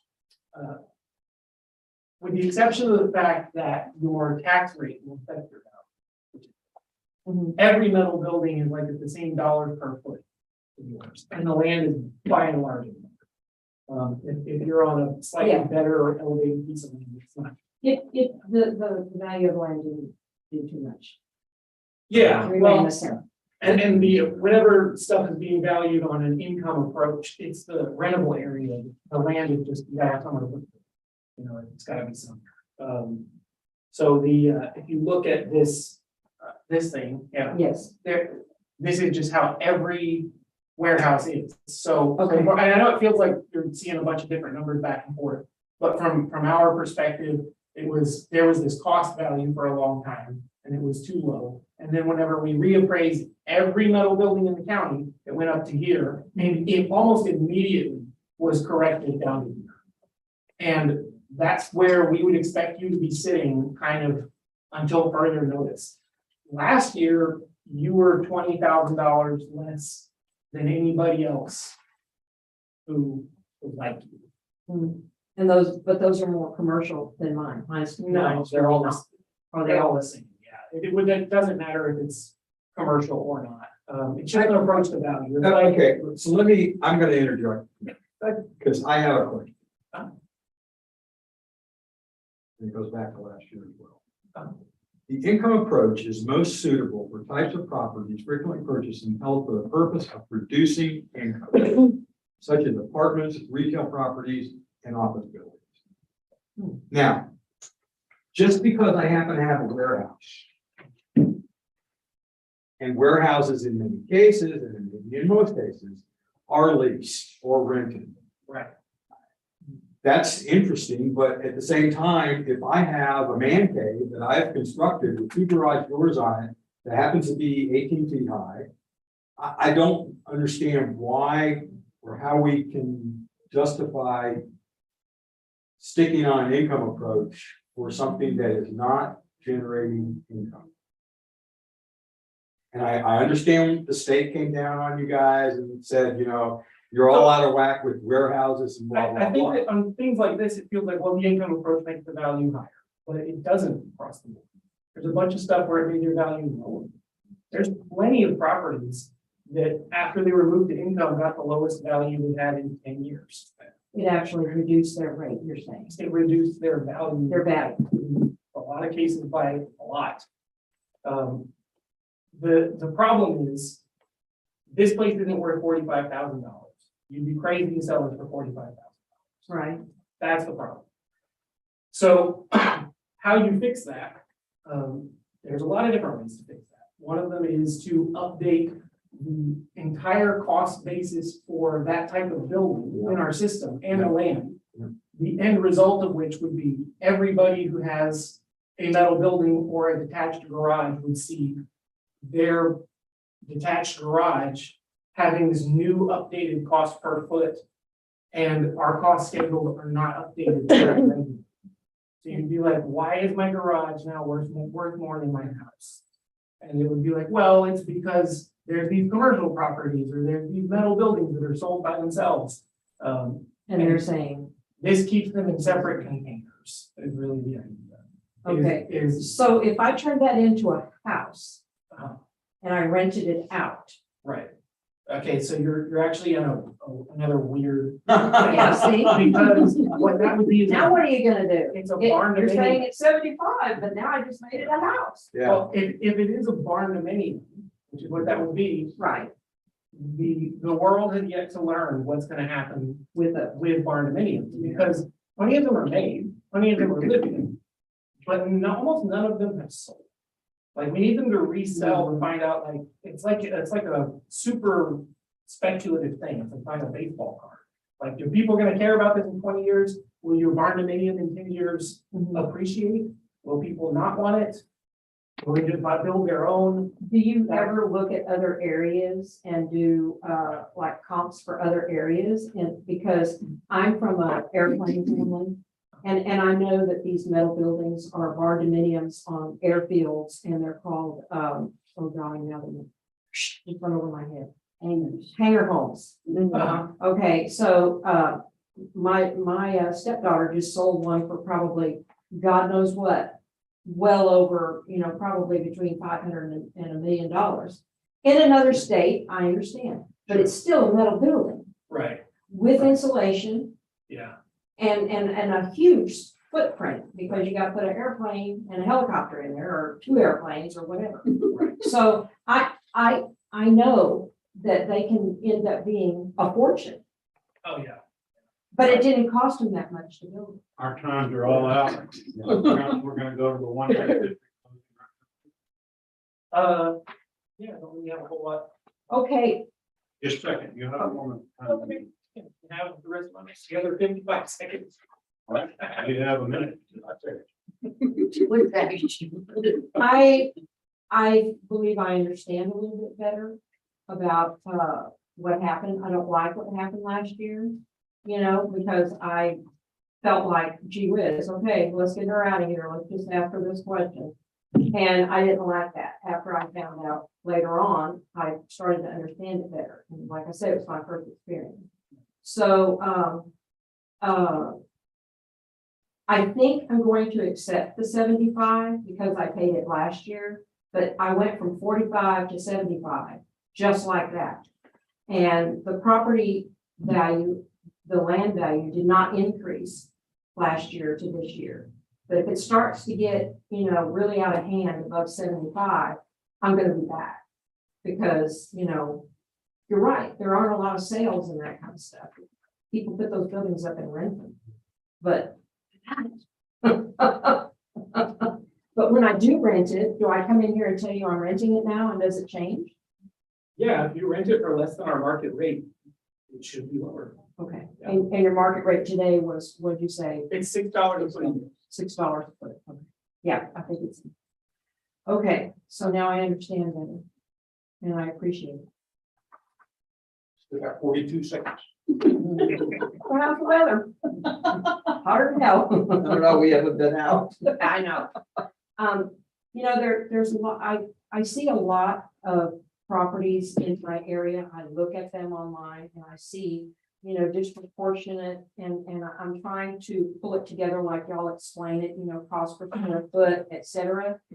And, but there's still a few places that are, I think I mentioned, and y'all told me I can't talk about another property, so I can't mention it. But I do see a couple of others that are way disproportionate cost per square foot, or just totally identified as a different kind of property.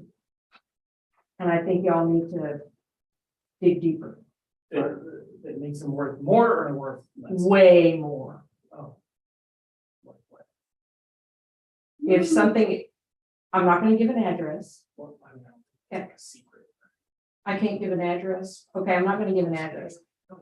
Tell me You can't how. put it In my house. Oh, yeah. No. Tell me how a piece of property can be valued on Copano Bay at $3,500 and considered vacation rental when there's no house on it anymore. And there's no, well, septic is on part of it because it belongs to the house that the people own on the other side of it. Yeah, that's. Yeah. And- They'll and- be now, it's 5 minutes. Yeah. I have a quick question, and the cap rate that you had on the income one sheet was 8. Correct. The overview sheet you had showed 7.4, is Yes. there a difference there? There is, so our cap rate for these warehouses in Rockport is a little bit, like I said, a little softer than Okay, and bigger is better, bigger, lower than that. yeah, okay. Yeah. Okay, so about what per square foot did you say? Dollar per square foot rental income? There's $6 a foot a year is our. Okay, I'm sorry. Average market. And it's in the evidence. Yes. And how big it was like? 1,600. 75. Well, what is the Last square year's footage? value 75. The square footage is what, 6,000? What you have? No, that's the whole 1,600. property. 1,600. 1,600 for the building, yeah. 75. No, Okay, case ID number 2022-1838, account number 16101. After evidence presented by the owner, in the district, the ARB, and addressing Q1 and Q2, the ARB is of the opinion that the value should be reduced from 97,330 to 75,000. I'll second. All in favor? Any opposed? We'll see you next year. So can I ask a question now that has nothing to do with all of this? If I want to sell my house way more than what my property value is Yeah. on the tax roll, Yeah. what do I have to do? Come in here and raise my property value so I can sell it? You don't have to do anything, but whenever you sell it, that will be one little drop in the bucket of data telling us this house, that's how much it's worth. That's just one thing, but we don't like all of them. And that's gonna be part of the sales value. That's correct. So whenever you move into a new neighborhood, you pay more than the actual value. Everybody's gonna get a little bump. Okay. Then it starts to equal out. Yeah, yeah. Okay, thank you all very much. Appreciate it. Bye-bye. Bye-bye. 1:30? No, we have one more on the 1:30. Still here? Well, no, it's not in person. Oh, It's on the phone. go on. I thought maybe they, anyway. Ron, you get to drive the phone if you can. Sure. Number is this. We are 549. This is case number 298. You. And you will be talking to Vanessa Parker. Page 3, middle of the page. Which one is it? Page 3, middle of the page. 19951. Oh. The one we didn't get. Right, Robert? Robert Krager is the property owner. Vanessa Parker is Agent. the agent, his daughter is representing him. And you'll see in the evidence, there's an additional page that shows she agreed and that was no one. Okay, so Well, she it's your signed the reading. affidavit as well, just not. I kept trying to tell you that she kept referencing that she started at. And I know, she's all- I was like, just tell them that that was 2020, like not last year's value. No, she was saying that she came in here and it was 45. and then it was 75. I can understand. So I don't know if that's something y'all want to look at and sure you're okay with. Look at it over. Okay, I was ignoring you. It's nice, at least you admitted it. Okay, so. Mhm.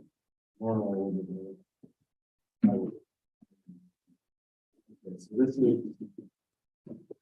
What we. Under taxpayer evidence, so Yeah, this was originally sent, I talked to her a little bit ago, and she said, I have a notary in my office, it's same one, and she signed here, Vanessa Parker, the notary. I think this is. Yeah. I can see. I want this one. We ready?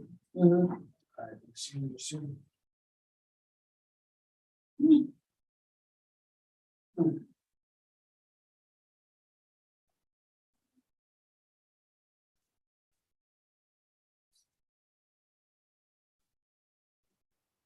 Their name is Vanessa. Vanessa Parker.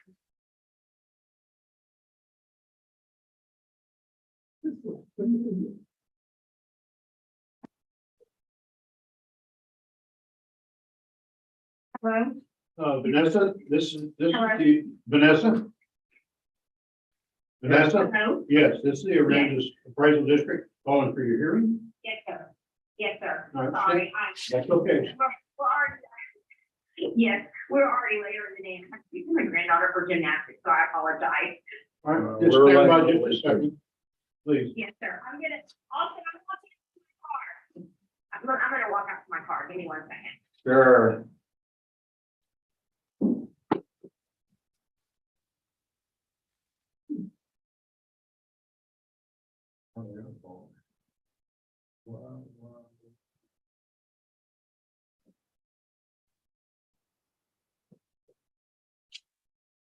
Okay.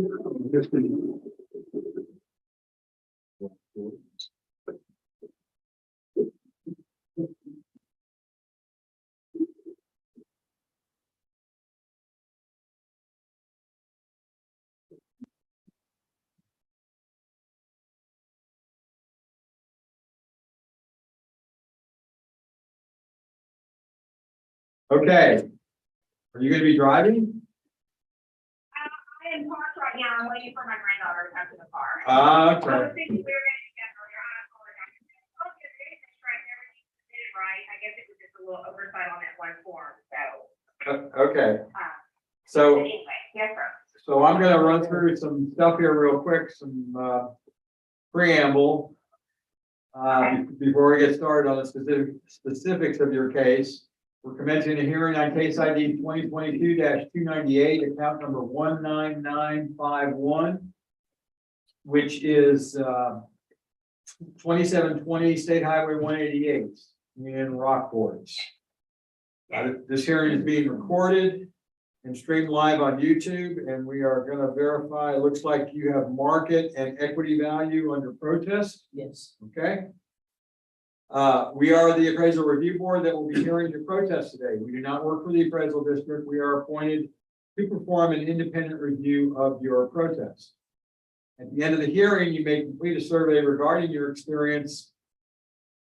The survey may be completed using the form that will be included in the determination package that you will receive in the mail after this hearing, which documents the results of the hearing. The survey is entirely voluntary. You can also take it online, and information about how to do that is included on that form. Again, it's voluntary. However, we always appreciate the feedback you may wish to offer. You also have the right to appeal our decision, and appeal information is included in the package that will be mailed to you to document our determination. In accordance with tax code section 41.45H, all written material and evidence that has not been provided must be provided at this time. So if you submitted, I gather, all of the evidence that you're going to reference in the hearing today. Is that correct? Yes, sir. Okay, thank you. The ARB members who are considering the protest have not communicated with anyone about the protest and are signing affidavits to that effect. I, Scott Wagner, do solemnly swear that I have not communicated with another person in violation of tax code section 41.66F. Ma'am? Okay. I, Joanne Ferguson, do solemnly swear that I have not communicated with another person in violation of tax code section 41.66F. I, Ron McCann, solemnly swear that I have not communicated with another person in violation of tax code section 41.66F. I, Peggy Burgess, solemnly swear that I have not communicated with another person in violation of tax code section 41.66F. All testimony from all witnesses must be given under oath. So Vanessa, since we have a signed and notarized affidavit from you, I'm assuming that you realize you are considered to be under oath. Yes, sir. Okay, thank you. I am a bird, you call me where from the company, the appraisal review board, the Rankin County Appraisal District. Okay, Vanessa, I need to ask, do you hold a license or certificate from the Texas Appraiser Licensing and Certification Board? No. Okay, thank you. There is a chart which is included in the documentation you received from the district called the hearing procedure times. So I'm taking a wild guess that you may not have in front of you right now. That chart details how we're going to run the hearing. Basically, is in two different forms. One is if you go first, the other is if the appraisal district goes first. There are equal amounts of time, irregardless of who goes first. But you get to make the choice of whether you would like the district to present first or whether you would like to present first. Yeah, it's fine. I mean, I can go first.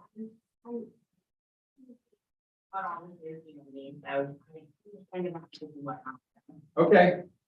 All right, Vanessa, you have 5 minutes. I'll be keeping time and you'll get more minutes as we go. Well, all I'd like to say saying, can I go ahead and start? Sure, go right ahead. This is some information because we have been in the process of trying to sell the property.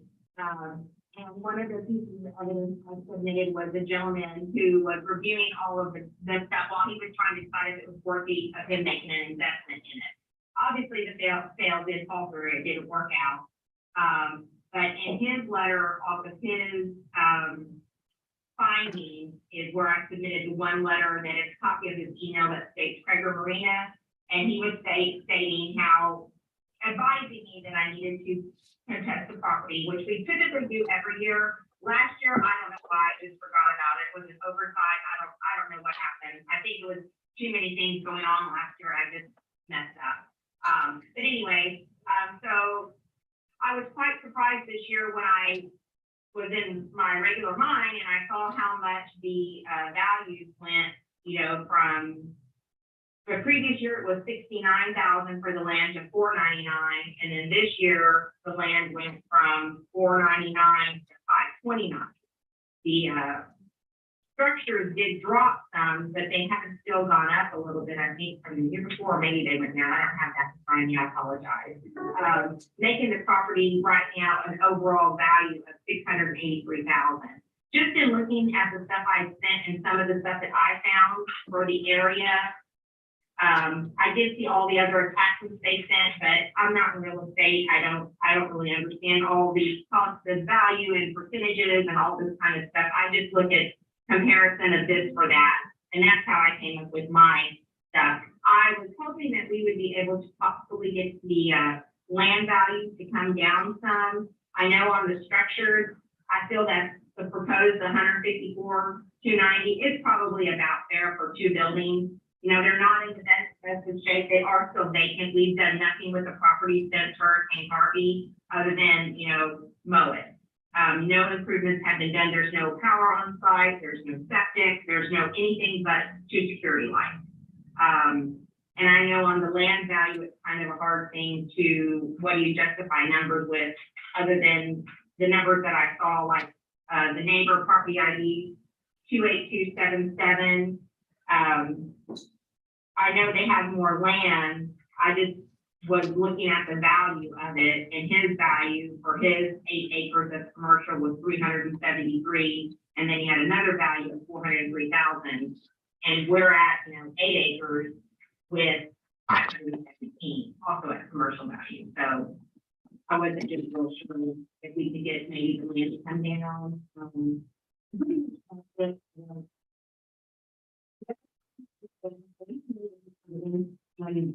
The one neighbor behind us that was selling was on the water for the Amy,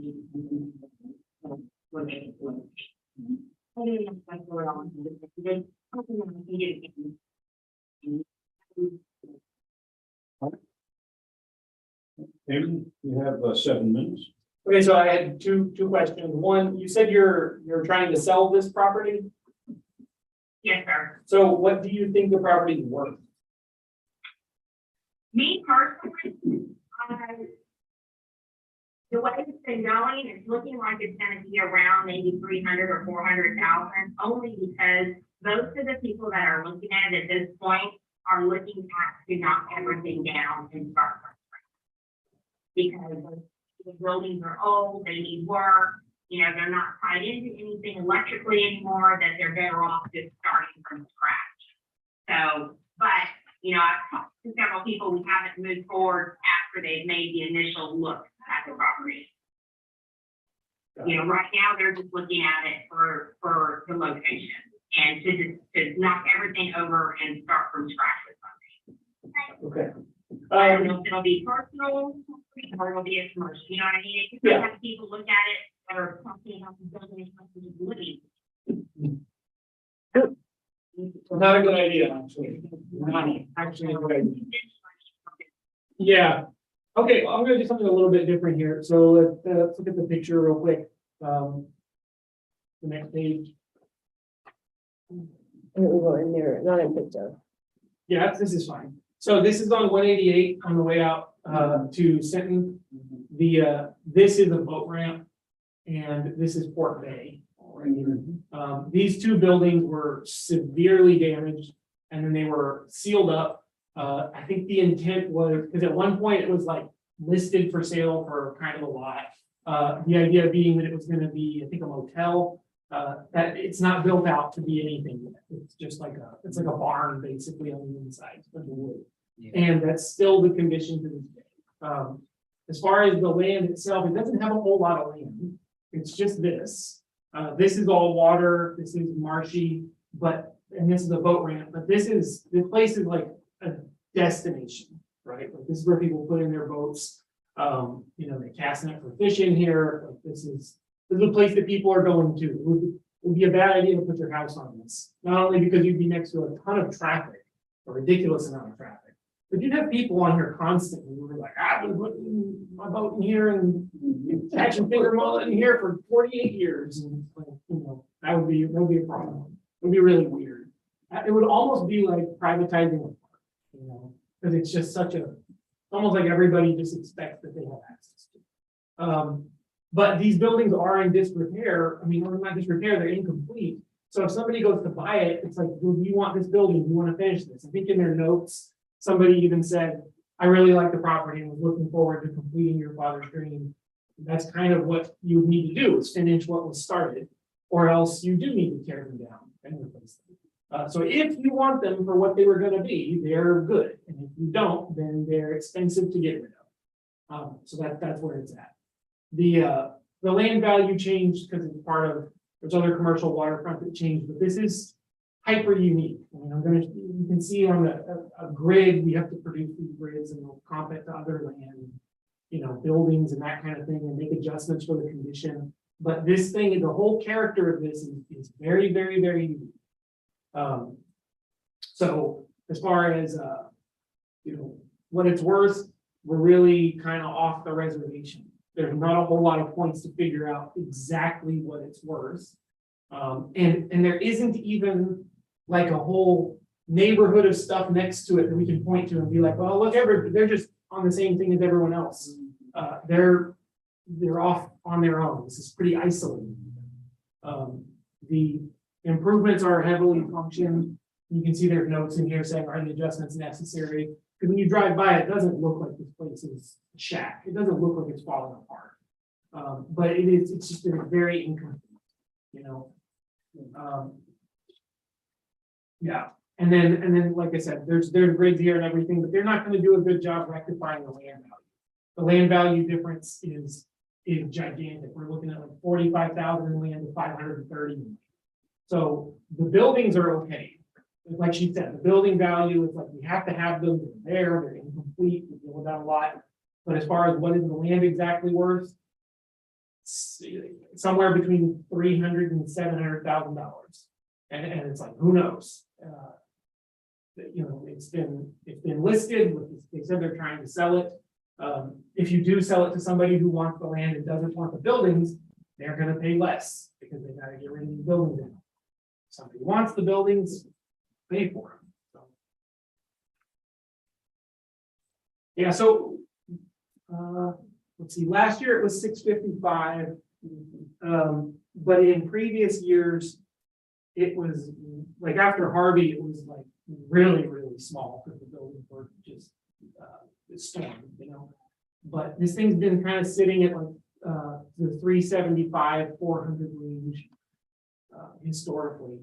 So, like I said, it's somewhere between those two numbers is what it is.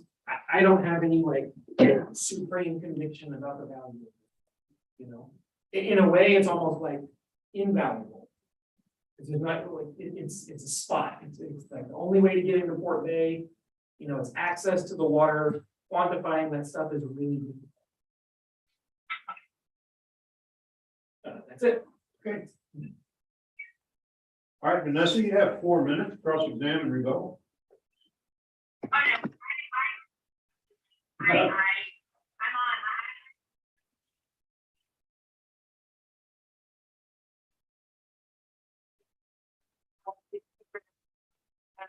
Goals that I've set, and getting from the possible investors and people that have been looking at it, as of right now, they're looking at the buildings as obsolete. They're looking at the land only because it's just, we find people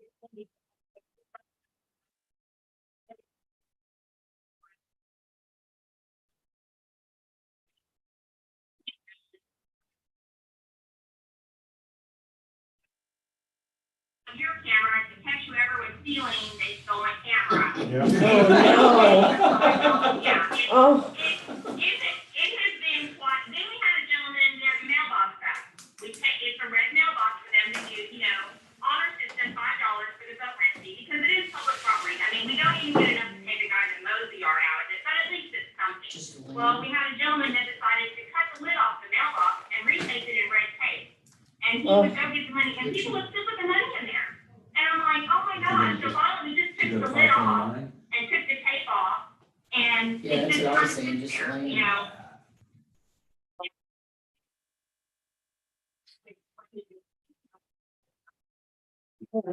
Thank you.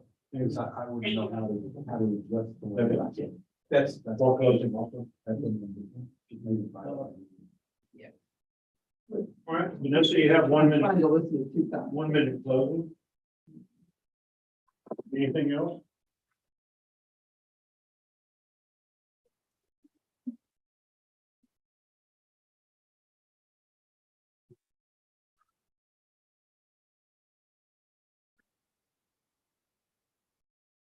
Thank you. The ARB now has 5 minutes. But did you recommend? Yeah, she would, because I don't know how to Yeah, just. adjust the land, so she was just saying throw out the improvement before 5.9 all total, which is kind of, I think that's. I used to, I. That's the only way I could, yeah, come up with. Because the land is going up in value. 529. Yeah. 529. Okay, Vanessa, we're gonna make a motion now, in reference to case ID number 2022-298. Account number 19951, 2720 S State Highway 180 Rockport. We've addressed, Q1 and Q2. And after evidence presented by the district and the owner, the ARB is going to recommend that the value be reduced from $683,790 to $529,000, which is the land value. I'll second. Okay. All in favor? Aye. Everybody opposed? That's truly not a scientific approach, but the best we can come up with at the moment. Thank you, Vanessa. Okay, thank you. Okay. We need to break for Yes. a minute. Sure, so now it's gonna be the 3 o'clock and we have 4 affidavits from the same agent for the 3 o'clock. Okay. And then probably a letter to do that. That's my truck.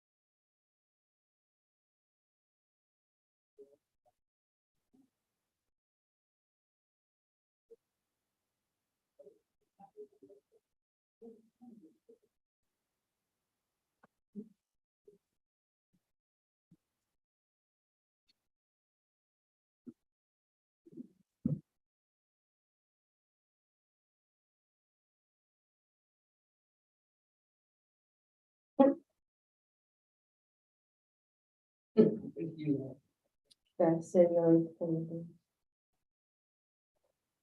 There you So I go. just went and told, Ray and Scott about our Polish comedian. Oh my heavens, can you believe you said that? I looked at you and I was like, surely I didn't hear him say that, like, surely my mind's in. Like, I went up. I know, I was like, oh. And then I looked at you and your eyes looked,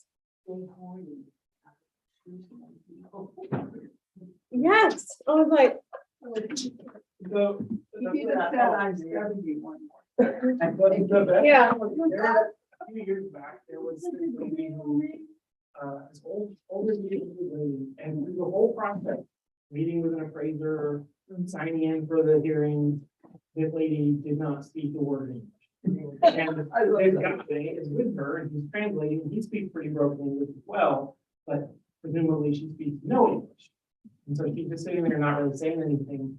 We go through the whole hearing, she's not happy with it, or whatever. And on the way out, she turns around and starts talking to the board and telling them like, you guys are terrible people. You're supposed to be helping people. And she told them that they were communists and that this is why she left Vietnam. Was because there were government panels like this. And then, like, this is just like Vietnam. This is why we left. You guys are communists. So I was like, funny. She just Vietnamese. In English. Yeah. Yes. Yes. I just thought that was so funny.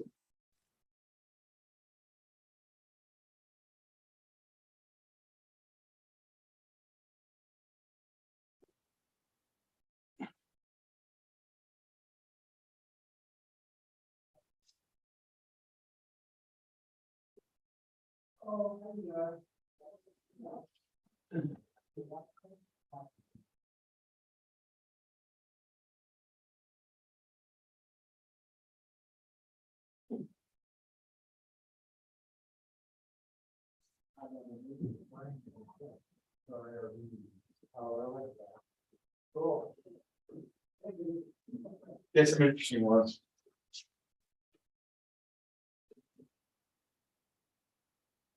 But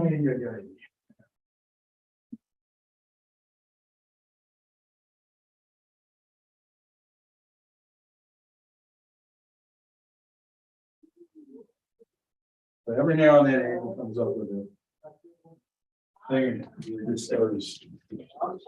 Beats my queens. Okay.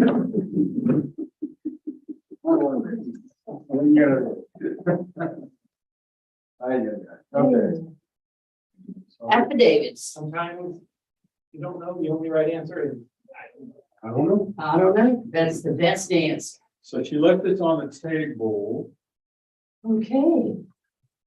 and let's see how many. Okay, so I think this one's gonna be for you. Damon.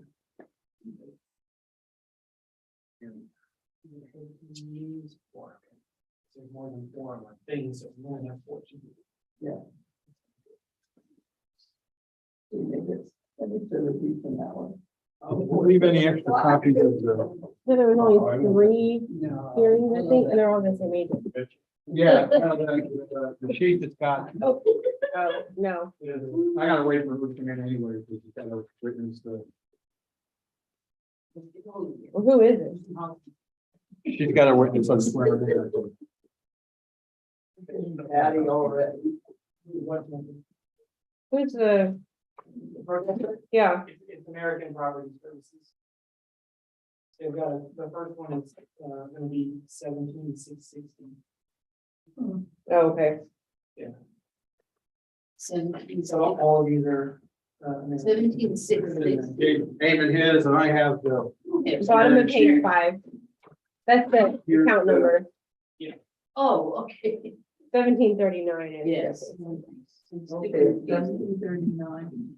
40, 44, and 45. 40, 44, and 45. Yep.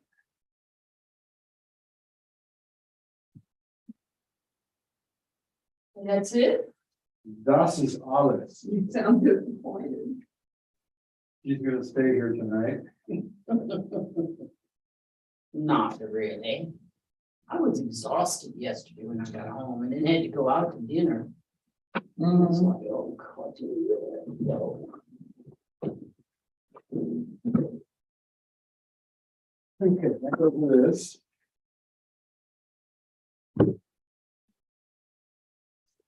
Thank you. Thank you. We go in order? Sorry? You going in order? Yeah, we'll do it in case order, 39, 40, 45. Is that, Yeah, fine, I just need to know. and it turns out that it's also the, well, yeah, it is. The account number order too. Okay. You guys ready? Yeah. Sure. Okay, Let's do. in conclusion.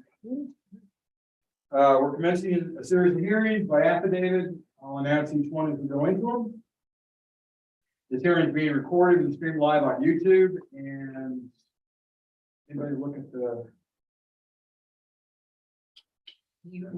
protest values? No. Okay, let's take a quick peek here, 17,660.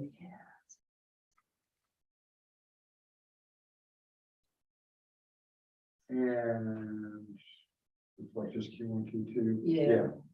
And, okay, so we'll assume that that's for all, and if we determine see one otherwise, we'll. Okay, so market value and equity level are under protest. We are the appraisal review board that will be hearing the protest today. We do not work for the appraisal district. We are appointed to perform an independent review of the protest.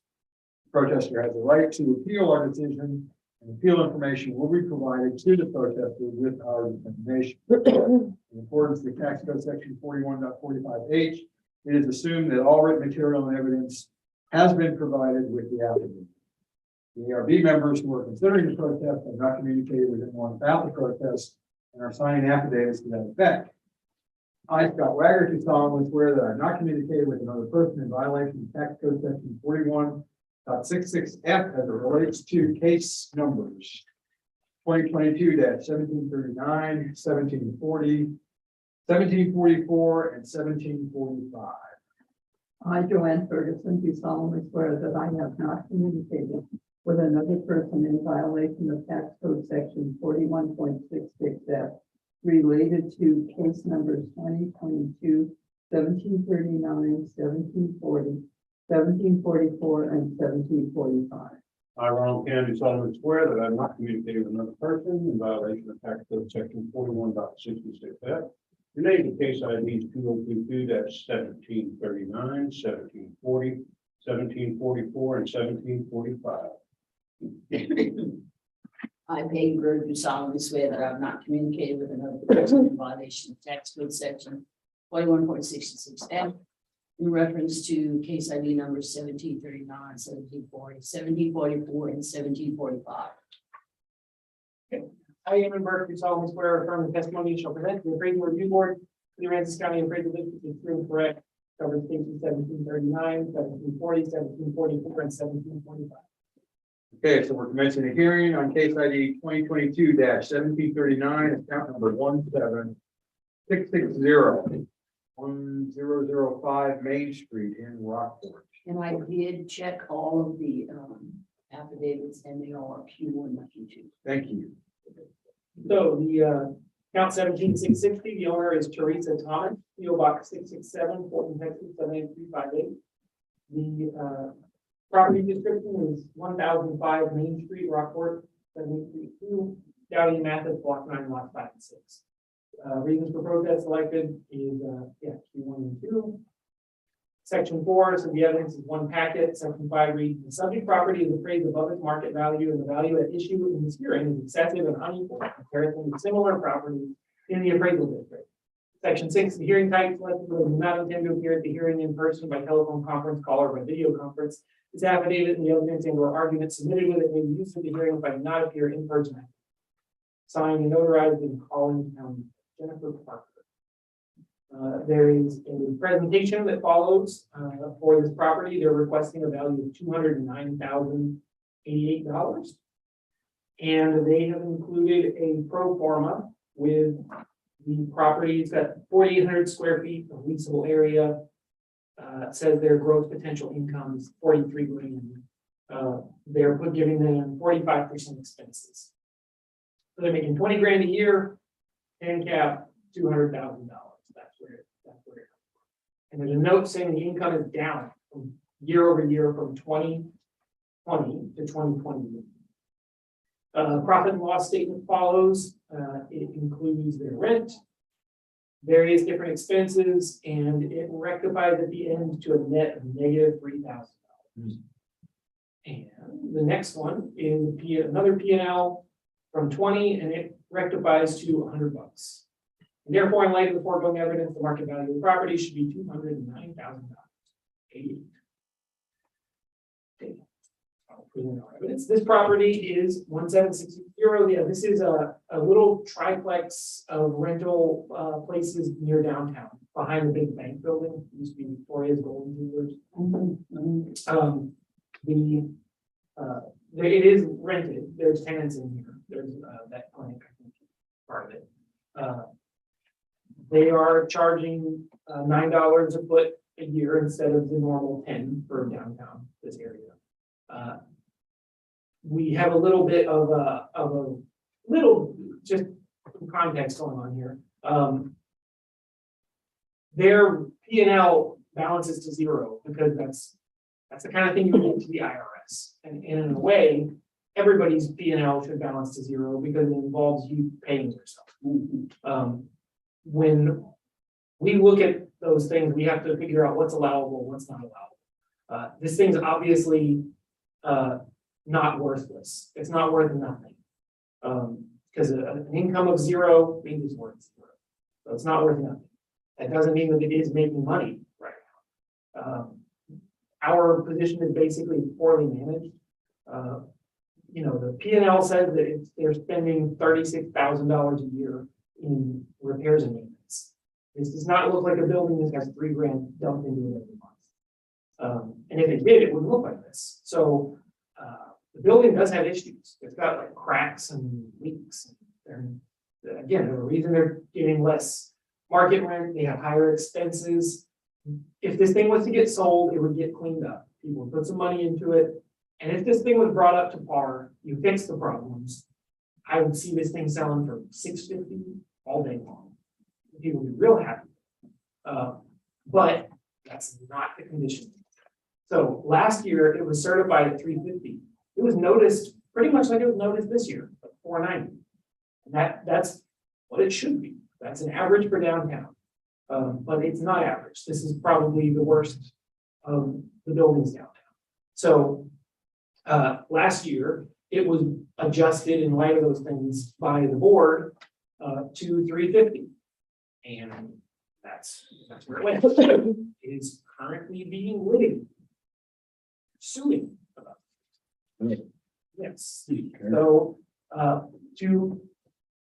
we didn't settle this because, like, well, maybe we can settle it. If you look at the map, just so I can kind of point a little bit, give my opinion about this. I don't think this thing's worth average. This is the worst one of the set, so it should be lowered. But the stuff that's kind of over here, this side, that's fine. They know where this is. Everybody knows downtown Rockport. Then when this stuff sells, it sells for like $150 a foot. That's just end of the day. It's $150 a foot. Will get you this kind of thing. SR Boyle House that sells their gallery. Any of these nicer shops. And then down here there are some smaller shops that aren't as nice. Keep going. These things. And the buildings aren't as nice, and they're old, and they're small, and they've got their issues. These things sell for like $100 a foot. That's what they end up selling for. The subject is noticed at about $100 a foot. Last year it was adjusted down to about $70 a foot. So it's well below market. The 200 would put it at like $45 a foot.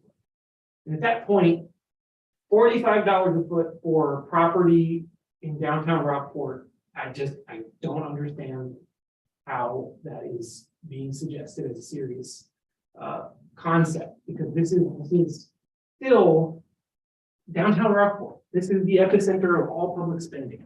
At what point would you decide to push it over?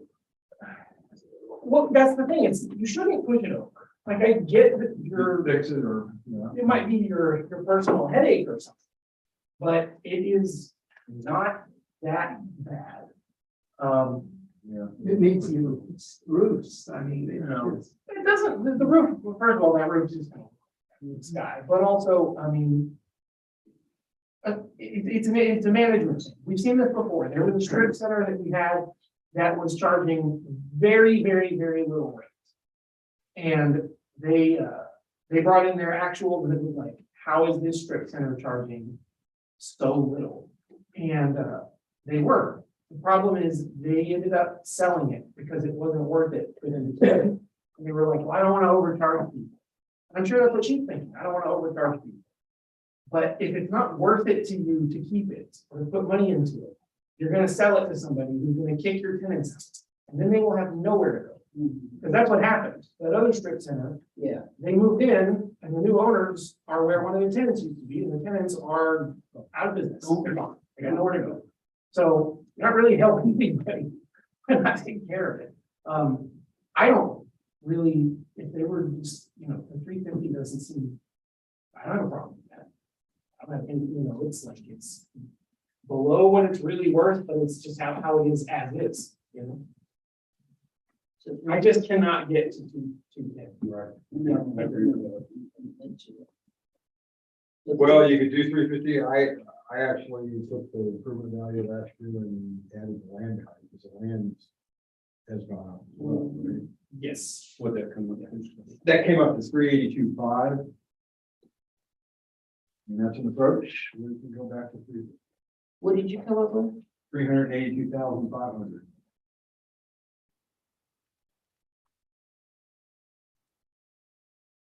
Taking last year's improvements and this year's land? Yes, sir. I agree with that. I think that's a good way of doing it. And then Yeah. you could explain what you did, that wasn't offset. Well, yeah, but If these people are litigious. Evidently they are, there's. yeah, and what I don't know is whether that 350, I mean, the split, I don't know what the system does. Right, whether they put in 350 and it just took some quote arbitrary split between land and. Yeah. Or Yeah, whether it used It's land. either going to take it all out of the improvement or it's gonna split it in proportion to what it already was, so Yeah. it's. We can do it minus the land, so it wouldn't take it, Tell me how much again? I think. 380. Oh, I see. 382. Okay. 385 even. 382.5. 500. I'll make a motion in reference to case ID number 2022-1739, account number 17660, address 1005 Main Street. After reviewing the evidence from the district and agent, the owner's agent, and addressing Q1 and Q2, it is the ARB's decision that the value be reduced from 480,210 to 382,500. I'll second. All in favor? Aye. Anybody opposed? Okay, that closes that hearing. Welcome to the hearing on case ID 2022-1740, account number 25079. Which is what, 15 Bimini. Yes, the owner is the McCaden Family Trust, care of Charles A. McCaden III, 11614 Beach Road, number 230, Austin, Texas, 78728. 615 Bimini Drive, Lot 14, Road, Unit 4, Block 15, Lot 8.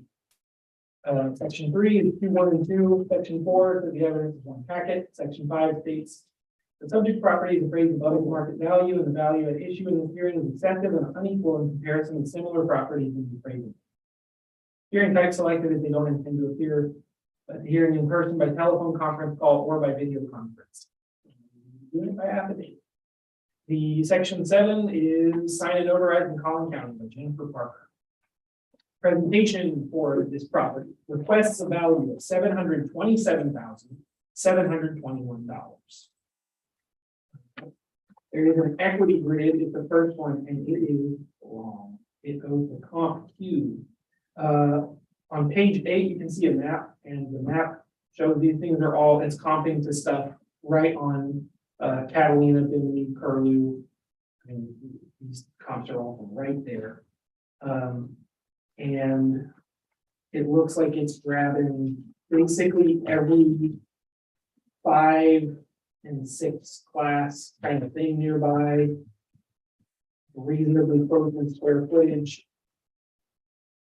And like I said, there's a ton of them. Their median value ends up being their requested value, 727, 721, which is off the notice value of 822. Did they go to square footage? Yeah, their thing is kind of looking for class and square footage.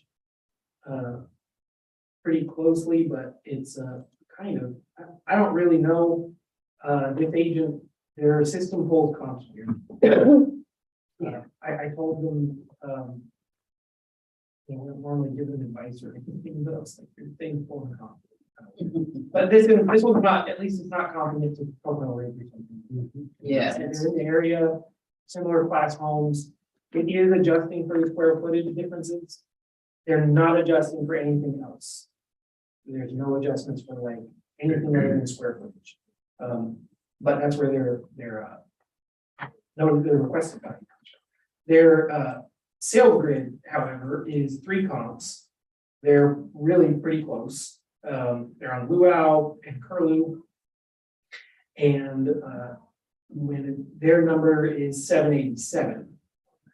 We're at 822 and they're asking for 787 on sales and then 727 on equity.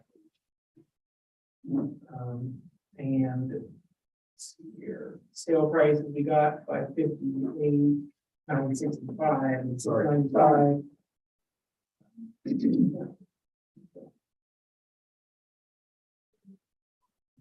Let's see what we got. Okay, so last year, this thing was certified at 740,007. It is single family residential in unit 4. This thing got a little bit of an update in 2020. Looks like didn't used to be fiberboard, didn't used to have a dock and a boat lift and a carport. All that's new. And that's the kind of stuff that's not accounted for actually in their grades. Let's look at our sales. We got sales on Curly, Whooping Crane, Bimini, and Bimini. We're looking in the same kind of places for sales stuff. Our median value ends up being 909 instead of the 787.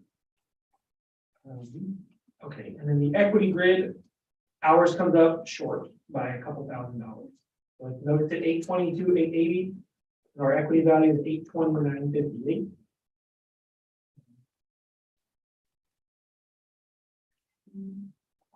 That one an adjustment for sure. And this one just kind of boils down to they got a grid, we got a grid. There's nothing wrong with their comps or anything. Obviously, we think our grids are better. We probably think their grids are better. I don't know. I can't speak to them. But that's it. They can add some of the things on their grid. And well, caveat, we say ours are better. I'm not saying they're perfect. A little more detail. Yeah. Yeah, adjustments. Yeah. 820,900. What do you think? Scott's still thinking. He's looking. I was just trying to see if there's something that pops out, and that's the only thing I see. Yeah,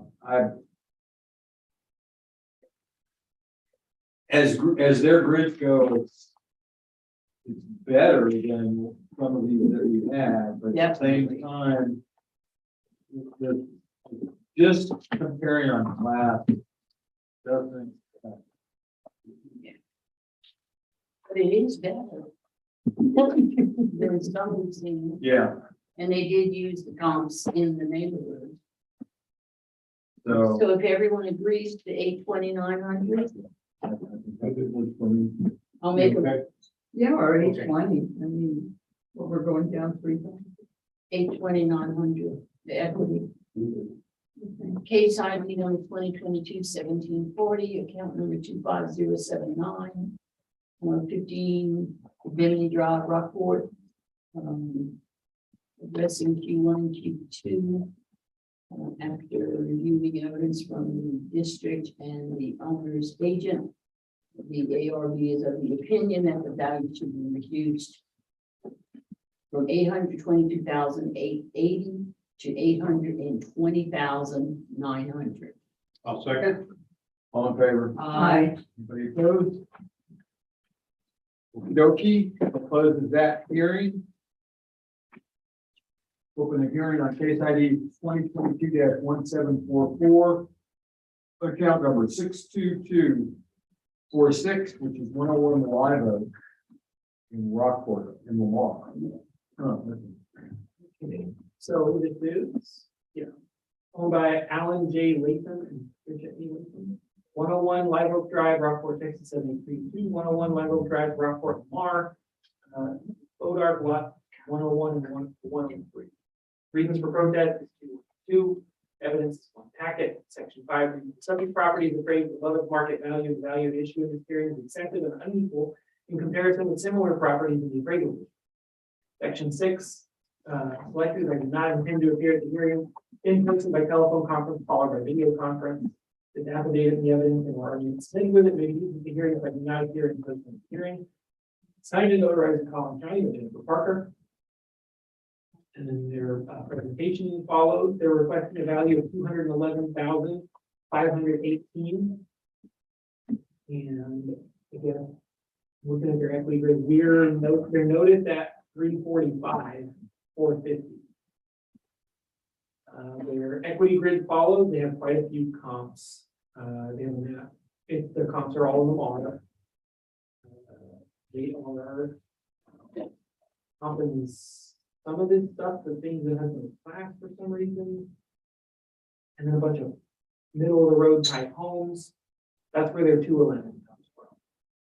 In the equity, their equity grid is 211. Okay, and then that's it. It's just an equity grid.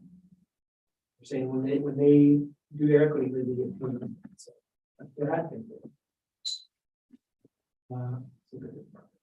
not. Okay, so last year this was certified at 214,480. This year we noticed 345, 450. That's an interesting block. Yeah, it's at the end of a cul-de-sac.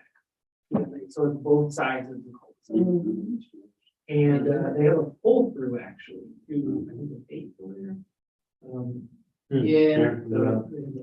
Park Road 13 borders it on the south. Okay, that's yeah, they got a little pull through. Wow. But they have a substantial cap loss, so their assessed value is 235, but they're noticed at 340.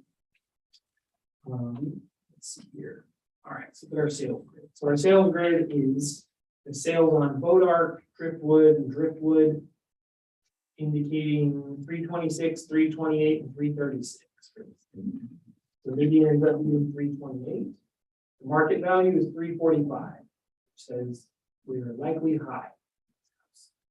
So here in the equity grid, we have 4 comps on Bodark and Driftwood, and it also says we are likely high. It says 323 for the equity grid. And then the sales ratio report follows, and interesting. Sales ratio report looks kind of nice, but yeah, for whatever reason, this one ends up coming out a little high. I don't know why that is. It's pretty depreciated. Not high. It's not real big. It's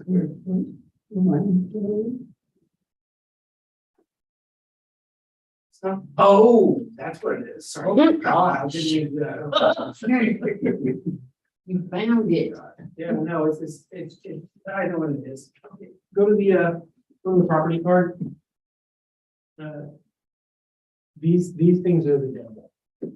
It's a subdivision adjustment. There's a neighborhood, but there's also a subdivision. And the subdivision adjustment thing, especially whenever it gets to be kind of large, the grid doesn't account for it. It just doesn't do it. Wow. So it's fine if everything is in that subdivision. But if everything's not in that subdivision, then it does weird stuff. We're working on phasing these out. This isn't a recent thing. We've been around for years and years, but they're not a great practice. So yeah, we're probably fine on the value on this, but our grids don't work out. And just that's an L that we can take. That's fine.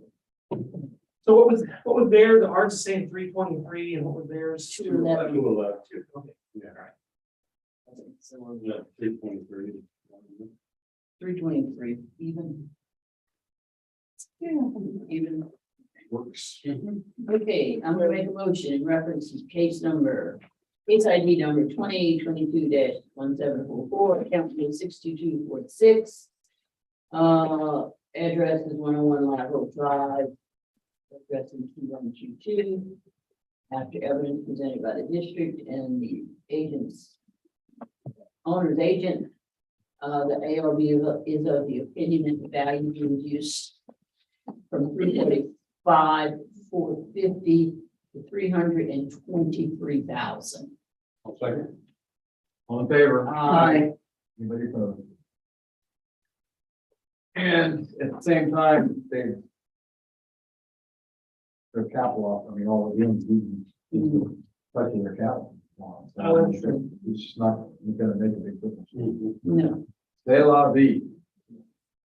Okay, that closes that hearing. We're opening the hearing on case ID 2022-1745, account number 62412, which is 410 North 9th Street in Fulton. Okay, so this is, the owner is David M. and wife Teresa M. Washco, 26 Early Drive, Rockport, Texas, 732, 714.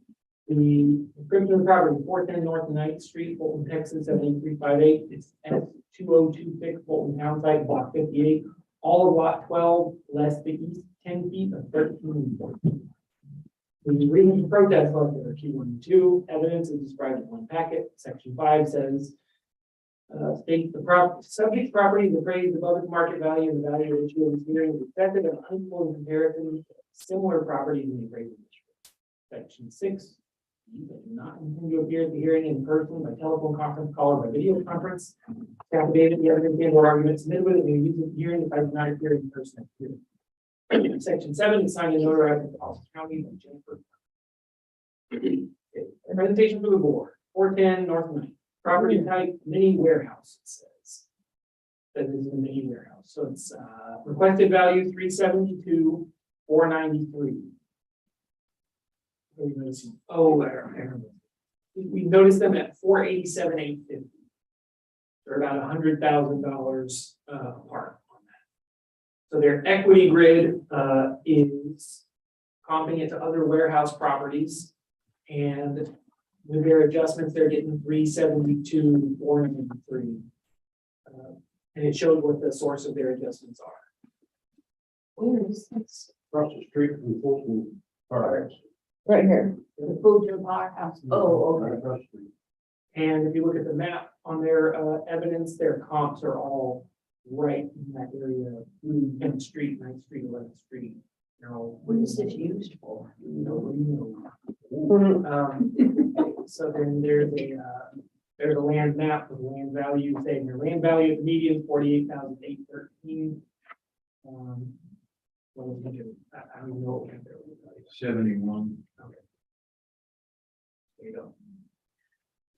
They're making their values from the equity calculation. So.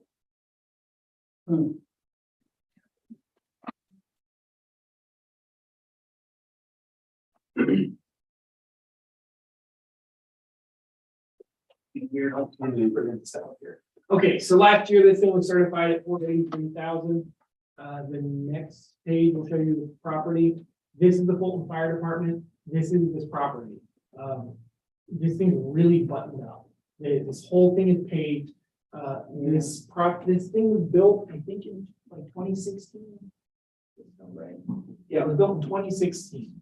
So it's a pretty new building. We can't see in it. Nobody knows what's going on with this thing, what it's used for. This has a very like a residential type door, but it's locked down with cameras everywhere. But this is clearly not warehouse. This is something else. And then this has these giant roll-up doors on the front, really tall. And then this actually has a big wash bay. So there's the sprayer heads that swing out and everything. So the assumption is there are probably boats in here, but we've never seen anybody using this. We've never seen, it's a black box. It is what you can see here. There are these big air conditioner units stuck under the side of it. So we don't know very much about this building, but everyone here is pretty convinced that this might be the nicest of the category of like, I have a metal building I use for myself. This is probably the nicest one in the whole thing. Air conditioning your boat, I mean. Well, this, I expect this is got a bar in it and stuff. I would be surprised if it didn't. If they ever came in and showed us pictures and it was just like metal walls and it was, there's something, I put this building together myself and the beams don't line up and everything, I'm all ears, but, they haven't. It's nice. It is nice, it's really nice. Yeah, anyways, so we just have this thing actually as just a regular. Because it is not situated like you would have it for, Rental. trucks going in and out, bringing in inventory. We're not driving a forklift around. You're also not having people pulling up here and like drive up and enter into the building. This is clearly some personal thing. It's just super nice. So yeah, that's where our value is from. It's just a warehouse last to regular warehouse. And then I will point out that this has been updated in the time since, like this is outdated as far as the cost description. The cost value of this thing is actually like $700,000. It's really high, but it's because it's just so huge. It's really big. Yeah. A lot of concrete. Yeah. And then what's the rest of the thing? Notice that, and it's just the square feet of the building. What's my note say? What can you see? Right there. Oh, okay. The current use of the building is unknown, and the square footage of the building is just the roof line, basically, the whole thing. Go up just a bit more, Jackie, what's the guy using 8? Okay. Yeah, 1.6 for the taxes out there. Yeah, that's it, and So they're charging $4 a square foot. no, so this thing, basically, broadly speaking, this is saying if someone wants this from this guy, they would get it for $3,000 a month. I don't actually think, honestly, I don't think he would give this up for free. But that's what we're working with. So. Okay. We good with the district's value? Yeah, I don't like apples and oranges type of things. I mean, if they're gonna. Yeah. And I don't know, if you communicate with these folks to say that you are raising these things on income. And that they're not giving us that kind of data in their. Yeah, so in our, I did talk with this guy and we settled all but the ones that you're hearing today. So, this one's also being litigated. So this one is the last one, and it's kind of like when there's a lawsuit, they just get a board order type of thing. But in I think it's, Jackie, you can scroll up a little bit or something. There's like a note even on here. You're gonna put down the equity things right there. Which is like, hey, don't take these values and then start making cost adjustments to stuff. You end up with nonsense results, because if you're gonna say, hey, my warehouse compared to all the other metal buildings right there, there's a bunch of them, and they're all, actually a bunch of them are leased in there, and a bunch of them are sold. But if there is something that's like, if they're different per foot, then I would want to know about that, because they are supposed to be the same. But when your adjustments are weird, you're gonna get weird results, but they should all be exactly the same. You're secretive about it. I don't see you, Jim. No, I'm gonna make a motion in case ID number 2022-17.5, account number 62412, 410 North 9th Street in Fulton. Address in Q1 and Q2. After presentation of evidence from the district and the owner's agent, the ARB is of the opinion that the value of $487,850 remain the same. All second. All in favor? Aye. Any opposed? Do you Joanne, fill in? you, No, I don't, no, I don't agree with it. I mean, I just have problems, I guess, with trying to people who just putting money and they're going up 1%. And they're still complaining or. Lawsuits are also not free. So it's kind of baffling sometimes. So, Very. right. So your attention goes to side. But sometimes we actually get lucky because the people protesting are. Sure. I don't know. I don't know what it is. Interesting. okay, the only other thing I'll mention is, as a result of the circus that went on this morning, one of the cases will most likely get reheard as a single panel. Yes, that'll be Monday morning on the 8:30 docket. Okay, Single man. yeah, so what we're gonna do is, we'll just ask you to leave the room for, a couple minutes while, however long it takes you. I'll hear that one, and then we'll come back and we'll deal with it, okay, rather than, taking a whole docket or whatever. Okay, so tomorrow we show up at 8:30. Regular time.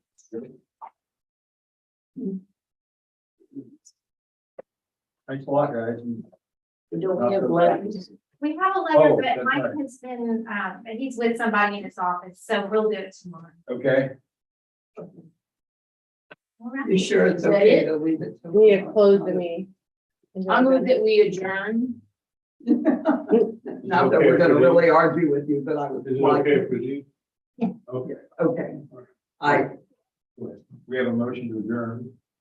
I second. Anybody opposed?